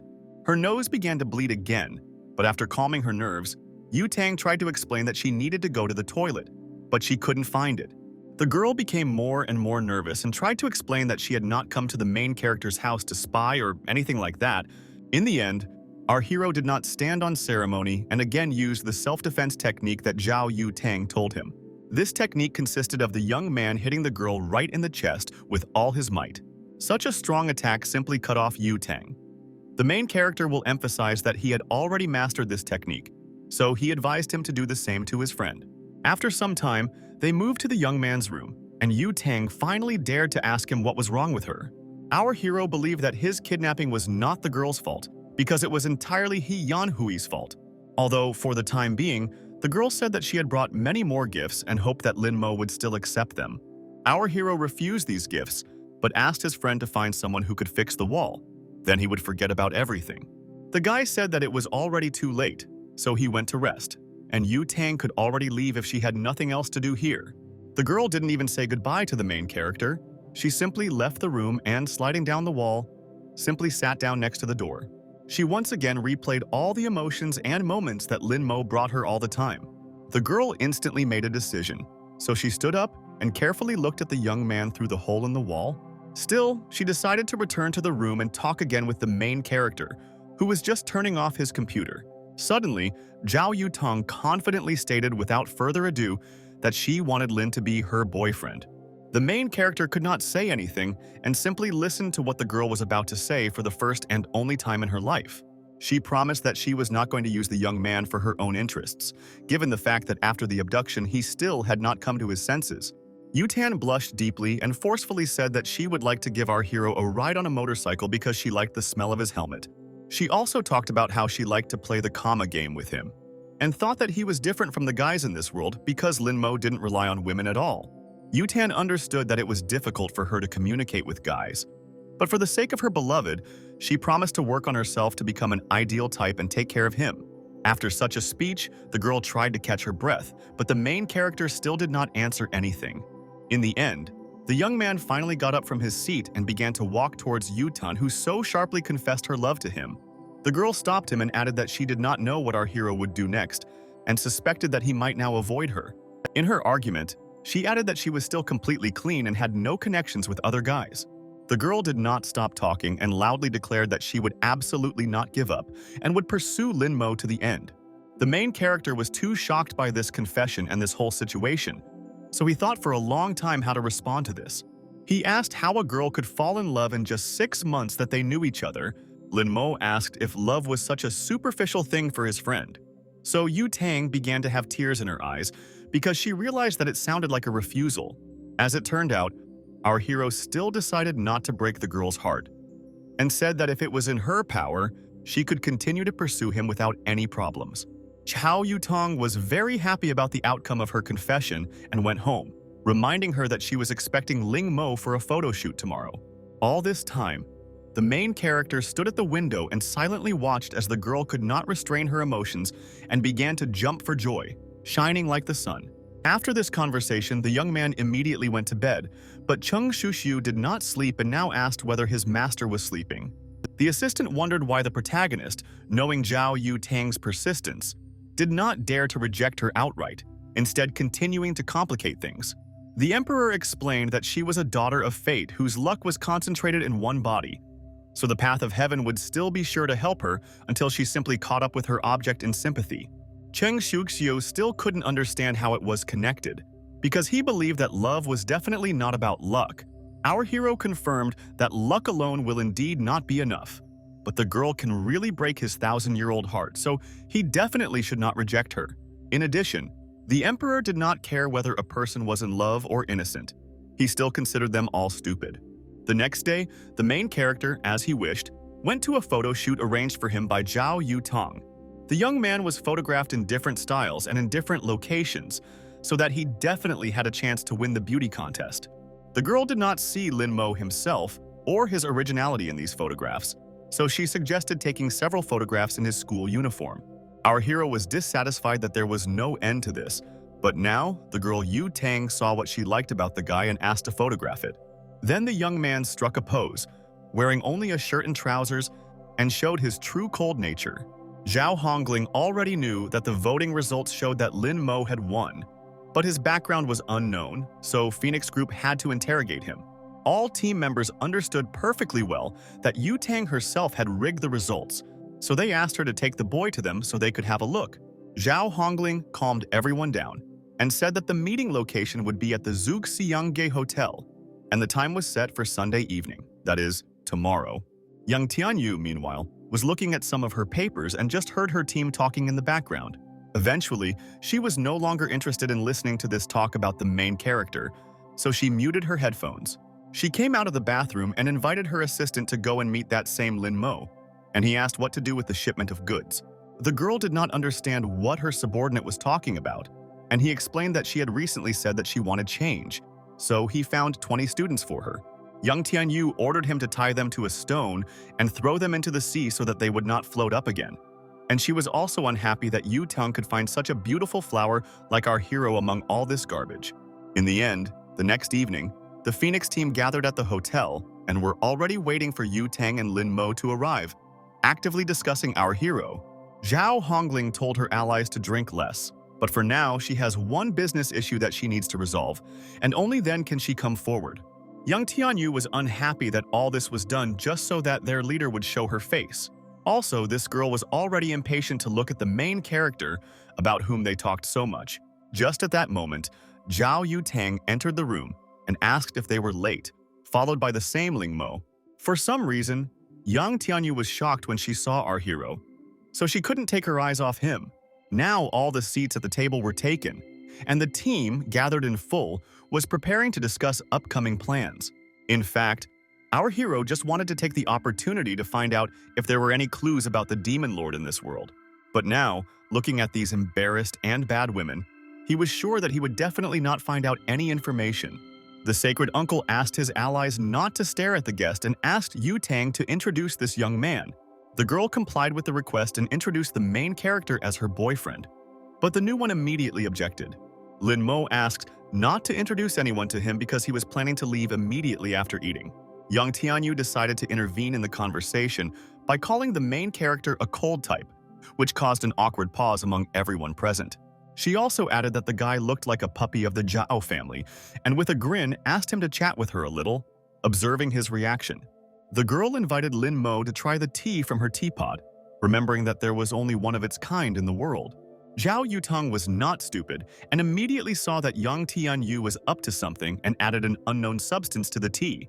The girl emphasized that Yu Tang was a worthy member of the Zhao family, so she could not allow herself to behave like this. She stated that she did not add anything to this tea at all, and promised to unscrew her head and give it to Yu Tang if she discovered something strange. If there was nothing there, Yang Tianyu wanted the girl to lend her boyfriend for a couple of days, and such a statement greatly angered Yu Tang. Yu Tang came close to her rival and asked if she had the courage to say this again. In the end, she turned to the main character and ordered him not to drink what this girl gives him. In turn, Yang Tianyu believed that Mr. Lin should independently decide whether to drink or not, and suggested that she herself could try this tea. Yu Tan was furious at this behavior and invited the girl to remind her of her place in the world of immortals. Young Tianyu put a wide grin on her face and asked the girl to be careful with her words. The main character remained silent, but noticed that all the cultivators in this world were acting like little children. Young Tianyu continued to stand her ground and asked again if Mr. Ling was going to drink her tea. The guy was sure that something colorless and odorless, with an internal aura, was actually added to the drink. And it was one of 108 poisons, so it was difficult to discern what exactly was in the tea. He also noticed that all these people were talking and suddenly stopped, so he could conclude that they had a clear plan and this whole dinner was done to test a husband for Yu Tong. Our hero knew very well that if he drank this, with his abilities it would not have any effect on him, so it would definitely arouse suspicion. At the same time, if he didn't drink, everyone would understand that he understood about the poison. And if his identity as a cultivator was not confirmed, they would still control him, then cultivation would be more difficult. The main character was too immersed in his thoughts that he did not notice how Yu Tang herself grabbed the tea and decided to drink it. Yu Tong reminded her rival what kind of relationship she had with Zhao Hongling, so she suggested that young Tianyu order anyone from her family to take her body. Sacred Uncle finally tried to calm the two girls down and explained that they only wanted to look at Yu Tong and Ling Mo. Then he released his small pet in the form of a rat named Shu onto the table. Yu Tong knew that sun rats were not uncommon because they were busy looking for people suitable for cultivation. The girl immediately guessed that the team members discussed this check with her grandmother. At the same time, according to her research, there is not a single immortal cultivator in the Ling Mo family until the 18th generation. So the rat should definitely not react to him in any way. But Zhao Yutong's guess was completely wrong because the rat screamed when it sensed the Emperor's strong energy. All team members immediately began to look at each other because they realized that the animal was not just squeaking, but screaming. Young Tianyu then asked Sacred Uncle to release the animal to see its reaction. The man listened to his colleague, and as a result, the sun rat began to quickly jump on the plates on the table. Quickly reaching Ling Mo, the rat arched high and rushed straight at him, but he was already preparing to repel this attack. With just one movement of his hand, the main character knocked down the animal and protected himself from her attack. He stressed that he was still eating, so he asked all the people at the table to keep an eye on their rats. He finally decided to stand at the table and stated that he would go first because Yu Tang's friends didn't seem to accept him. The girl immediately jumped up and tried to catch up with the young man in order to explain everything and stop him. The sword cultist. Taiyi immediately noticed that the sun rat was always extremely calm and timid, and even a pure body with yang energy she simply threw in vain. Sacred Uncle stated in a trembling voice that it was not just a pure body with yang energy. He stated with tears in his eyes that this was mentioned in the legend about the body of the Supreme Sun. The man believed that the Daughter of Fate was too lucky because even none of them had a body with such pure yang. So now he was very jealous. Now, all team members realize that today everyone must keep their mouth shut, and anyone who leaks information will definitely be punished. Young Tianyu lit a cigarette and thought about Yu Supreme Sun and how Zhao Yutong couldn't do anything about it. Meanwhile, the main character and his future bride were already on their way home after this strange dinner. Ling Mo recalled that the girl herself said that there was a sleeping pill in that tea, but she replied that Young Tian, you simply would not dare to harm her. Yu Tan also believed that if her rival did not immediately run away, then there was nothing criminal there. Suddenly, the girl looked at the road and realized that during the conversations she had not seen that a dog was running right in front of the motorcycle. She immediately turned sharply onto the side of the road, but as a result she simply could not control the car. In flight, she desperately extended her hand, hoping to grab the main character and save him from a powerful blow that could be fatal for him. In the end, she just fell straight onto the young man, who immediately asked Yu Tang to get up from him. The girl asked in fear if our hero was hurt, but he calmly replied that he was fine. He immediately took off his helmet and watched Yu Tang for a while. I don't understand what she was up to. Then Zhao Yutang threw snow directly into the protagonist's face and invited him to play a little snowball fight. The guy immediately began to analyze the situation, remembering the 108 types of poison and noticing that his friend began to behave like a child and had a hot body. Also, the girl lost her mind in a short time and begins to sharply get closer to others, which increasingly indicated the effects of poison. But after thinking a little, our hero smiled and still agreed to play a little snowballs. The Emperor immediately remembered how in a previous life, he was walking in the middle of the forest with a girl who begged him to spend the day with her. In turn, the young man believed that they, as farmers, did not have the right to rest even for a day. The girl couldn't believe that the guy didn't like to enjoy the snow and said that she had found an incredibly beautiful place where they could go together. The main character still refused because he couldn't be distracted by the fact that he was waiting for the Demon Lord, who was very close. The girl was very annoyed by this because the young man was not even the emperor yet, but he stated that the elders believed that he had quite a great potential for winning this title. In the end, she asked how long it would take our hero to become the immortal emperor and destroy the demon. The girl was sure that he would need at least 1,000 years, but he probably needed much more time for this. She suggested that the main character simply say goodbye, because she was sure that she was unlikely to return to marry a simpleton like her. If her assumptions were true, the girl asked to at least give her half an hour and enjoy the snow a little. She abruptly grabbed the future emperor's clothes and apologized for making his life difficult all the time. The girl asked the boy to become a hero if they didn't meet me in the next life. She said with a smile that if they still see each other, she will continue to pester the guy so that he still looks at the snow with her. After some time, a sword demon came to this girl's village and burned all the houses to the ground. The entity was going to do whatever it wanted since the demon lord was not here and the girl was desperately trying to save her life. The wounded girl held on with all her strength, but it was too hard for her to breathe, so she almost did not move. The demonic sword did not hesitate for long and quickly decided to finish off its next victim. But everything was not so simple, because the main character came to protect the girl, who stopped the demon with her sword. The guy only had to wave his sword to still wound what seemed like a powerful demon. Juayu immediately stated that immortals really look down on people, and emphasized that, in any case, he was also a magic sword. Our hero quickly took the girl in his arms and declared that his elder would be here soon, and then the demon would definitely end. This did not stop the demonic sword at all, so he rushed forward to show his older brother how his younger brother was dying. The emperor was not yet strong, so he simply took this blow, which caused his sword to break into fragments. The main character quickly looked up and saw that Ying was flying in the other direction and was also coughing up blood after such an attack. He instantly realized that it was too late to save the girl because the demon had already accelerated to finish her off. Then our hero looked down and saw that from under the ground he was being held or some kind of demonic hands. The demonic sword stated that the main character was simply misled and now he became an easy target. Due to the fact that the emperor's attention was completely focused on the girl, now he simply could not move and block the demon's next blow. But in the end, the entity's hand pierced not the main character's body, but Ying, who simply could not stay away, and covered her beloved with her own body. The young man's eyes filled with horror when he realized that the girl had decided to take a desperate step, risking herself just to save him. For the demonic sword itself, this meant nothing at all. So he indifferently threw the girl's body into the nearest house. Suddenly, the entity simply began to disappear because the venerable demon had finally discovered that it had acted without permission. The emperor now realized that this demon was subordinate to the demon lord herself, Mozong, who was his main enemy. In turn, the demon believed that there was no point in answering because the guy was no one to have the right to ask him questions.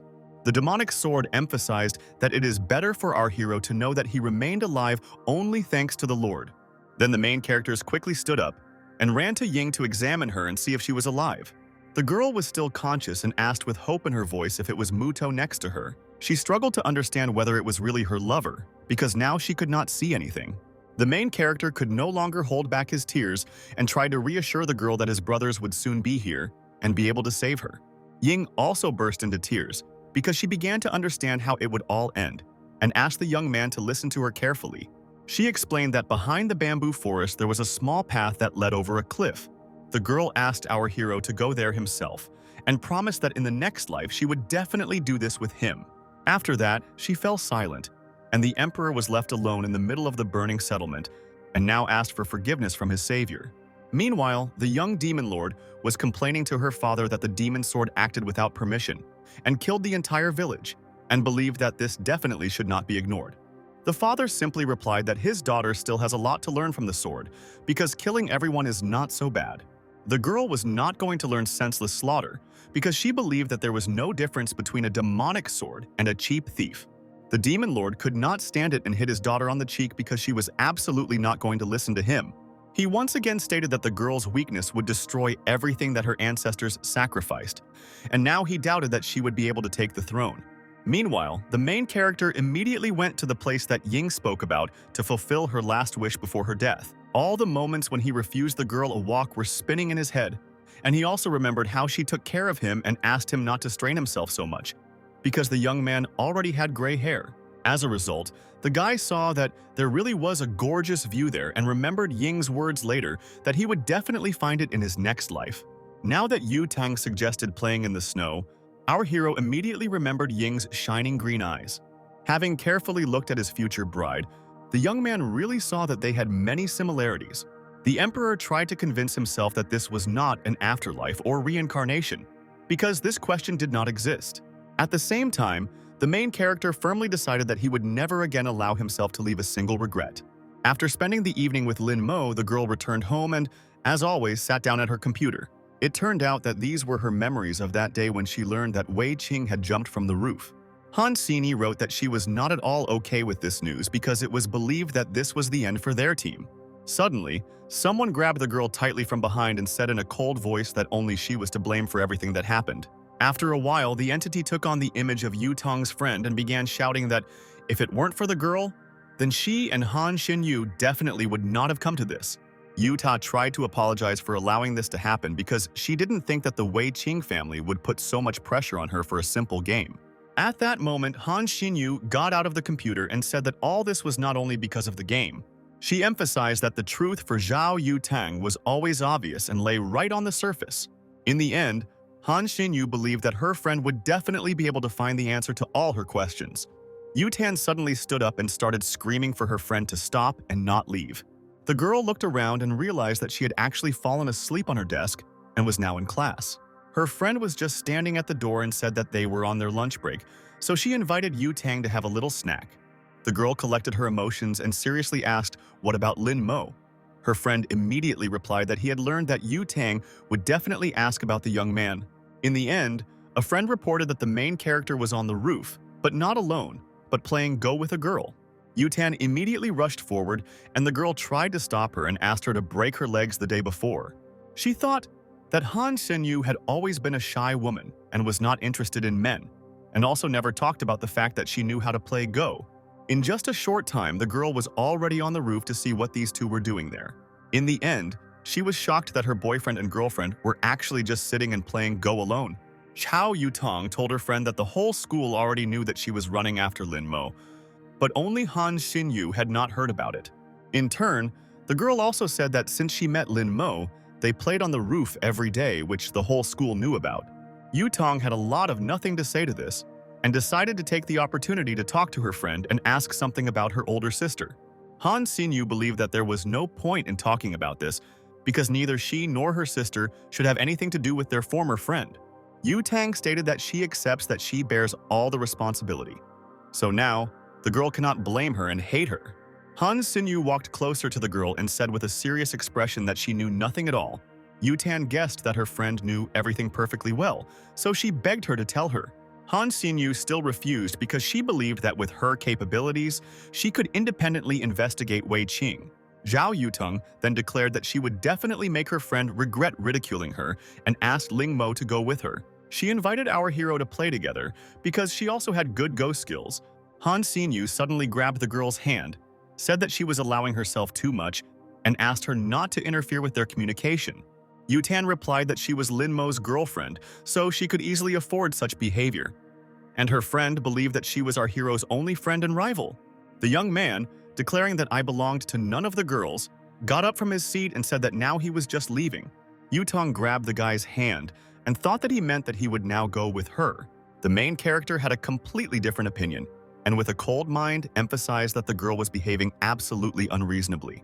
In fact, Yu Tang couldn't understand what was happening to him, because as soon as she saw Han Xinyu, she felt that she didn't want them to be around. Her eyes probably filled with rage, and she repeated once again that she was courting Ling Mo, and the whole school already knew about it. Now, she directly asked her friend if she intended to take her boyfriend away from her.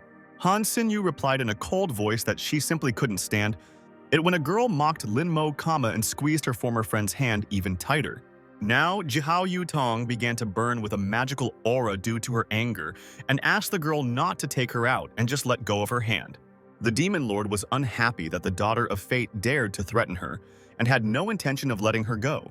In turn, the Daughter of Fate was unhappy that ordinary people allowed themselves to compete with strong cultivators and released her powers. Due to the fact that the girl finally decided to use her magical powers, a blast wave of considerable force arose on the roof. But as a result, Yu Tang felt that her opponent had not moved at all and was standing still, like a real mountain. She was afraid that her friend could also be a cultivator, although she could not believe it because she had known her for a long time. The main character also noticed that Han Xinyu had a special aura, and now he understood that Yu Tang had also begun to guess about it. During her trip home, Yu Tang couldn't stop thinking that Han Xinyi might be a cultivator after all, and now she wanted to find out the truth. Meanwhile, a Phoenix employee reported that she had found surveillance video from a nearby location that could be related to the case. Yu Tang didn't want to hear anything more and screamed angrily for the video to be sent to her as quickly as possible. She immediately stopped and sat down on a nearby bench to look at the video, but did not notice anything unusual there. The girl believed that she was lucky that her body had become better, and it was believed that the clue in her with her clearly had meaning, so she should find out everything. Suddenly, Zhao Yutong saw that the video was of a building near the scene of the incident. She also saw that her colleague Yang Tianyu was walking with her deceased friend. The girl immediately remembered that evil smile on her colleague's face and guessed that she was actually connected with this case. Now, Yutong would never forgive Yang Tianyu for daring to shoot at mortals again. Meanwhile, the culprit was relaxing in the club among the guys, who were glad that the great immortal from the Yang family was her own person and had descended to mere mortals. The girl was not interested in this, so she continued to sit on her phone and ask the boys to have fun and not annoy her. Yao Qianjun asked the guys to calm down and explained that his colleague was completely immersed in her thoughts. Yang Tianyu really thought that, judging by the information, Ling Mo was an ordinary person and suspected that Yu Tang might intend to hide his identity. She absolutely could not understand how the Supreme's body and the main character could communicate at all. Suddenly, someone entered their reserved room, sharply knocking down the front doors. It turned out that it was Zhao Yutang, who had already arrived here to deal with the suspect Yang Tianyu. Yao Qianjun immediately jumped up to his friend and asked why she decided to come to them. The girl completely ignored this question and immediately asked Yang Tianyu if she could ask her something. Yang Tianyu called the Zhao family underdeveloped because she didn't teach her daughter manners at all. Yao Qianjun knew that the situation was getting tense, so he asked the other guys to get out of here first, right now. Zhao Yutong tried to get an answer from her friend about why she was with her friend on the day of the incident. Yang Tianyu had absolutely no intention of answering this question and pretended that she was already very tired. The girl realized that the conversation wouldn't go that way, so she decided to do everything instead of her suspect. Yutong recalled that back then, she, Wei Qin, and Han Xinyu formed a team and went through the spring games all the way to the finals. The losing team in the finals was called Heaven's Gate, so the girl asked if Yang Tianyu was familiar with this name. The suspect continued to pretend that she did not understand anything and asked what she was supposed to remember. Yutong couldn't stand her anger and directly stated that the captain of this team was none other than Yang Tianyu. Out of jealousy, she actually harmed Han Xinyi and drove Wei Qing to death. Now Yu Tang was shaking with anger because she was sure that her friend did this to take revenge and stroke her ego. Suddenly, the girl laughed loudly right in Yu Tang's face, as if she didn't care at all that she had driven a man to death.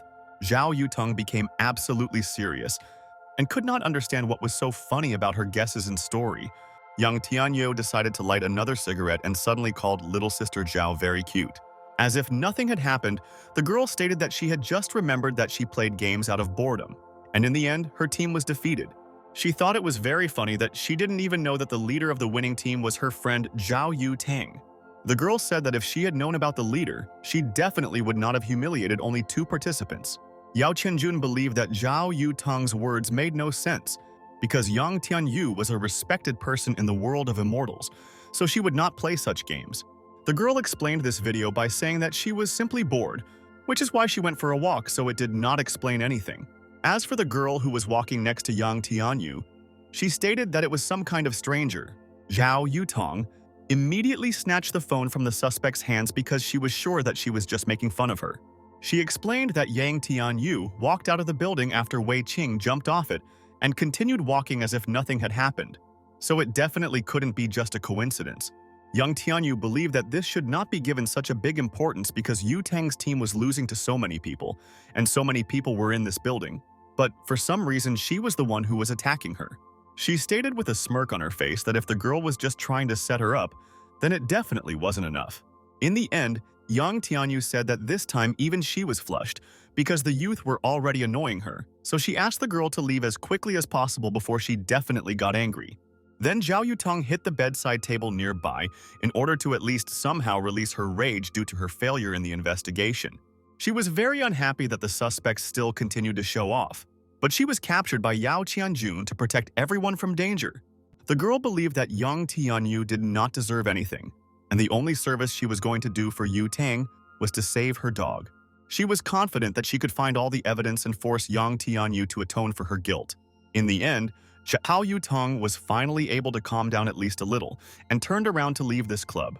Yao Qianjun tried to calm the tense situation and stated that the girl had always behaved this way and could not restrain her emotions, and also tried to say something about her accusations. Young Tianyu immediately thought that the guy did not trust her, but he explained that now was a turbulent time, so it was better to maintain harmony with this immortal. Then the girl lit another cigarette and allowed the young man to leave here, hinting that she wanted to be alone. Yao Qianjun immediately complied with his friend's request and, before leaving, said offendedly that all women are so rude. The girl immediately called her people and ordered them to find out who leaked the video from the camera and finish off this person. In fact, Yutan was absolutely right, and her rival did not touch her only because her grandmother was too influential. Young Tianyu didn't see a problem with her killing a couple of people, so this time she decided to act cruelly and unscrupulously and finish off Yu Tang herself. The next day during lunch, the main character went to the dining room, where he was met by a smiling cook who invited him to try crab. The guy couldn't understand why the girl insisted so much on the crab, because he wanted to eat something else. The cook explained that this was a special menu that Yu Tang had developed for Ling Mo, and I would like to point out that this canteen did not have that many high-quality ingredients.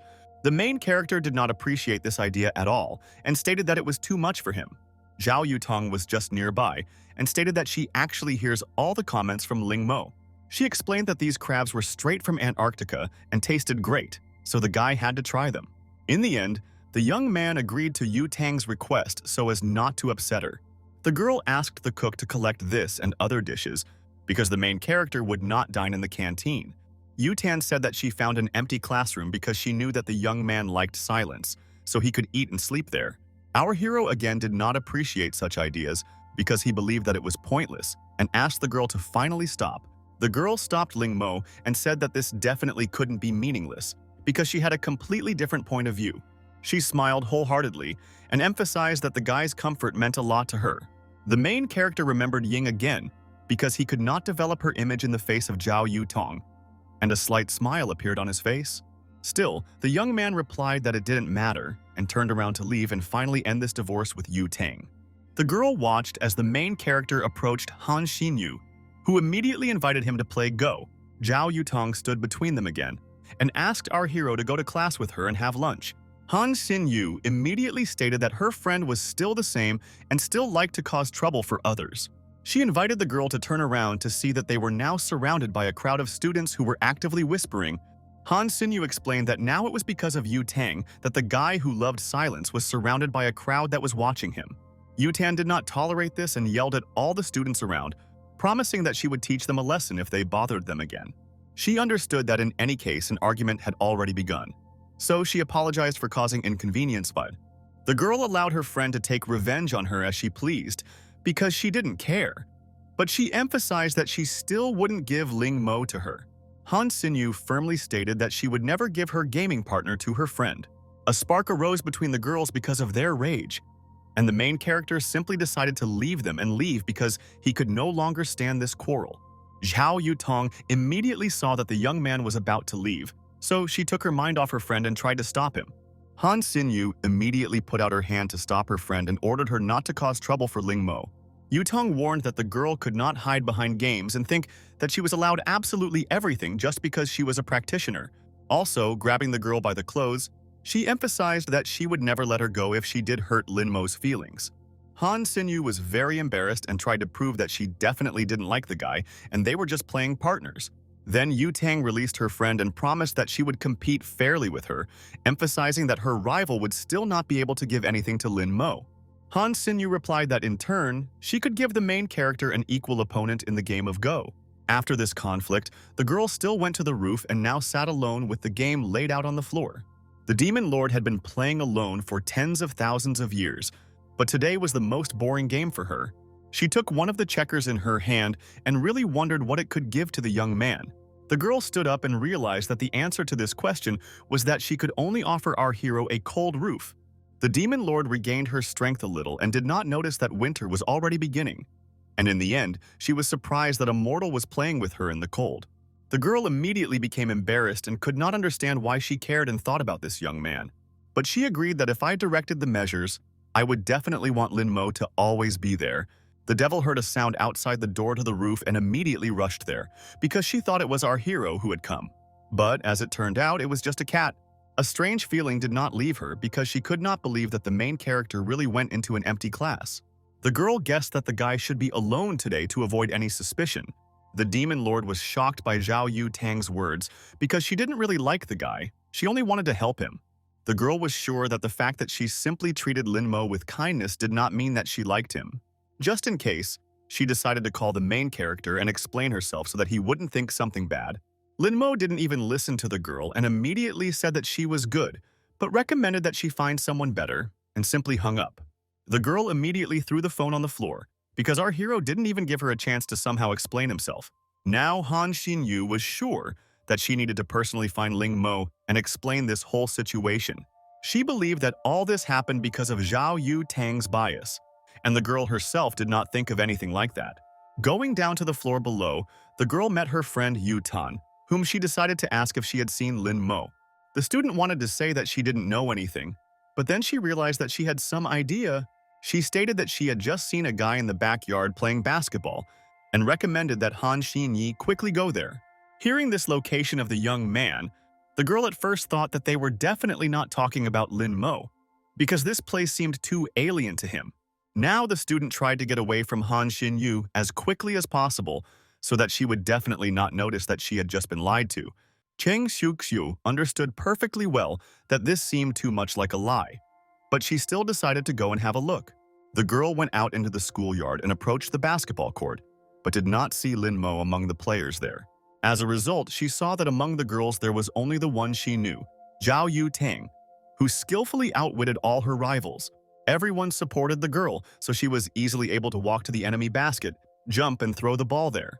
Han Xinyu now realized that the girl had deceived her after all, but decided not to waste the opportunity and talk to Zhao Yu Tang.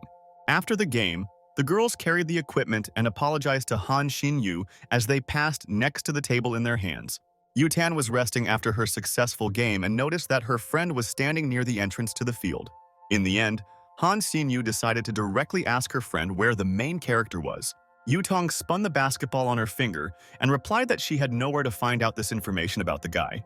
Han Xinyu wanted to leave now without knowing any information, but her friend threw a ball at her. The girl easily intercepted the ball and turned around to ask her chain what she wanted. Zhao Yutong began to warm up and invited her friend to play one game, if she was already here.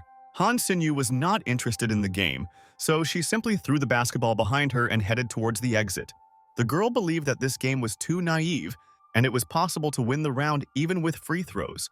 Zhao Yutong was shocked because she witnessed her friend throwing the ball straight into the basket without any problems, without even looking in that direction.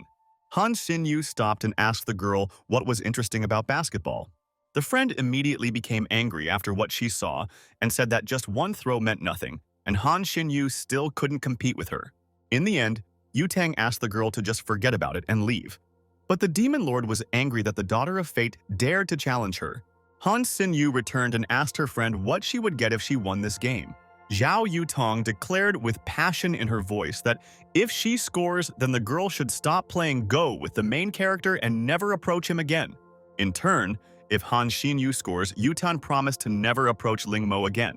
The guys had already gathered near the basketball court and started filming the battle between two girls for a guy, placing bets on both of them. Zhao Yutong turned to her friend and asked if she would fight in her own school uniform. Han Xinyu stated that only those who are good enough to fight with her are worthy of her changing clothes. But the fact was that the girl believed that her friend was not at all worthy of such competition. Meanwhile, other girls continued to carry equipment, and a bolt on one of the tables came loose and fell to the ground. Han Xinyu suggested that we should not waste any more time and finally start playing basketball. Yutong stopped her and asked her not to use the powers of the cultivators during the game, because there were too many extra eyes here. The Demon Lord stated that I didn't need a cow knife to finish off a chicken, so the girl didn't have to worry about it. Just in case, Yutang decided to add rules, which was that whoever uses magic automatically loses. Han Xinyu decided to give the basketball to her friend and gave her the right to start this game. The self-confident Yu Tang asked the girl to watch carefully as she quickly undressed her. She rushed forward and could not understand why her opponent continued to stand still and did not even stand up in defense. Now, Yu Tang decided to act confidently and quickly walked around Han Xinyu, who continued to stand in one place. All the spectators admired how lightning fast the athlete was and called her a fast beauty. Yutan finally believed in her success and rushed forward to complete her maneuver and get a point. At the last moment, the girl realized that the basketball had suddenly disappeared from her hands. She turned around and saw that Han Xinyu was still standing in place. But now, as if nothing had happened, she was spinning the ball on her finger. The opponent turned around with a grin on her face and said that the girl was not coping well with the game. The girl was confident in her abilities, so she handed the ball to her friend, thus giving her a second chance to win. The Demon Lord firmly stated that she would destroy her rival. Leaving not a single small piece of her, Yutong realized that she had been too soft with her friend before, and now she would definitely not let her down.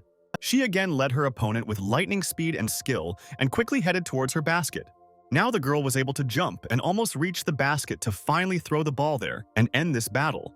Suddenly, Han Xinyu appeared in front of her, and at the last moment she was able to stop the attack and take the ball back. Yu Tan watched her friend carefully and could not understand at all how this could happen.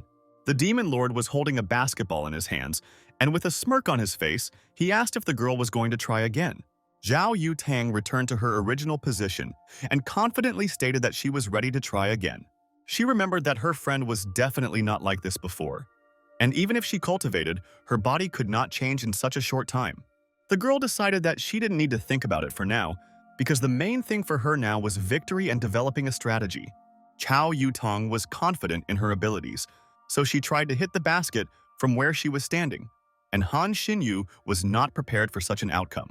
The Demon Lord tried to block this attack, but everything was not so simple, because her opponent decided to deceive her in this way and now rushed forward to the basket. Zhao Yutong, who was rejoicing at her success, said that this was an overly expected move on her friend's part. She jumped high again and headed towards the basket, confident that she would finally get this victory. In turn, the Demon Lord was not going to give up so quickly and quickly rushed to the basket to block the attack. In the end, she still managed to run to Zhao Yutong at the last moment and enter the battle for the ball. The girl was able to hit the ball with such force that her opponent simply fell to the ground and lost any control. It was painful for the boys to watch this humiliation and fall that had just happened to the head boy of the school. Han Xinyu looked at her rival with contempt and suggested that she finally admit defeat because she was definitely no match. Yutong still got up and picked up the basketball, but her friend emphasized that she could try as much as she wanted, but the result would always be the same. Then she shouted that she would destroy her opponent and simply threw the ball towards the basket, spinning it strongly. Han Xinyu didn't even have time to prepare for the new round, so she simply followed the ball with her eyes and looked at her basket in shock. Yutong didn't plan to score the ball directly, so it bounced off the basket first. Meanwhile, the girls were already running towards him as fast as they could, and the Demon Lord understood what her rival's plan was.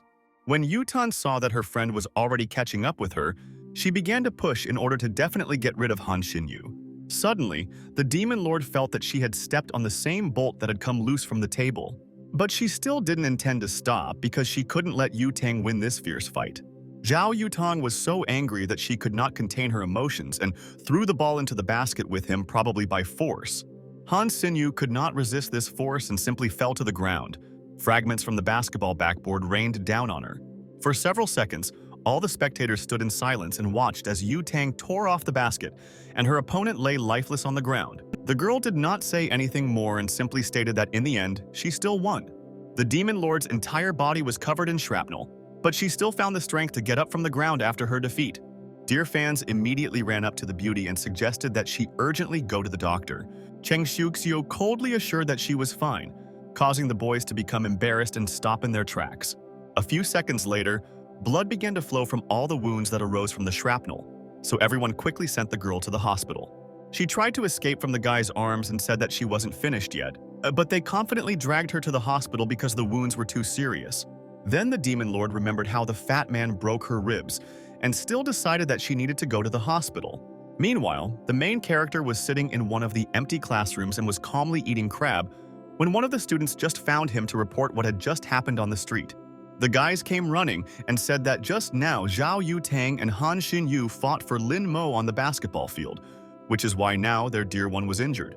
One young man said that Jinyu was now in the hospital and asked our hero to visit her, but he immediately refused. The guys were not happy with such a cold reaction, because all this happened precisely because of Ling Mo, so he should support the injured girl. In the end, they simply decided to leave, because anyway they completed their task and reported to the main character about this incident. After lessons, our hero left the classroom and wondered whether he should still go to Han Xinyu at the hospital.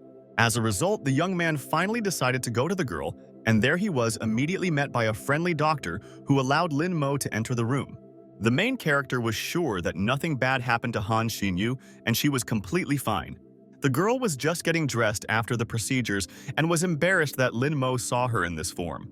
The young man also became embarrassed, closed his eyes, and, after being silent for a few seconds, tried to cope with the surging emotions.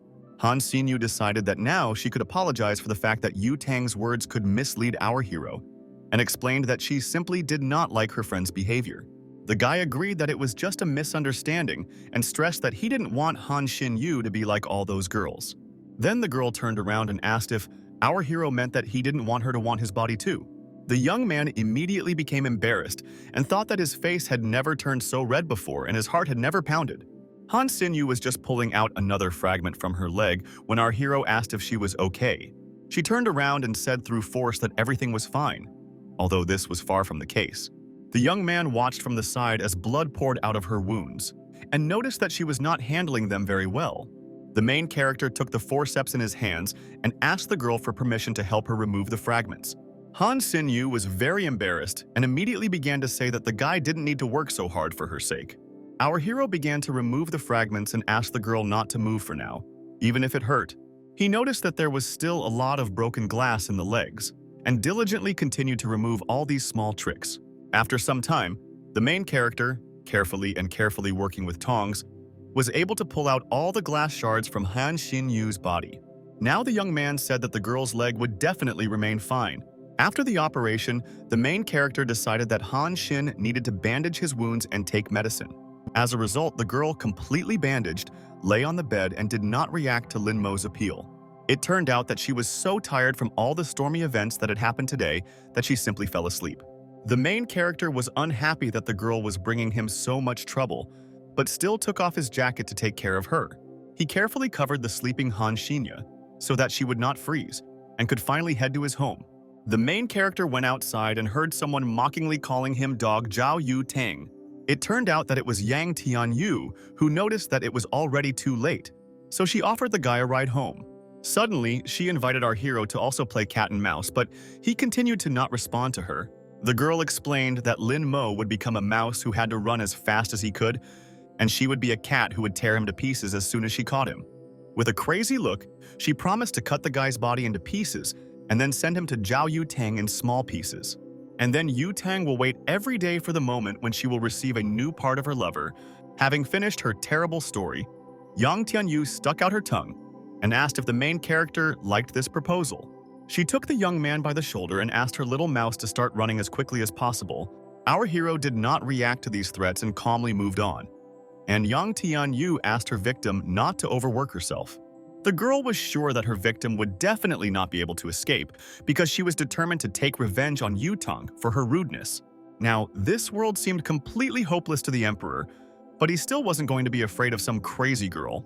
The guy clearly understood that Yang Tianyu would continue to pursue him, but there was no point in being afraid of her. Now everything was going downhill, so it became increasingly difficult for our hero to hide his identity as a practitioner. Our hero walked past the boutique and decided to go inside to change his shirt first. He felt that these clothes were now marked by Yang Tianyu, so he needed to change his clothes as quickly as possible to avoid revealing his identity.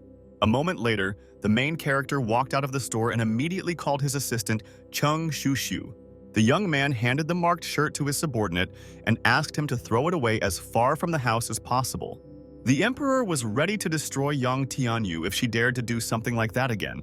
At the same time, Han Xinyu woke up in the hospital and realized that she had indeed fallen asleep after the battle, which did not bring her any relief at all. She immediately noticed the jacket that Ling Mo had left for her and was glad that she now owed him.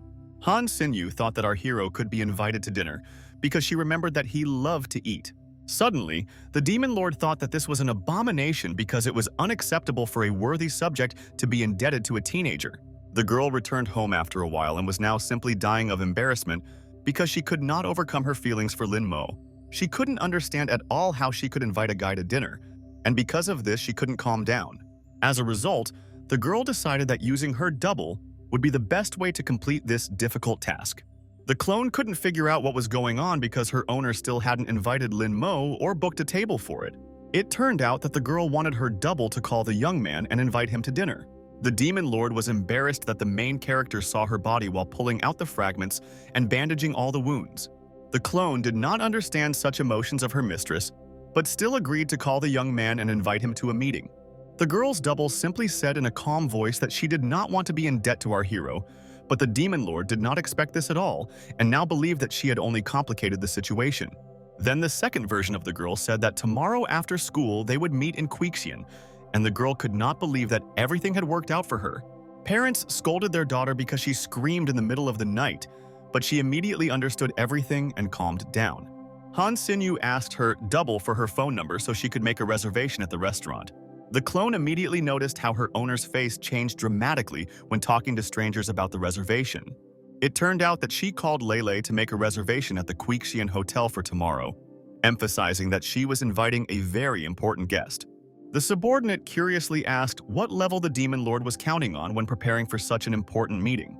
Of course, the girl replied that she wanted the best place to spend the evening with Ling Mo. She also added that the chef must cook on the spot and serve quickly, and the servant immediately stood up from his seat because he was nervous about such an important assignment.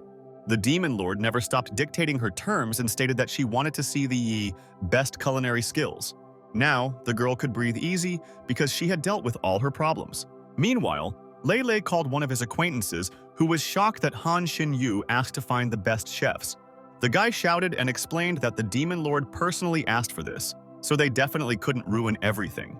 He ordered his acquaintance to deal with this himself because he had no right to hesitate and refuse the Demon Lord.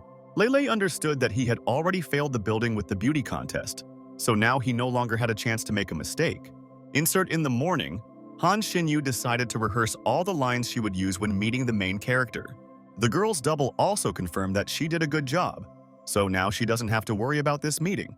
During her lunch break, Zhao Yutang was sitting alone on a bench eating a bun, so she was bored.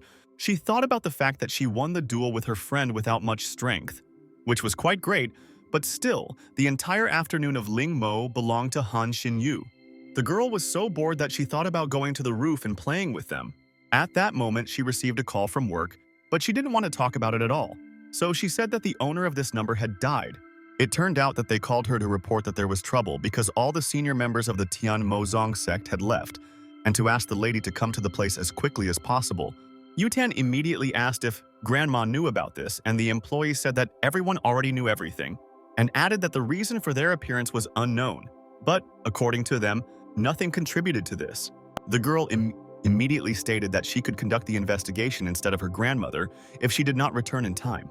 She was very angry that first the Emperor appeared, then the demons, which caused her a lot of problems, because of which she could not be alone with Ling Mo.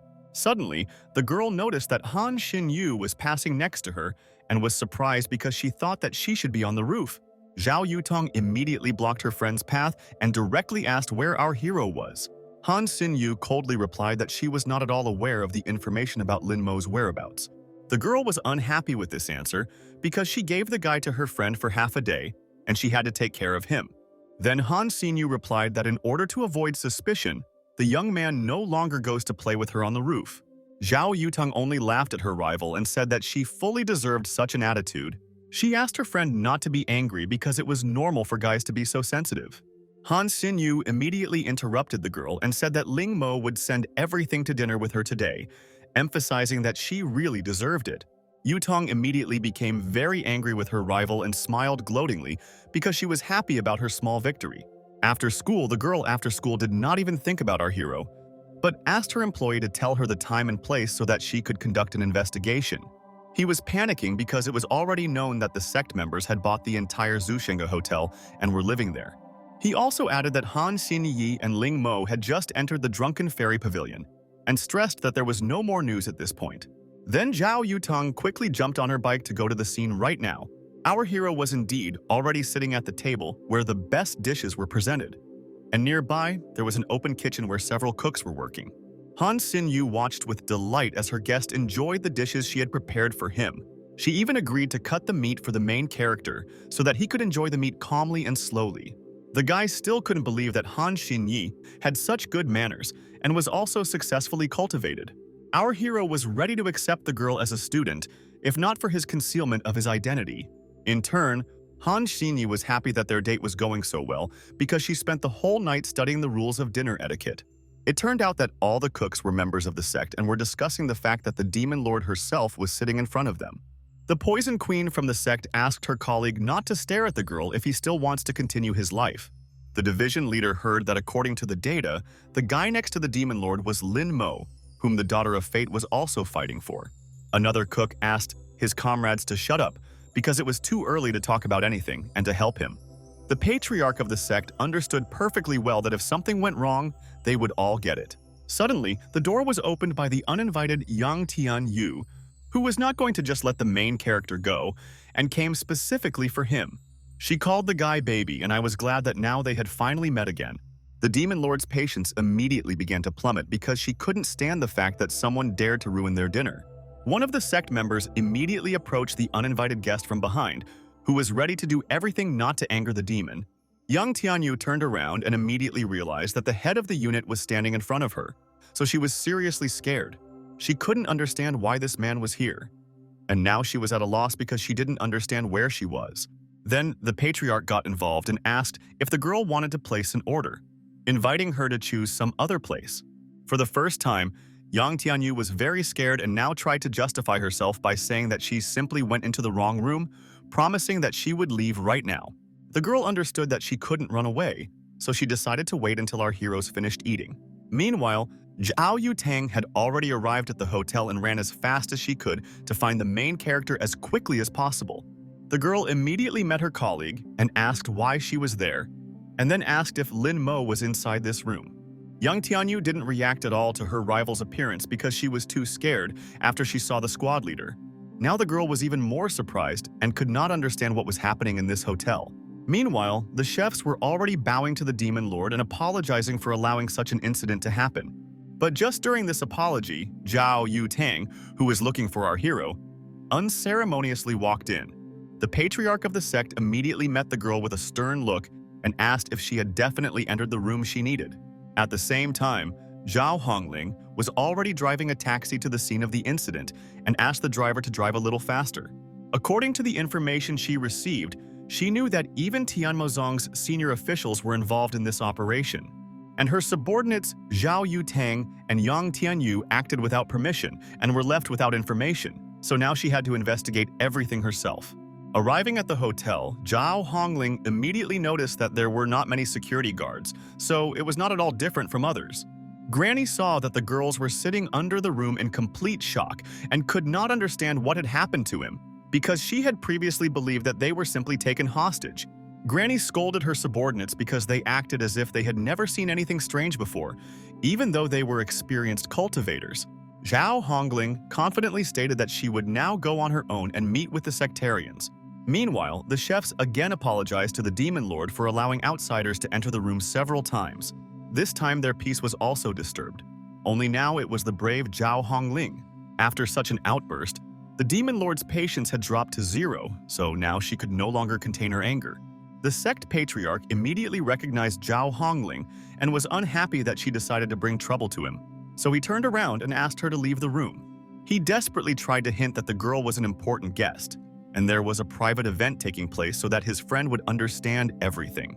Zhao Hongling did not understand anything and asked what was wrong with the patriarch's face, thinking that the man simply had a stroke. In the end, she calmed him down and said that she understood everything, and thought that the demons must know that Ling Mo was the body of the Supreme Yan. She wasn't particularly interested in this fact because, in fact, she wanted to know, something more important.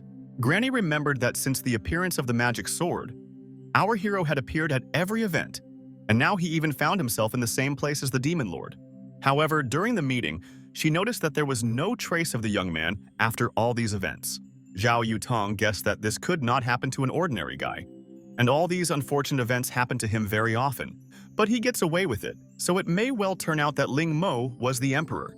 Last time, the demon cut the sword into two parts, one of which was refined by the emperor, and the other was left with Zhao Hongling, which could help in this investigation. She held the fragment in her hands and examined it, but suddenly it broke free and flew in the other direction. In the end, the granny realized that this fragment simply dissipated, although before that it was clearly flying towards the main character. She immediately realized that someone had caused it to dispel, which further confirmed that Ling Mo might be the real emperor.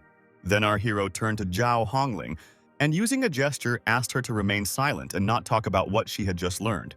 Granny felt unwell because she learned such shocking information about the emperor, who was so close all the time. After this incident, everyone returned to the Phoenix Group base, where Zhao Hongling scolded the girls for not even understanding what they were doing. Zhao Yutong tried to prove that it was impossible to leave Ling Mo in this hotel because he was still in danger. The granny no longer restrained her emotions and screamed and ordered her granddaughter, whom she had put in the cell, to finally shut up. She came closer to the girl and ordered from that moment never to mention Ling Mo again and not to approach him even in check. Zhao Hongling said that she would also put Yang Tianyou in solitary confinement so that she would no longer disgrace Yang Tianxi. In the end, she simply decided to leave here and told the girls to deal with the whole situation themselves. Yang Tianyou concluded that she and Ling Mo were destined to be bored, and was glad that her rival now had nothing to do with him. Yu Tang laughed that the girl thought that she was truly worthy of the main character. Yang Tianyou knew that this was absolutely not true, so instead of getting the guy, she would simply destroy him. With a mad laugh, she declared that she would do it right this evening, which is why Zhao Yu Tang immediately became furious because she could not help her lover. Yang Tianyou immediately ran away and continued to laugh at the daughter of fate, and Yu Tang could not do anything because she was imprisoned in solitary confinement. The girl immediately decided to call someone, but the connection in her cell was too poor, so she could not do anything about it. It turned out that she was trying to call Han Xin Yu to warn her of the danger and ask her to save Ling Mo. The Demon Lord broke her phone when Meet the Minds heard that Yang Tianyou was going to kill the main character. Meanwhile, the distraught girl had already arrived at Ling Mo's house and was planning to finally end his life. Suddenly, she felt some very heavy aura next to her, which made her seriously scared. As it turned out, Yang Tianyou was shrouded in a dark, demonic aura that followed her relentlessly. The girl immediately took off and ran as fast as she could, because she understood that if she poured it, they would definitely kill her. At the same time, she was sure that no one would overtake her, because even Zhao Hongling could not overtake her. Tears began to well up in her eyes, because she felt that this entity was still catching up with her. Although she was running at full speed, Yang Tianyou could not get rid of the feeling that someone was pursuing her, and realized that now her end had come. Still, she was able to stop in the middle of the forest and successfully escape from this dark entity. Suddenly, someone handed the tired girl a bottle of water, although she was deep in the forest. Realizing that she must be here alone, Yang Tianyou looked up in fear and realized that her pursuer was standing in front of her. It was the Demon Lord, who was angry that some girl dared to think about killing Ling Mo, whom she treasured so much. The devil did not stand on ceremony for long and simply decided to strangle her target, who tried to justify herself by saying that she was Yang Tianxi's only daughter and only heir. She once again pressed down on her victim's neck with all her might and eventually realized that she had finally achieved her goal because Yang Tianyou fell silent. The Demon Lord calmly looked at the lifeless girl and recommended that Yang Tianxi acquire a second heir.